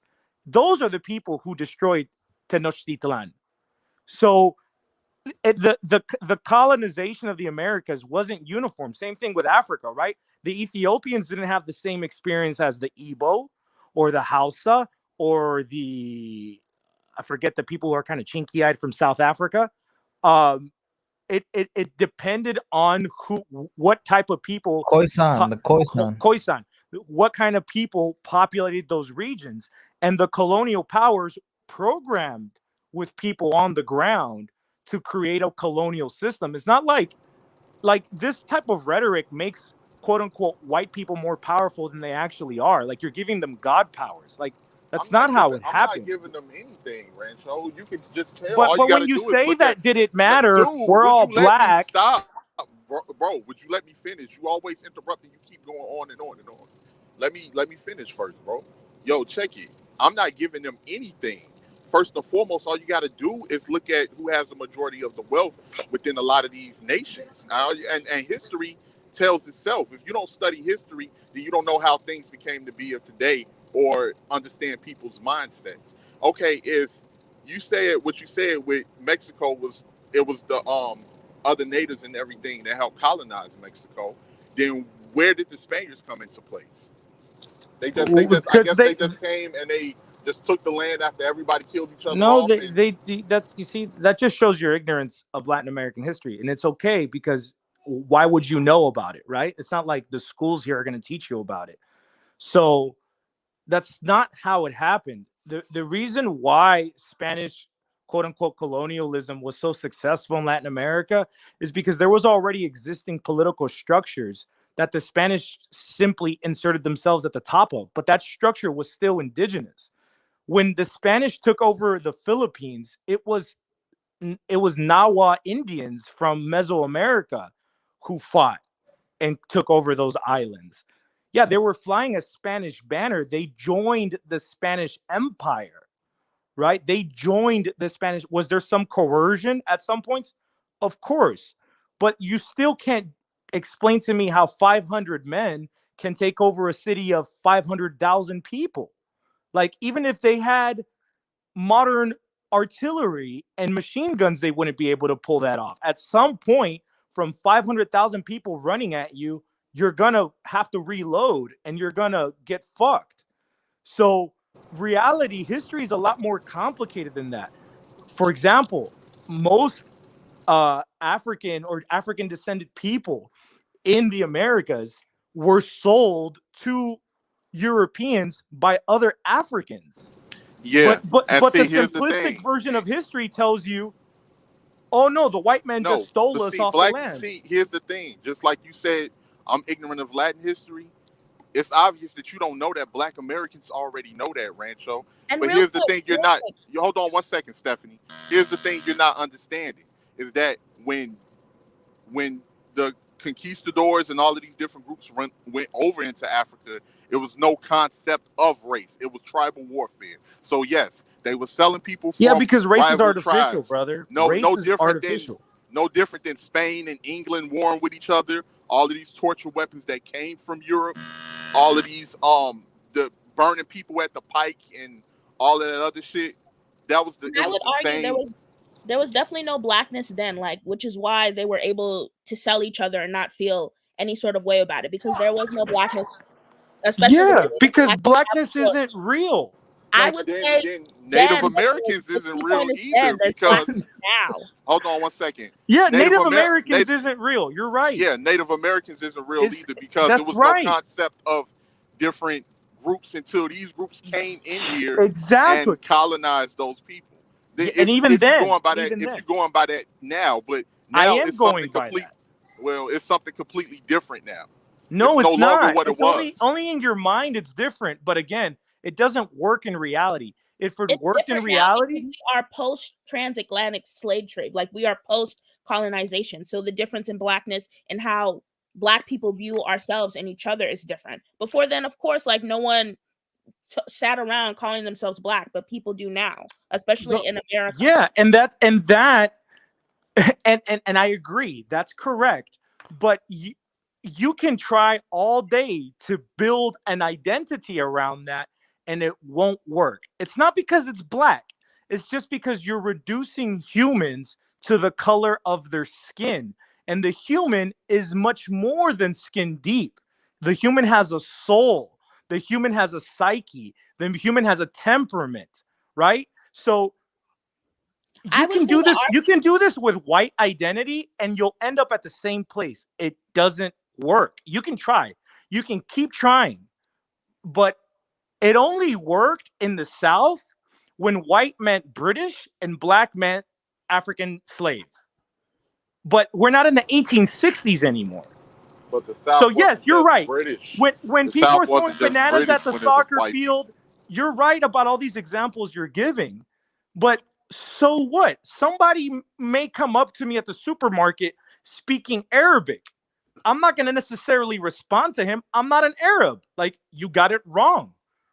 That's What do you want me to do for you? That's a horrible example, Rancho. Because first and Forgive me for foremost, the horrible example. I'm working with what I got here. Okay. No, But no. look, Well, again, I'll the proof explain is it in a the little pudding. bit better. The No, proof is in you're the pudding. absolutely right. The proof is in the pudding because we didn't make that distinction based off our skin color. We didn't. White people made that distinction. Black people didn't. That's what unified us when the But then slaves you're were basing brought it- on I would say that if you dig deeper, most people aren't just saying that we relate to each other because like our skin color is black. Most people, especially like, I guess the argument right now is for Pan-Africanness. If you ask them, like they would say the connection is being products of colonization, products of the transatlantic slave trade. And I'm not saying that's all that there is to blackness, because of course, like there is no flat blackness. I agree with that. Like a Haitian to a Jamaican to a Black American to a Nigerian, like we are not the same. We're not going to agree on everything. But like there is an understanding amongst each other, and I think that's what you're. But wouldn't you be basing your identity? I'm not trying to around what- deny that. No, I'm not but trying- wouldn't that be like basing your identity around what white people think of you? Why give them that? Yeah, it's kind of a negative identity. Listen. Before, listen. Let's just keep it real, man. What white people think matters. If black people wouldn't be in a position, no. What I'm telling you, listen to what I'm telling you. I'm Black sorry, people dog. wouldn't be in the position that we're in if what they thought was irrelevant. Okay, No, I rest my case. I mean, if you're saying the way that the laws, the court system, the education system, the structure of this country is set up was all through white people's thoughts. So let's just keep it real. See, there's that weird white people worship that Black Americans. That's not no real white people worship, bro. Let's keep it kind of is, bro. It kind of is. Wait, No, one second. it's not You kind guys of nothing. call it First, white. hold on, Stephanie. Hold on 1 second. Sorry. But if that was the case, then what white people thought, they wouldn't be able to militarize their might to be able to stabilize Latin American countries. Am I correct? To make it where most people have to come over here to the States because they can't build anything within their home because the United States then fucked it up. Yeah, Am I well, correct? but I think there's a difference between recognizing the power and the ability to do something and then legitimizing it and saying that it's all powerful and correct. Like, And who it's cares not what about white white people worship do? Like, just because white people do it doesn't mean it's right. But your argument, Rancho, is basically that like all Hispanic nations, all Hispanic people are united by your father, your paternal, which is Spain. And I know your argument is that Spaniards aren't white, but most people would consider Spaniards white. So But it's not- America doesn't consider Spaniards white, and it's not even Spain, because modern Spain is not the Spanish Empire, right? Modern Spain is a piece of the Spanish Empire that kept the name. It's like Junior keeping Daddy's name, but that's not Daddy. Daddy died. The Spanish Empire is dead. We destroyed it, right? Like, we broke it into a bunch of little pieces. So Spain is not my daddy. Spain is another brother of another mother, same father, who grew up on the other side of the lake. I don't even know what he programs like. I'm closer to Brazil, even though he's like a cousin, but I actually grew up with him. I'm closer to Haiti than I am to Spain in many ways, right? The way you was talking about Haiti, bro, you ain't close to Haiti at all. But Wait, what do you mean? Dude, you just talking about Haiti wants the Dominican Republic to be a wasteland just like Haiti and all of that shit. That don't sound like a cousin. But you see, this is the difference between American and Latin American sensibilities, that we can criticize, and it doesn't mean that I'm condemning, right? Like, I can say something, but that doesn't necessarily mean that I hate you and that you're a piece of shit. Like, I'm just calling out how I see it. That doesn't mean that I'm condemning you to something. It's just a criticism. Like, this is the difference between, again, like a gringo sensibility and a Latin American sensibility. In Latin America, you can kind of rip on each other, and you can see the truth in the ripping, and you can see the exaggeration in it, and nobody's going to cry racism. They're just gonna throw one right back at you and laugh. Nah, So, I'm not crying anything. I haven't. well, but here's what I want to say to Stephanie. There is commonality. There is rapport. There is relation between these groups you just listed. Of course there is. No one is saying that, right? Like, there's gonna be a certain affinity to rapport again with a Portuguese or a Brazilian that I'm not gonna be able to have with a Tunisian, right? Like there's level. Even I'm gonna be able to relate to a white American if we're in the middle of China, right? Because again, there is levels of relation. So I'm not saying that there isn't any relation. I'm not saying that there isn't any compatibility or ability to perhaps pursue similar or common political interests. I'm simply saying that that in of itself is not enough to form an ethnicity. That's what I'm saying. Okay, so based off of your ideology, you wouldn't really have any relation to Brazil because their father component is Portugal and your father component is Spain. Yeah, but Portugal is a runaway province of Spain. That's separate languages. They're mutually intelligible at about 75%. So it's more of a difference in dialect. Yeah, there is a difference. Like there's a difference between the islands, Cuba, Puerto Rico, and DR, and Mexico. Like there is a difference. That doesn't mean that there isn't also a commonality. And the observable reality is that commonality between Latin America, including Brazil, okay, even Italy to a certain extent, is enough to function as an ethnicity. Why? Because there's a shared language, there's a shared religion, metaphysical worldview, there's a shared literary tradition, right? There's shared aesthetics, right? All these things are rooted in something that is universal among these people. That doesn't negate their differences and their regional differences. But again, you can have differences and still come together in that which you share. Like, for example, the quote unquote post-colonial transatlantic Black experience. There is some similarity there. But the transatlantic Black experience is not a language, it's not a religion, it's not a philosophy, it's not aesthetics, though there is some aesthetical difference. I mean, similarity even, right? Like there's some music that comes from Latin America that sounds very African in essence. So these things aren't like super clean cut, right? There is some gray area at the periphery. But back to my point is that in of itself, those things are not enough to form an ethnic culture. And the proof is in the pudding. Can you name me a Haitian poet? 18th letter. Do you know a famous Haitian poet? Are you there? Hello? Hello?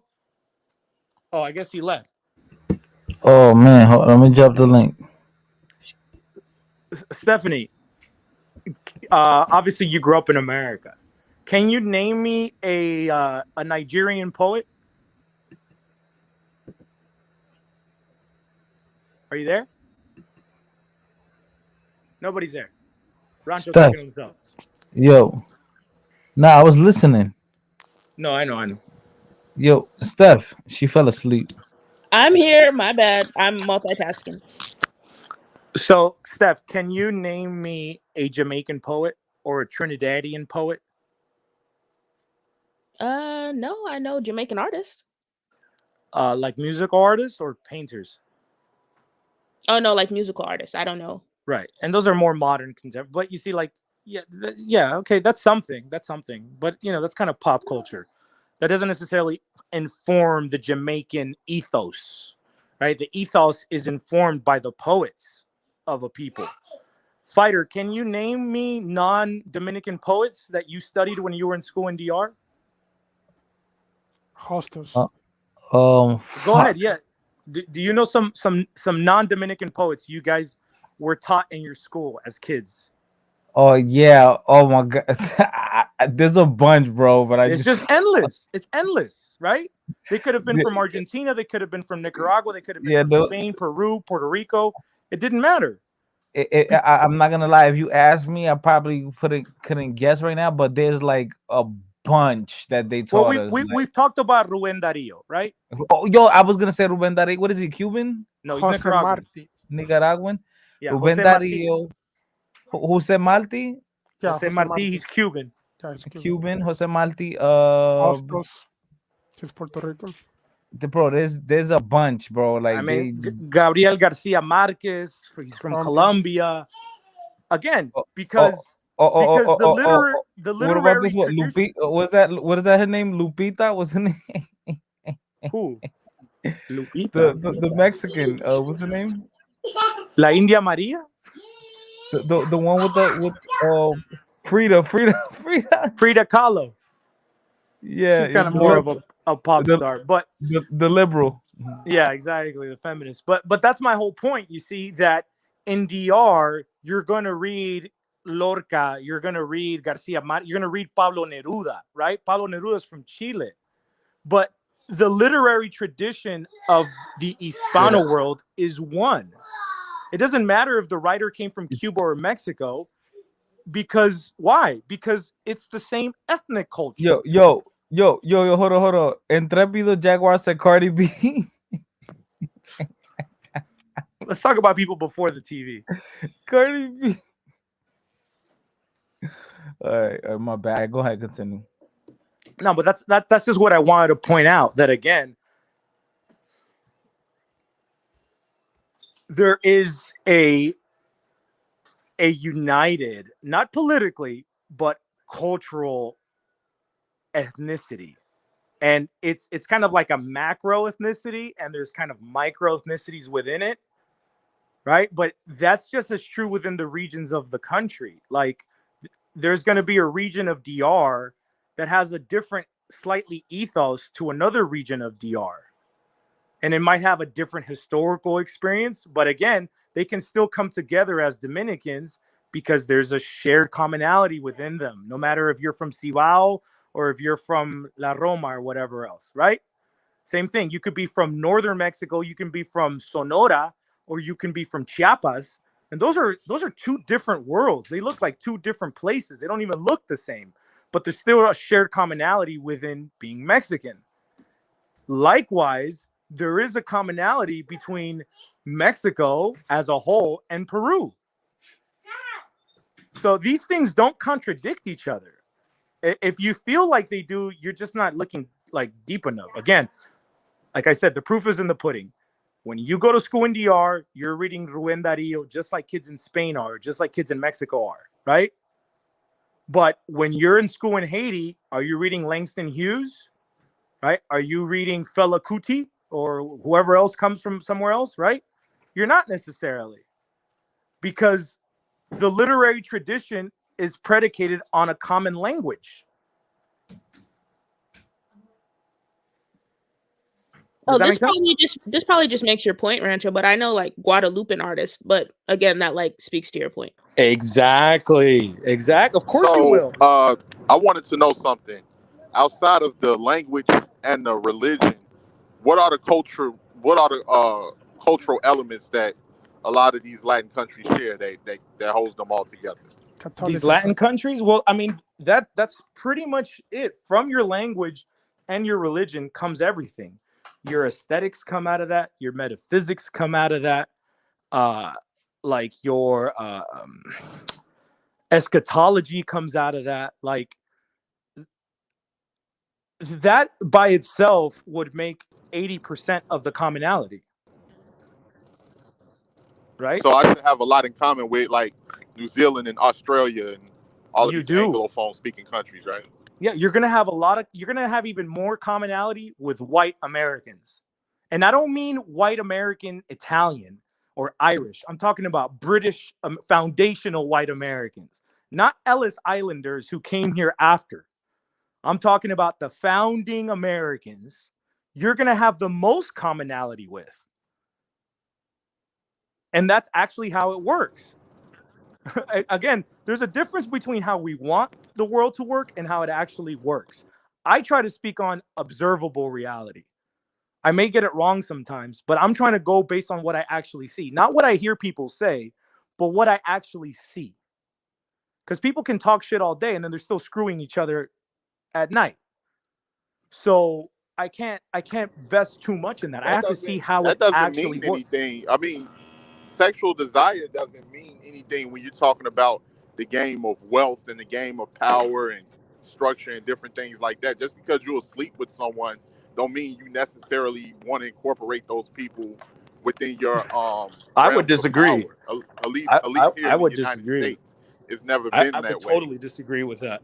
I think that's the biggest indicator of unity. If I'm willing to sleep with somebody or someone's willing to let me inside of her, I mean, how much more intimate can you get with another human being? That's the most intimate you can get. There isn't. No shot. I Just agree. because with you're willing to sleep with somebody doesn't mean you view that person as equal.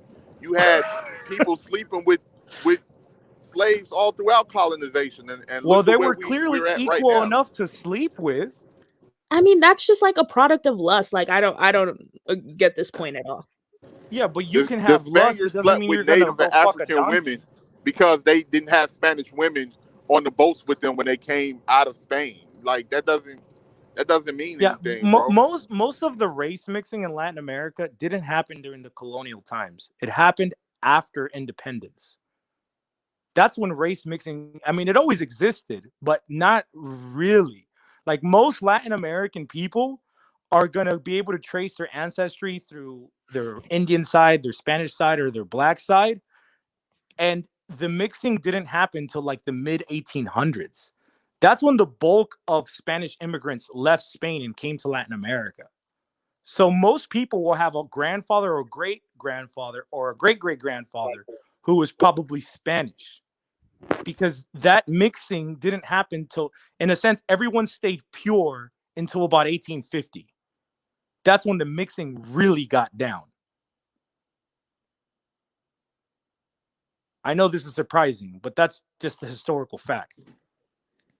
And again, that's why, like, I agree with you when you say that Latin America, like, you guys' history is different. But the argument that mixing or that relations has helped Black and white Americans relate to each other, I don't think so. Well, the thing is that Black and white Americans weren't socially allowed to do that mixing till now. Whereas in Latin America, that was legally allowed since 1500. So in a sense, the race mixing that Americans are barely getting to has been happening legally for 500 years in Latin America. Right? Like that taboo around race mixing didn't exist in Latin America, which is why we look the way we look. And the reason why it didn't exist is because of the religion, is because of the worldview, is because of the assumption is that we are all sons of Adam. We are all part of the human race. Yeah, there might be people who are dominant and there might be people who are disenfranchised, but at the end of the day, we're all humans. Whereas an Anglo mind is not rooted in that religion. See, that's the problem. That's the problem right there. It's that's what it's about. It's about the ones that are on top and the ones that are disenfranchised. Yeah, but that if changes. you want to see who's living well, and besides all of that race mixing stuff, all you got to do is follow the money. You went away again. Follow the money, and it are people that are purely European descent. I can't hear you. Yeah, well, that's a very simplistic view of it, because like you're going to find poor, thuggish criminals who are of nearly 100% European descent in Colombia, just like you will find Black ones. Is there a correlation? Sure, but correlation is not causation. The richest group in Latin America are probably Lebanese descended people who came like 75 years ago. Right? So like, where's their white privilege coming from? It's just because these people are hustlers. and they have certain values, and they pursue money in a certain way that other groups don't necessarily do it. They don't have white privilege to the fullest extent, but speaking as someone who also has like a large Lebanese, Syrian, Palestinian like population in Haiti, I mean, they do favor the white side most of the time. Like they do our white passing, at least most of the ones I see. Yeah, no, and I can understand that in Haiti, but what happens in Latin America, they end up mixing into the mixing pot that already has been existing and going on for centuries. Like my wife is of partial Lebanese descent. Her grandfather was her great grandfather was a refugee from Ottoman Turkey falling into pieces, and he ended up in Colombia as an orphan. Right? Like I think the key, again, you guys said like there's no equating when people have sex. Yeah, you could talk about like there's these dominant relations and coercion and all that, but at the end of the day, if you make someone your wife, you have equated her to you. Okay, well that's different. Before you were talking about like, it sounded like you were talking about sex specifically. I mean, marriage is like a political stance almost. It's yeah, there's a political aspect to it. It's kind of a business agreement. But that's the point. You're not going to make a business agreement with someone who's not of an equal footing to enter into a business agreement with you. By making you my wife, I've already presumed you're at more or less an equal standing. If not, I wouldn't have made you my wife. I would have kept you as my side piece. And what happened in Latin America, you can go to DR, you can follow the paperwork. Like, go look for the paperwork. Go look for the marriage certificate. Yeah, I got a quick question, Rancho. You're gonna find a Gallego who married a black girl who lived down the hill from him. Check this out, I would say the Rancho. problem with your argument is Can that you guys like, hear me? oh yeah, sorry. I can hear you. I just wanted to say this real quick. What does all that race mixing means if it doesn't equate to equal power and equal wealth and I had a equality similar within the question. nation? Okay, I heard your question. Stephanie, do you want to ask your version of the question so I can understand it a little bit more fully? Mine wasn't really a question, more so a statement. And I just, again, like I always say, like Latin America, the way things operated down there is different. And I understand that. And I can't speak to that. But I would say, like, again, what 18th letter was saying, like looking, if you follow the paperwork, if you follow the rabbit hole, the poorest people of Latin America don't look like you. They most likely look like me. And that's across the board. So race mixing has been less taboo. Interracial relations have been less taboo. But like, I would argue that correlation does equal causation in this instance. Oh, that's a good. Yeah. Okay. I understand what you're trying to say. Well, you can follow the paper trail, right? Like we have records of the 1600 Mexico City. No, like, I'm sorry. I meant to say follow the money. If when you follow the money, that'll tell you how much all of that stuff really and I'm not trying to be offensive here, but it's like this is the gringo reducing everything to money. You see, like this just further emphasizes the difference in how worldview affects people.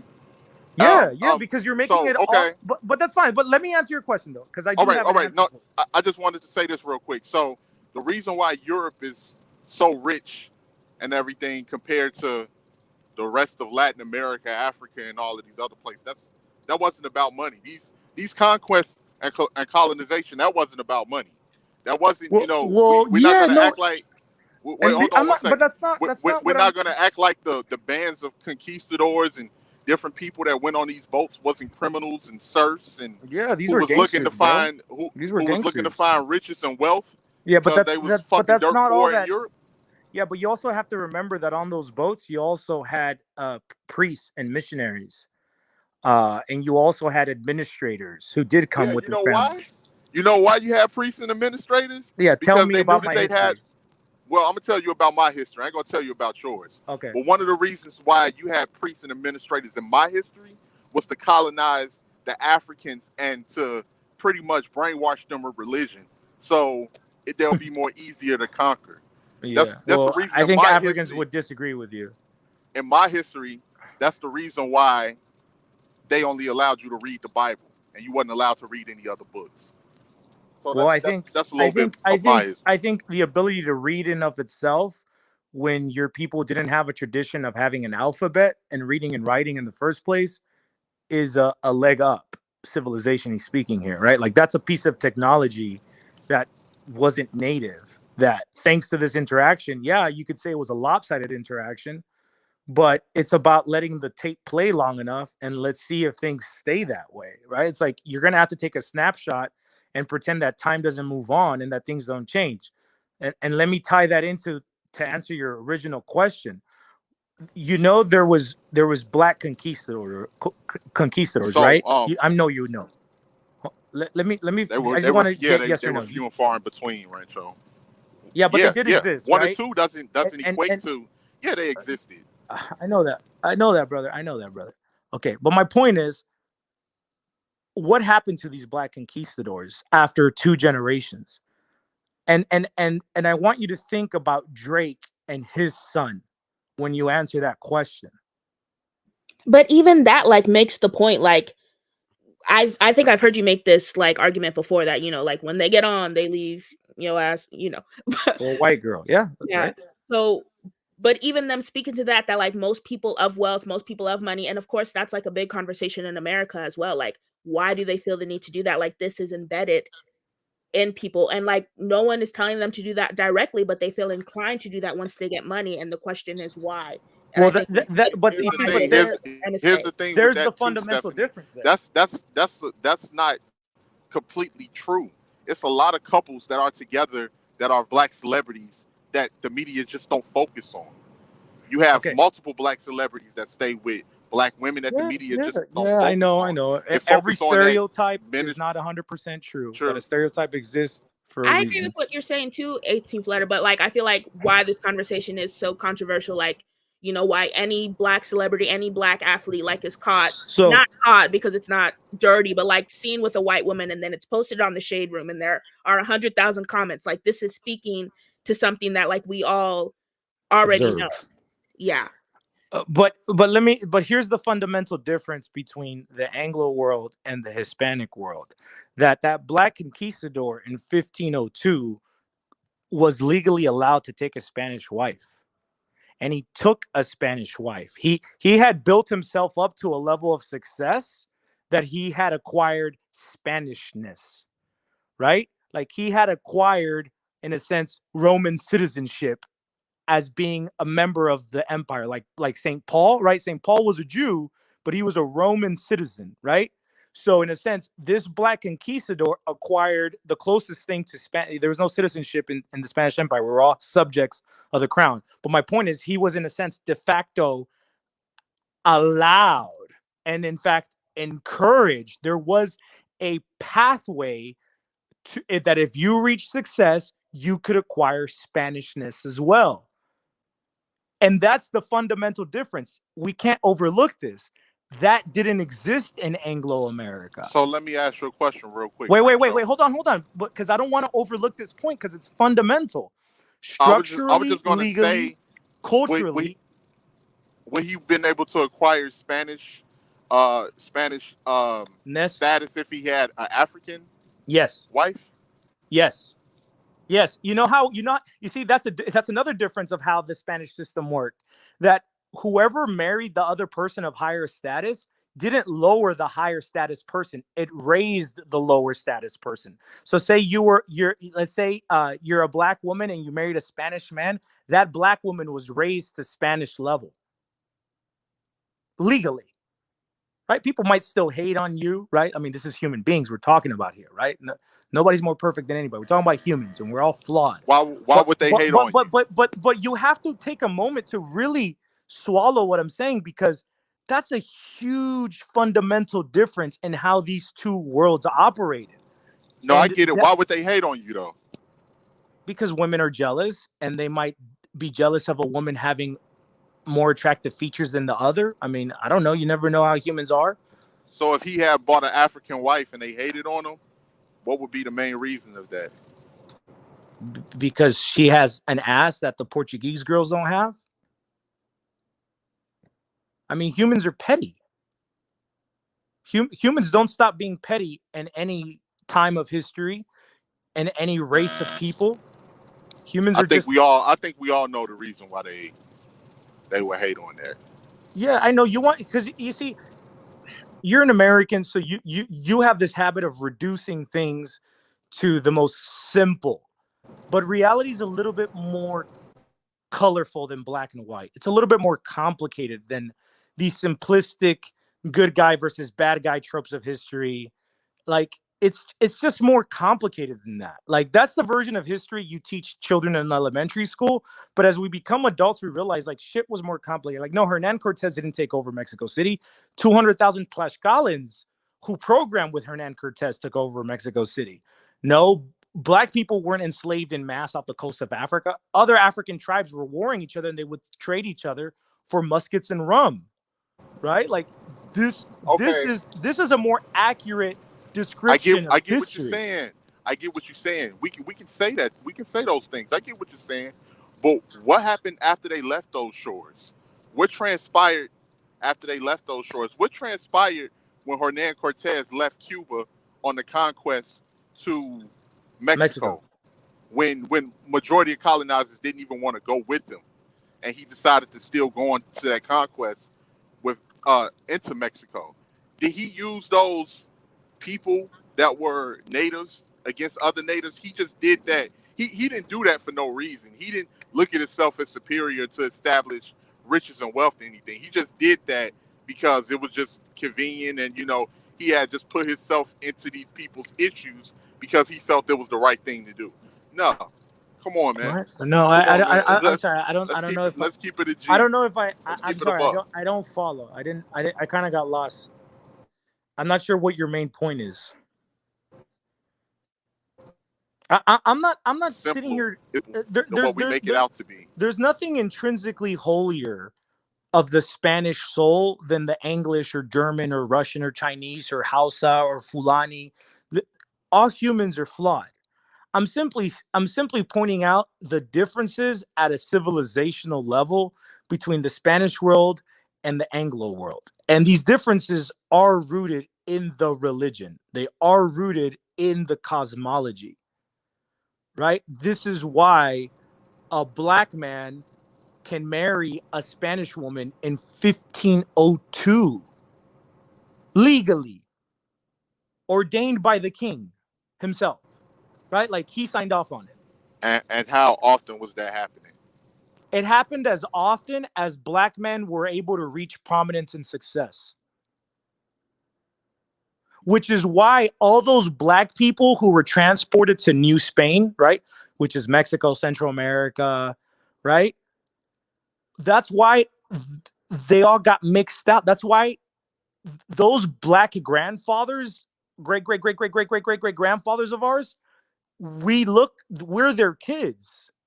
Because these dudes, like, again, because the Catholic mind, of course, there's differences in human beings on the surface level, but the Catholic mind presumes that there's a universal soul to the human because he's made in God's image and likeness. And though his hair can be different from his and her skin can be different from hers, we're all still sons of Adam. So that's why race mixing was allowed. I get what you're saying, Macho, and obviously it does speak. Oh, sorry. I get what you're saying, and I do think it speaks to like Spanish America that these things were legal and able to do. But I guess what 18th and my point is that like the fact that they still felt the need to mix in and like to change their bloodline is speaking to a different point, which is that even when you reach prominence, the good thing to do, the safe thing to do is to aspire to a different image, an image that does like us. To in a sense transform into the dominant society, to join the dominant society. But you see that I know that like is a quick point to overlook, but the difference is that you're allowed to join. Whereas in the Anglo world, blacks were not allowed to join. They were marginalized. They were kept separate. I get it. And I get like the difference is like in Spanish America, there was a path to whiteness. In America, there was no path to whiteness, which is why you had slaves who were like not whiteness, Spanishness. There's a difference, but sure, I understand what you're saying. Yeah, so like, which is why you had slaves in America that were quadroons, octoroons, people that looked white. Like it didn't make any sense to people looking on the outside. And they So were kept enslaved. yeah, so I get what you're That saying. didn't But happen in Latin America, right? Like when the dude cheated on his Spanish wife and he had an Indian mistress and all those kids were being raised in the same house because he just had it like that, and he dipped into the house slave, she was freed upon his death, and their kids were taken a piece of the inheritance, just like his white kids or his Indian kids were. I get it. Like They all split the pie. Yeah, something similar happened in Haiti, which is why like the revolution was started by mulattoes who were like, not even interested in ending slavery, frankly. Like they just wanted like, so I do get what you're saying, but I guess the ending argument is that even in these hierarchies that you're able to like climb, even in the ladder that you're able to climb, the top of the ladder is whiteness, even though you would say, it's Spanishness. And I get, what you're saying. Yeah, but I mean, like, and I know that might hurt some sensibilities, but like, this is human reality. Like, when the Fulani tribe was taking over a Hausa tribe, it worked the same way. Like, like who wrote the program is who wrote the program, and if you're gonna run with the program, then you can, in a sense, join the program, and eventually, those who originally wrote the program probably don't even exist anymore, because they also got mixed out. You see how it works? Like you can see this in any empire. You can see this through the Persian Empire, through the Chinese empires, through the Roman Empire. You see this cycle of what was Rome? A little city that took over its neighbors, right? And then it created the Republic and the Empire, and it just expanded. And then everybody became Roman. And then what happened to the Romans? I don't know. By the end of it, they were half Spanish, half Berber, half Egyptian, half Jewish, half Romanian, half French, half Celt. Like it became a melting pot. I got a quick question. Real quick. And the initial culture still remained Roman, right? Because that was the program that everybody ran with at the end of the day. By hook or crook, that's just how humanity works. And you can make peace with that, or you can cry injustice, but that's not going to make justice come. Like, welcome to the world. Like, it's not fair, But that doesn't mean. Yeah, that's why. That doesn't mean that you can't come up in it, right? Like, that's up to you. Yeah, you're right. It's not. It's the difference in that in the Spanish world, you were legally allowed to come up. There was a system that allowed you to come up. Whereas in the Anglo world, you were not allowed to come up. You were marginalized until now, until today. And then now we're starting to see that mixing, even though it always existed, but now you're opening up the floodgates to it, right? Whereas opposed the floodgates to that mixing in Latin America happened in 1500 something. I always thought it was quite funny how people would just take a few black celebrities and equate that to black people race mixing. Bro, the statistics are speaking. The mixed race population of the United States is, after Hispanics, it's the biggest growing group. There's more mixed race. That's just not black men, Rancho. And then first and foremost, I never said it's just black men. Yeah, and 80% of black men are with black women, but people focus on the 20% that are dating, and they focus on the small minorities of celebrities. Yeah, but that's gonna keep growing, dog. That's gonna keep growing. You watch. It's a possibility. It's a possibility. You know why it's gonna keep growing? Because now it's acceptable. Because that taboo is only cultural now. It's not legal. It's not. There isn't a legal framework around it. It's just the cultural taboo. And where you see the most mixing between white and blacks is in the South. That's where you see it the most. Right? The racist South is where you see the most race mixing amongst blacks and whites. And that's going to continue to grow. We lost him. Yeah, he hopped off, or I don't know. I think his signal. But okay, so this is history, right? Now we're here, and the reality is that I have cousins who look as white as Danny, and I have cousins who look as black as Fighter, and I have cousins who look as Indian as Chief Joseph, and everybody's free to mate with whoever they want. My dark cousin might like light-skinned girls. My dark cousin might like dark girls. Nobody cares. In Latin America, nobody cares. In Latin America, nobody sees people of slightly different complexions marrying each other as biracial anymore, because the presumption is that we're already all mixed race. Yeah, you may have more black features, you may have whiter features, you may have more indigenous features, you may have a little bit of all three. It's like a spectrum, and it doesn't matter anymore. Like, nobody stops and thinks about it anymore. Nobody's race conscious in Latin America because we're mixed race. So we can't cling on to race. We have to cling on to something else. I would disagree. And again, I'm not like Afro Latina, so it's not my experience to speak on. And I do think that like the direction we're heading down in America is like very much different. People are definitely not as race conscious in Latin America, but like I feel like no one's putting the battery like in their back of Afro Latinas who, you know, get platforms and say that's not the case. You know, that they are still experiencing discrimination, colorism. But most of the voices you hear that from are, first off, raised in the United States, right? Or they're actors trying to tap into Hollywood. Like, there are Afro-Latino voices in Dominican Republic who completely refute this agenda. There are Afro-Latino voices in Colombia who completely refute this agenda. You're just not allowed to hear about them because they don't go with the agenda. Like, I'm telling you, my wife, I know this is the funny thing about this whole thing, that if I said my wife is black, there's going to be people in the audience saying, oh, she's not really black. See, so it's like, you see the arbitrariness. All of a sudden, she's not black. Okay, whatever. But in Colombia, we're going to call her negra, right? I mean, I haven't seen your wife, but yeah, I'll take your word.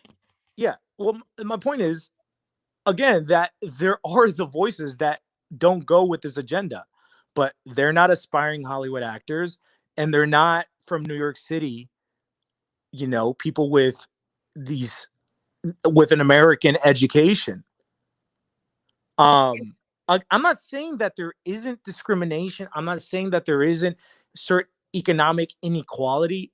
Again, but the correlation is not causation. And this is what I mean.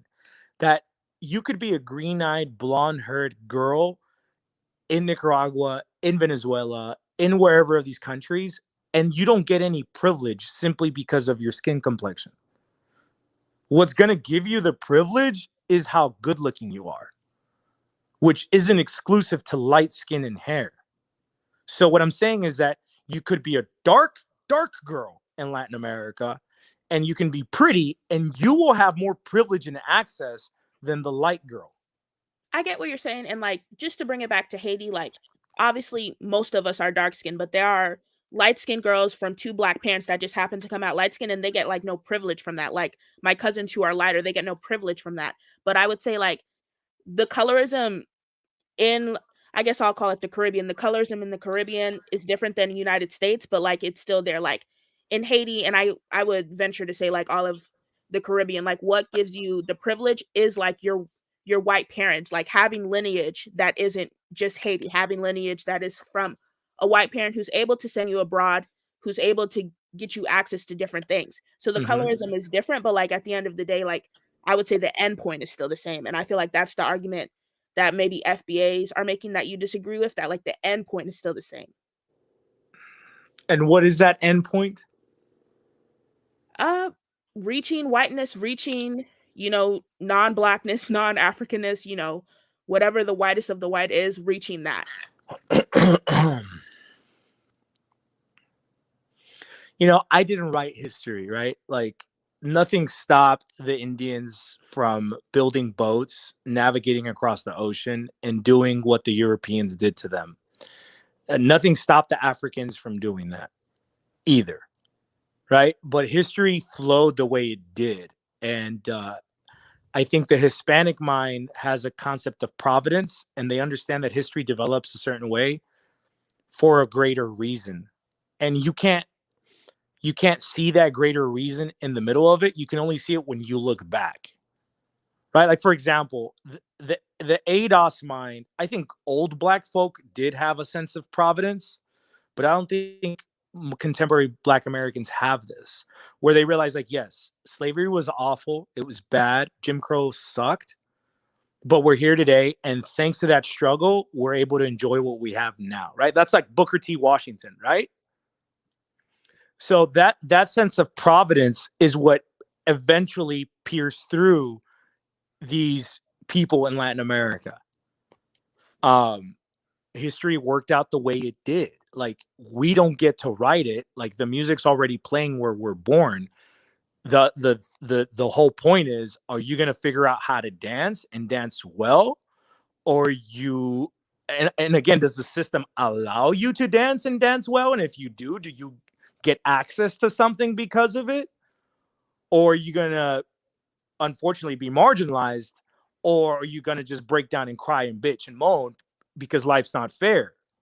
I don't think and I feel like that's like the fundamental disagreement, and like what, like, I guess gets you in trouble with FBAs is I don't feel like anyone disagrees with what you're saying there. Like shit happens and it's time to move on. But like the different what like the point of argument is like, what does moving on look like? And I guess what moving on looks like for like a Hispanista is like different than like what moving on looks like for Black Americans. I wouldn't call myself an Hispanista. I think that's weird to have an ideology. I'm just Hispanic, and that's my ethnicity, and I can observe it, and I can talk to you about it, but it's not an ideology to me.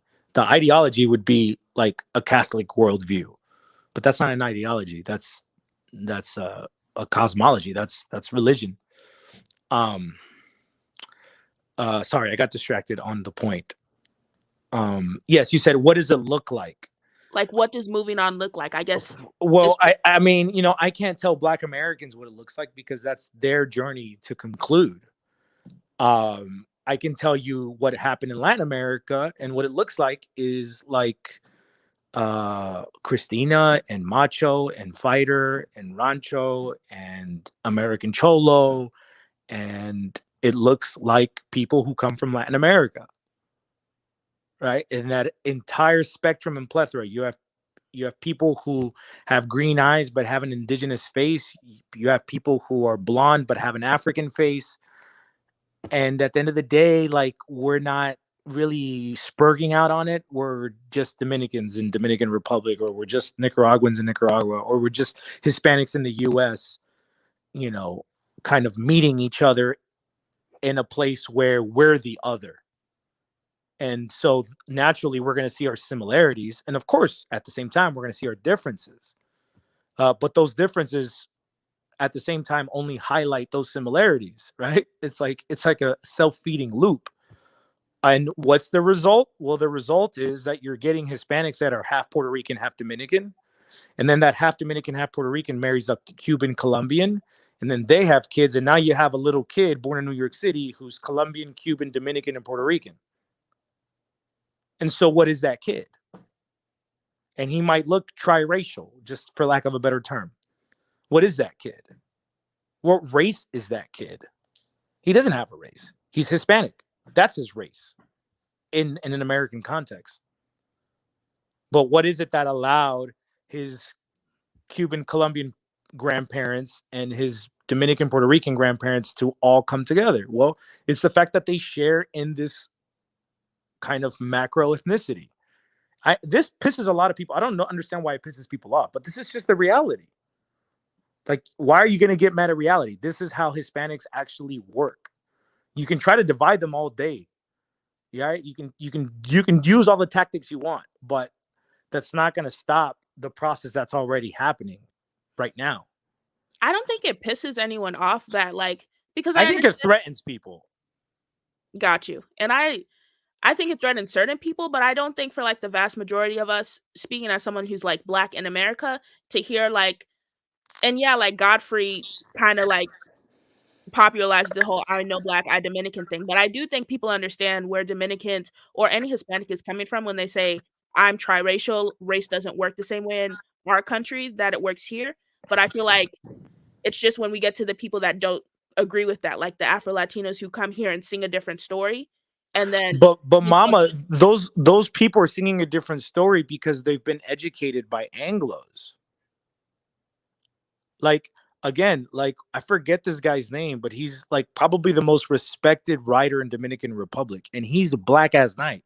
He's not mixed, or he is less than 5%, but he's like the top writer in Dominican Republic, and he's very like about Hispanicity, right? He's not necessarily talking about a racial point there. He's talking about a culture and a civilization. So these Afro Latinas who are talking about, oh, I'm so marginalized, I'm so hurt. Like, look at most of these quote unquote Afro Latinos aren't much more African than me. Like we're talking about people who have like green eyes, light skin, slightly kinky hair, and all of a sudden they're Afro Latino. Like, it's a joke. Like in Latin America, it's a joke that the indigenous looking Hispanic claims to be a Spaniard, and the Spanish looking Hispanic claims to be a Native American. I agree with that, especially with Afro Latino. Like, I don't know what It's a joke. This has only existed in the last couple of years, and it's existed because of active American agitation via NGOs, via the State Department. All this has a paper trail. You can follow all this stuff because we have to, again, contend with the reality here. The elite Anglos who've been going to Yale for generations haven't lost sight of the dynamic here. Either the Anglos are going to dominate or the Spics are going to dominate. The Anglos may look black by now. They may even look Hispanic by now. But again, they're preserving a certain worldview and a civilization. I get what you're saying, but I guess I guess what like my argument would be is that like the only reason they're able to pick at the scab is because the scab exists. You know, and I feel like the scab is I agree.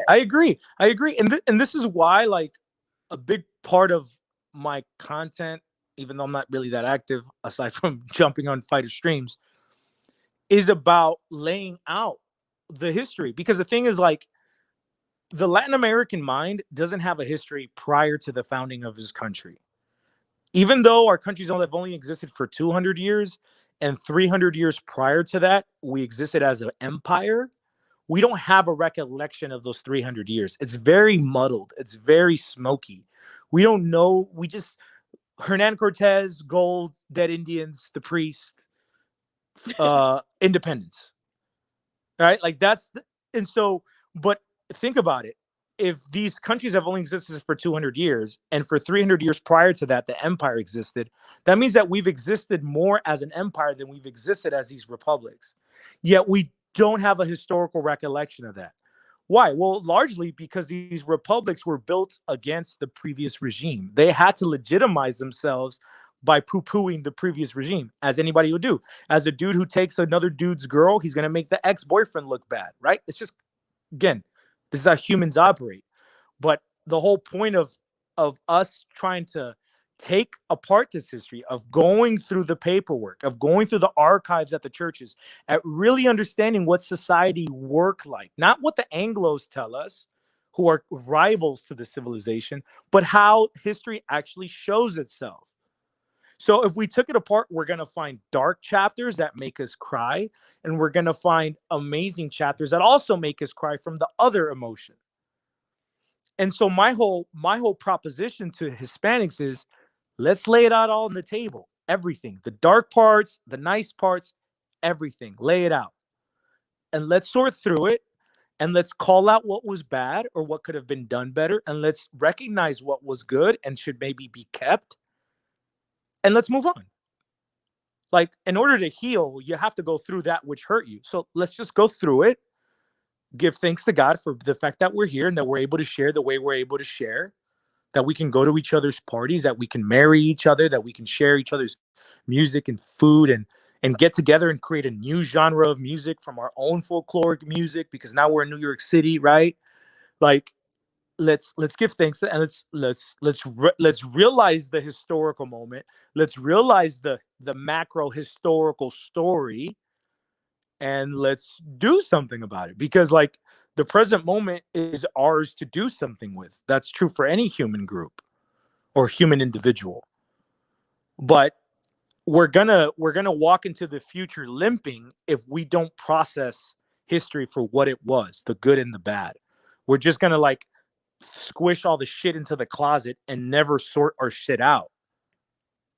right? And just be pulling clothes from the dirty pile just 5 minutes before work because we're too lazy to sort our fucking closet out, right? Does that make sense? Got you. Yeah. So that's what I'm proposing.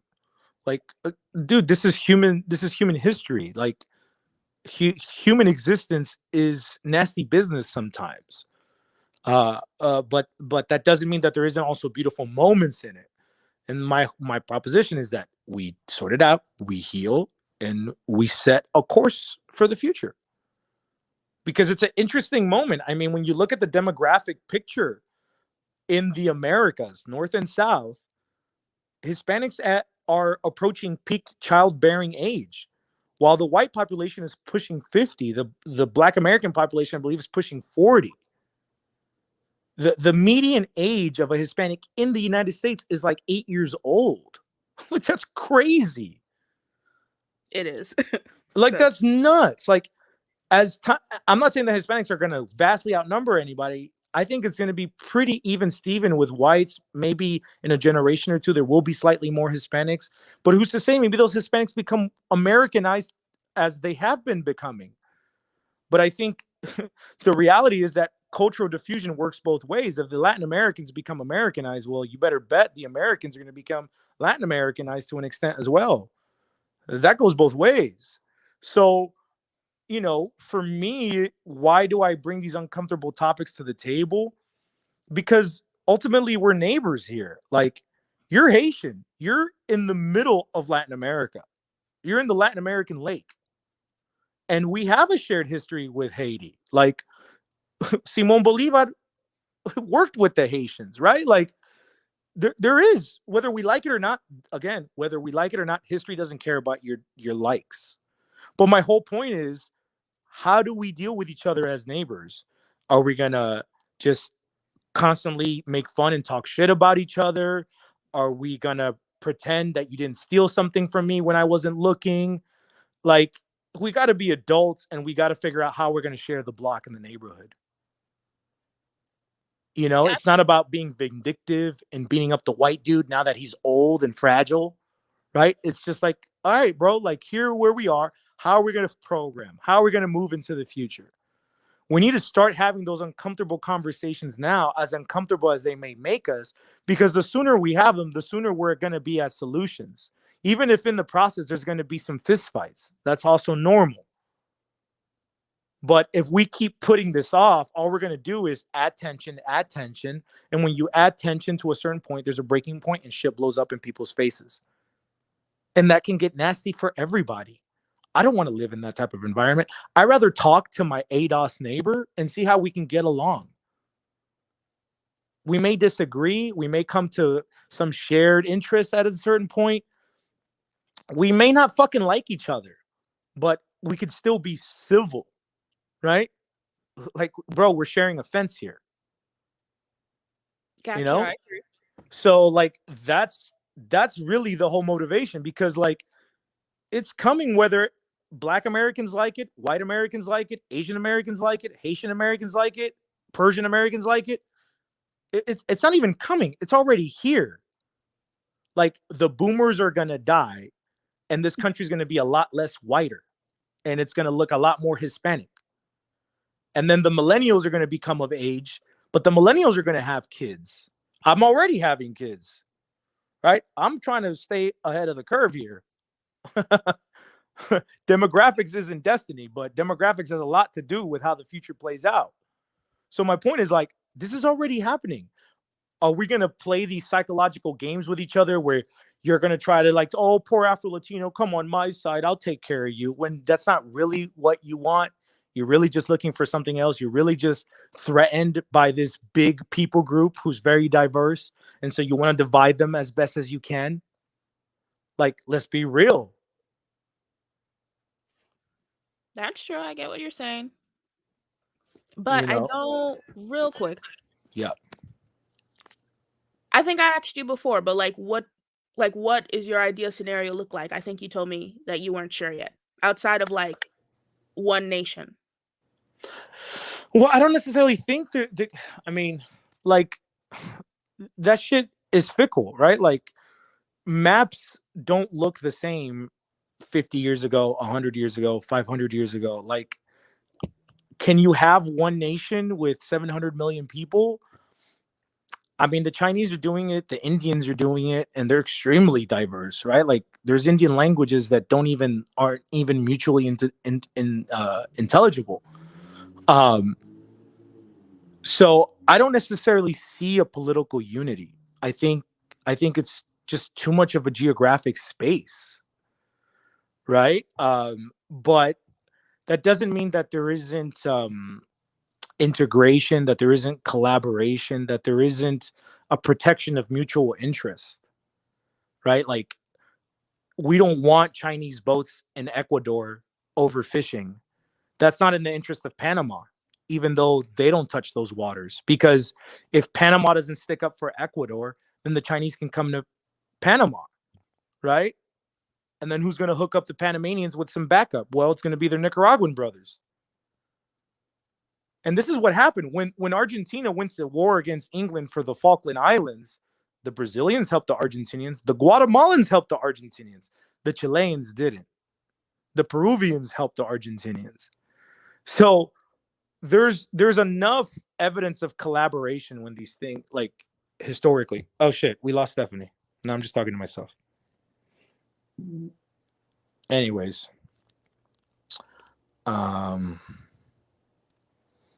Fighter.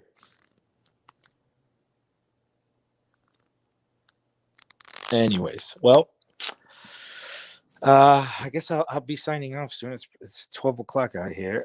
He doesn't look Spanish or Mediterranean. He looks Iberian or Mongol. Yeah, I do. I look like I'm a Turk. Yeah, good talk, Stephanie. God bless you. See, this is the whole point. This is dialogue. This is how we can share, and we might disagree, but at least we can share a deeper perspective with each other. Why? Because we're speaking English. We have a common language. We can now communicate with each other. So with that, God bless you guys. And Ghetto Ratchet said, just real quick, you shouldn't be saying nigga so casually. Yeah, but I've been called a nigga casually by black people my whole entire life. So that cat's out the bag. You're not going to be able to put it back in. If you would like me to stop saying nigga, I want $300,000 and a Hellcat as reparations from the United States government. You give me some reparations, even though I'm not ADOS, and I'll stop saying nigga. How about that? When am I making another porch hour? I don't know, man. I don't know. I got to shut my mouth because I don't say things that are politically correct, and I got business interests. So you got to navigate that. You know what I'm saying? But they're coming. They're coming. Anyways, you guys, God bless. I think just, to leave the audience with something, how's $300,000 and a Hellcat or equivalent value thereof, a voucher for a Hellcat. And those $300,000 are paid over 20 years. Like, you guys got to put a number out there. You guys always talk about tangibles, like tangibly put a number out there so that, we can start the negotiation process. I'll advocate for you. I'm a good negotiator. I'm convincing. I'm a good salesman. And I won't even charge you guys commission if you let me get a red eye. You know what I'm saying? Anyways, I'm just talking shit. God bless you guys. Good night.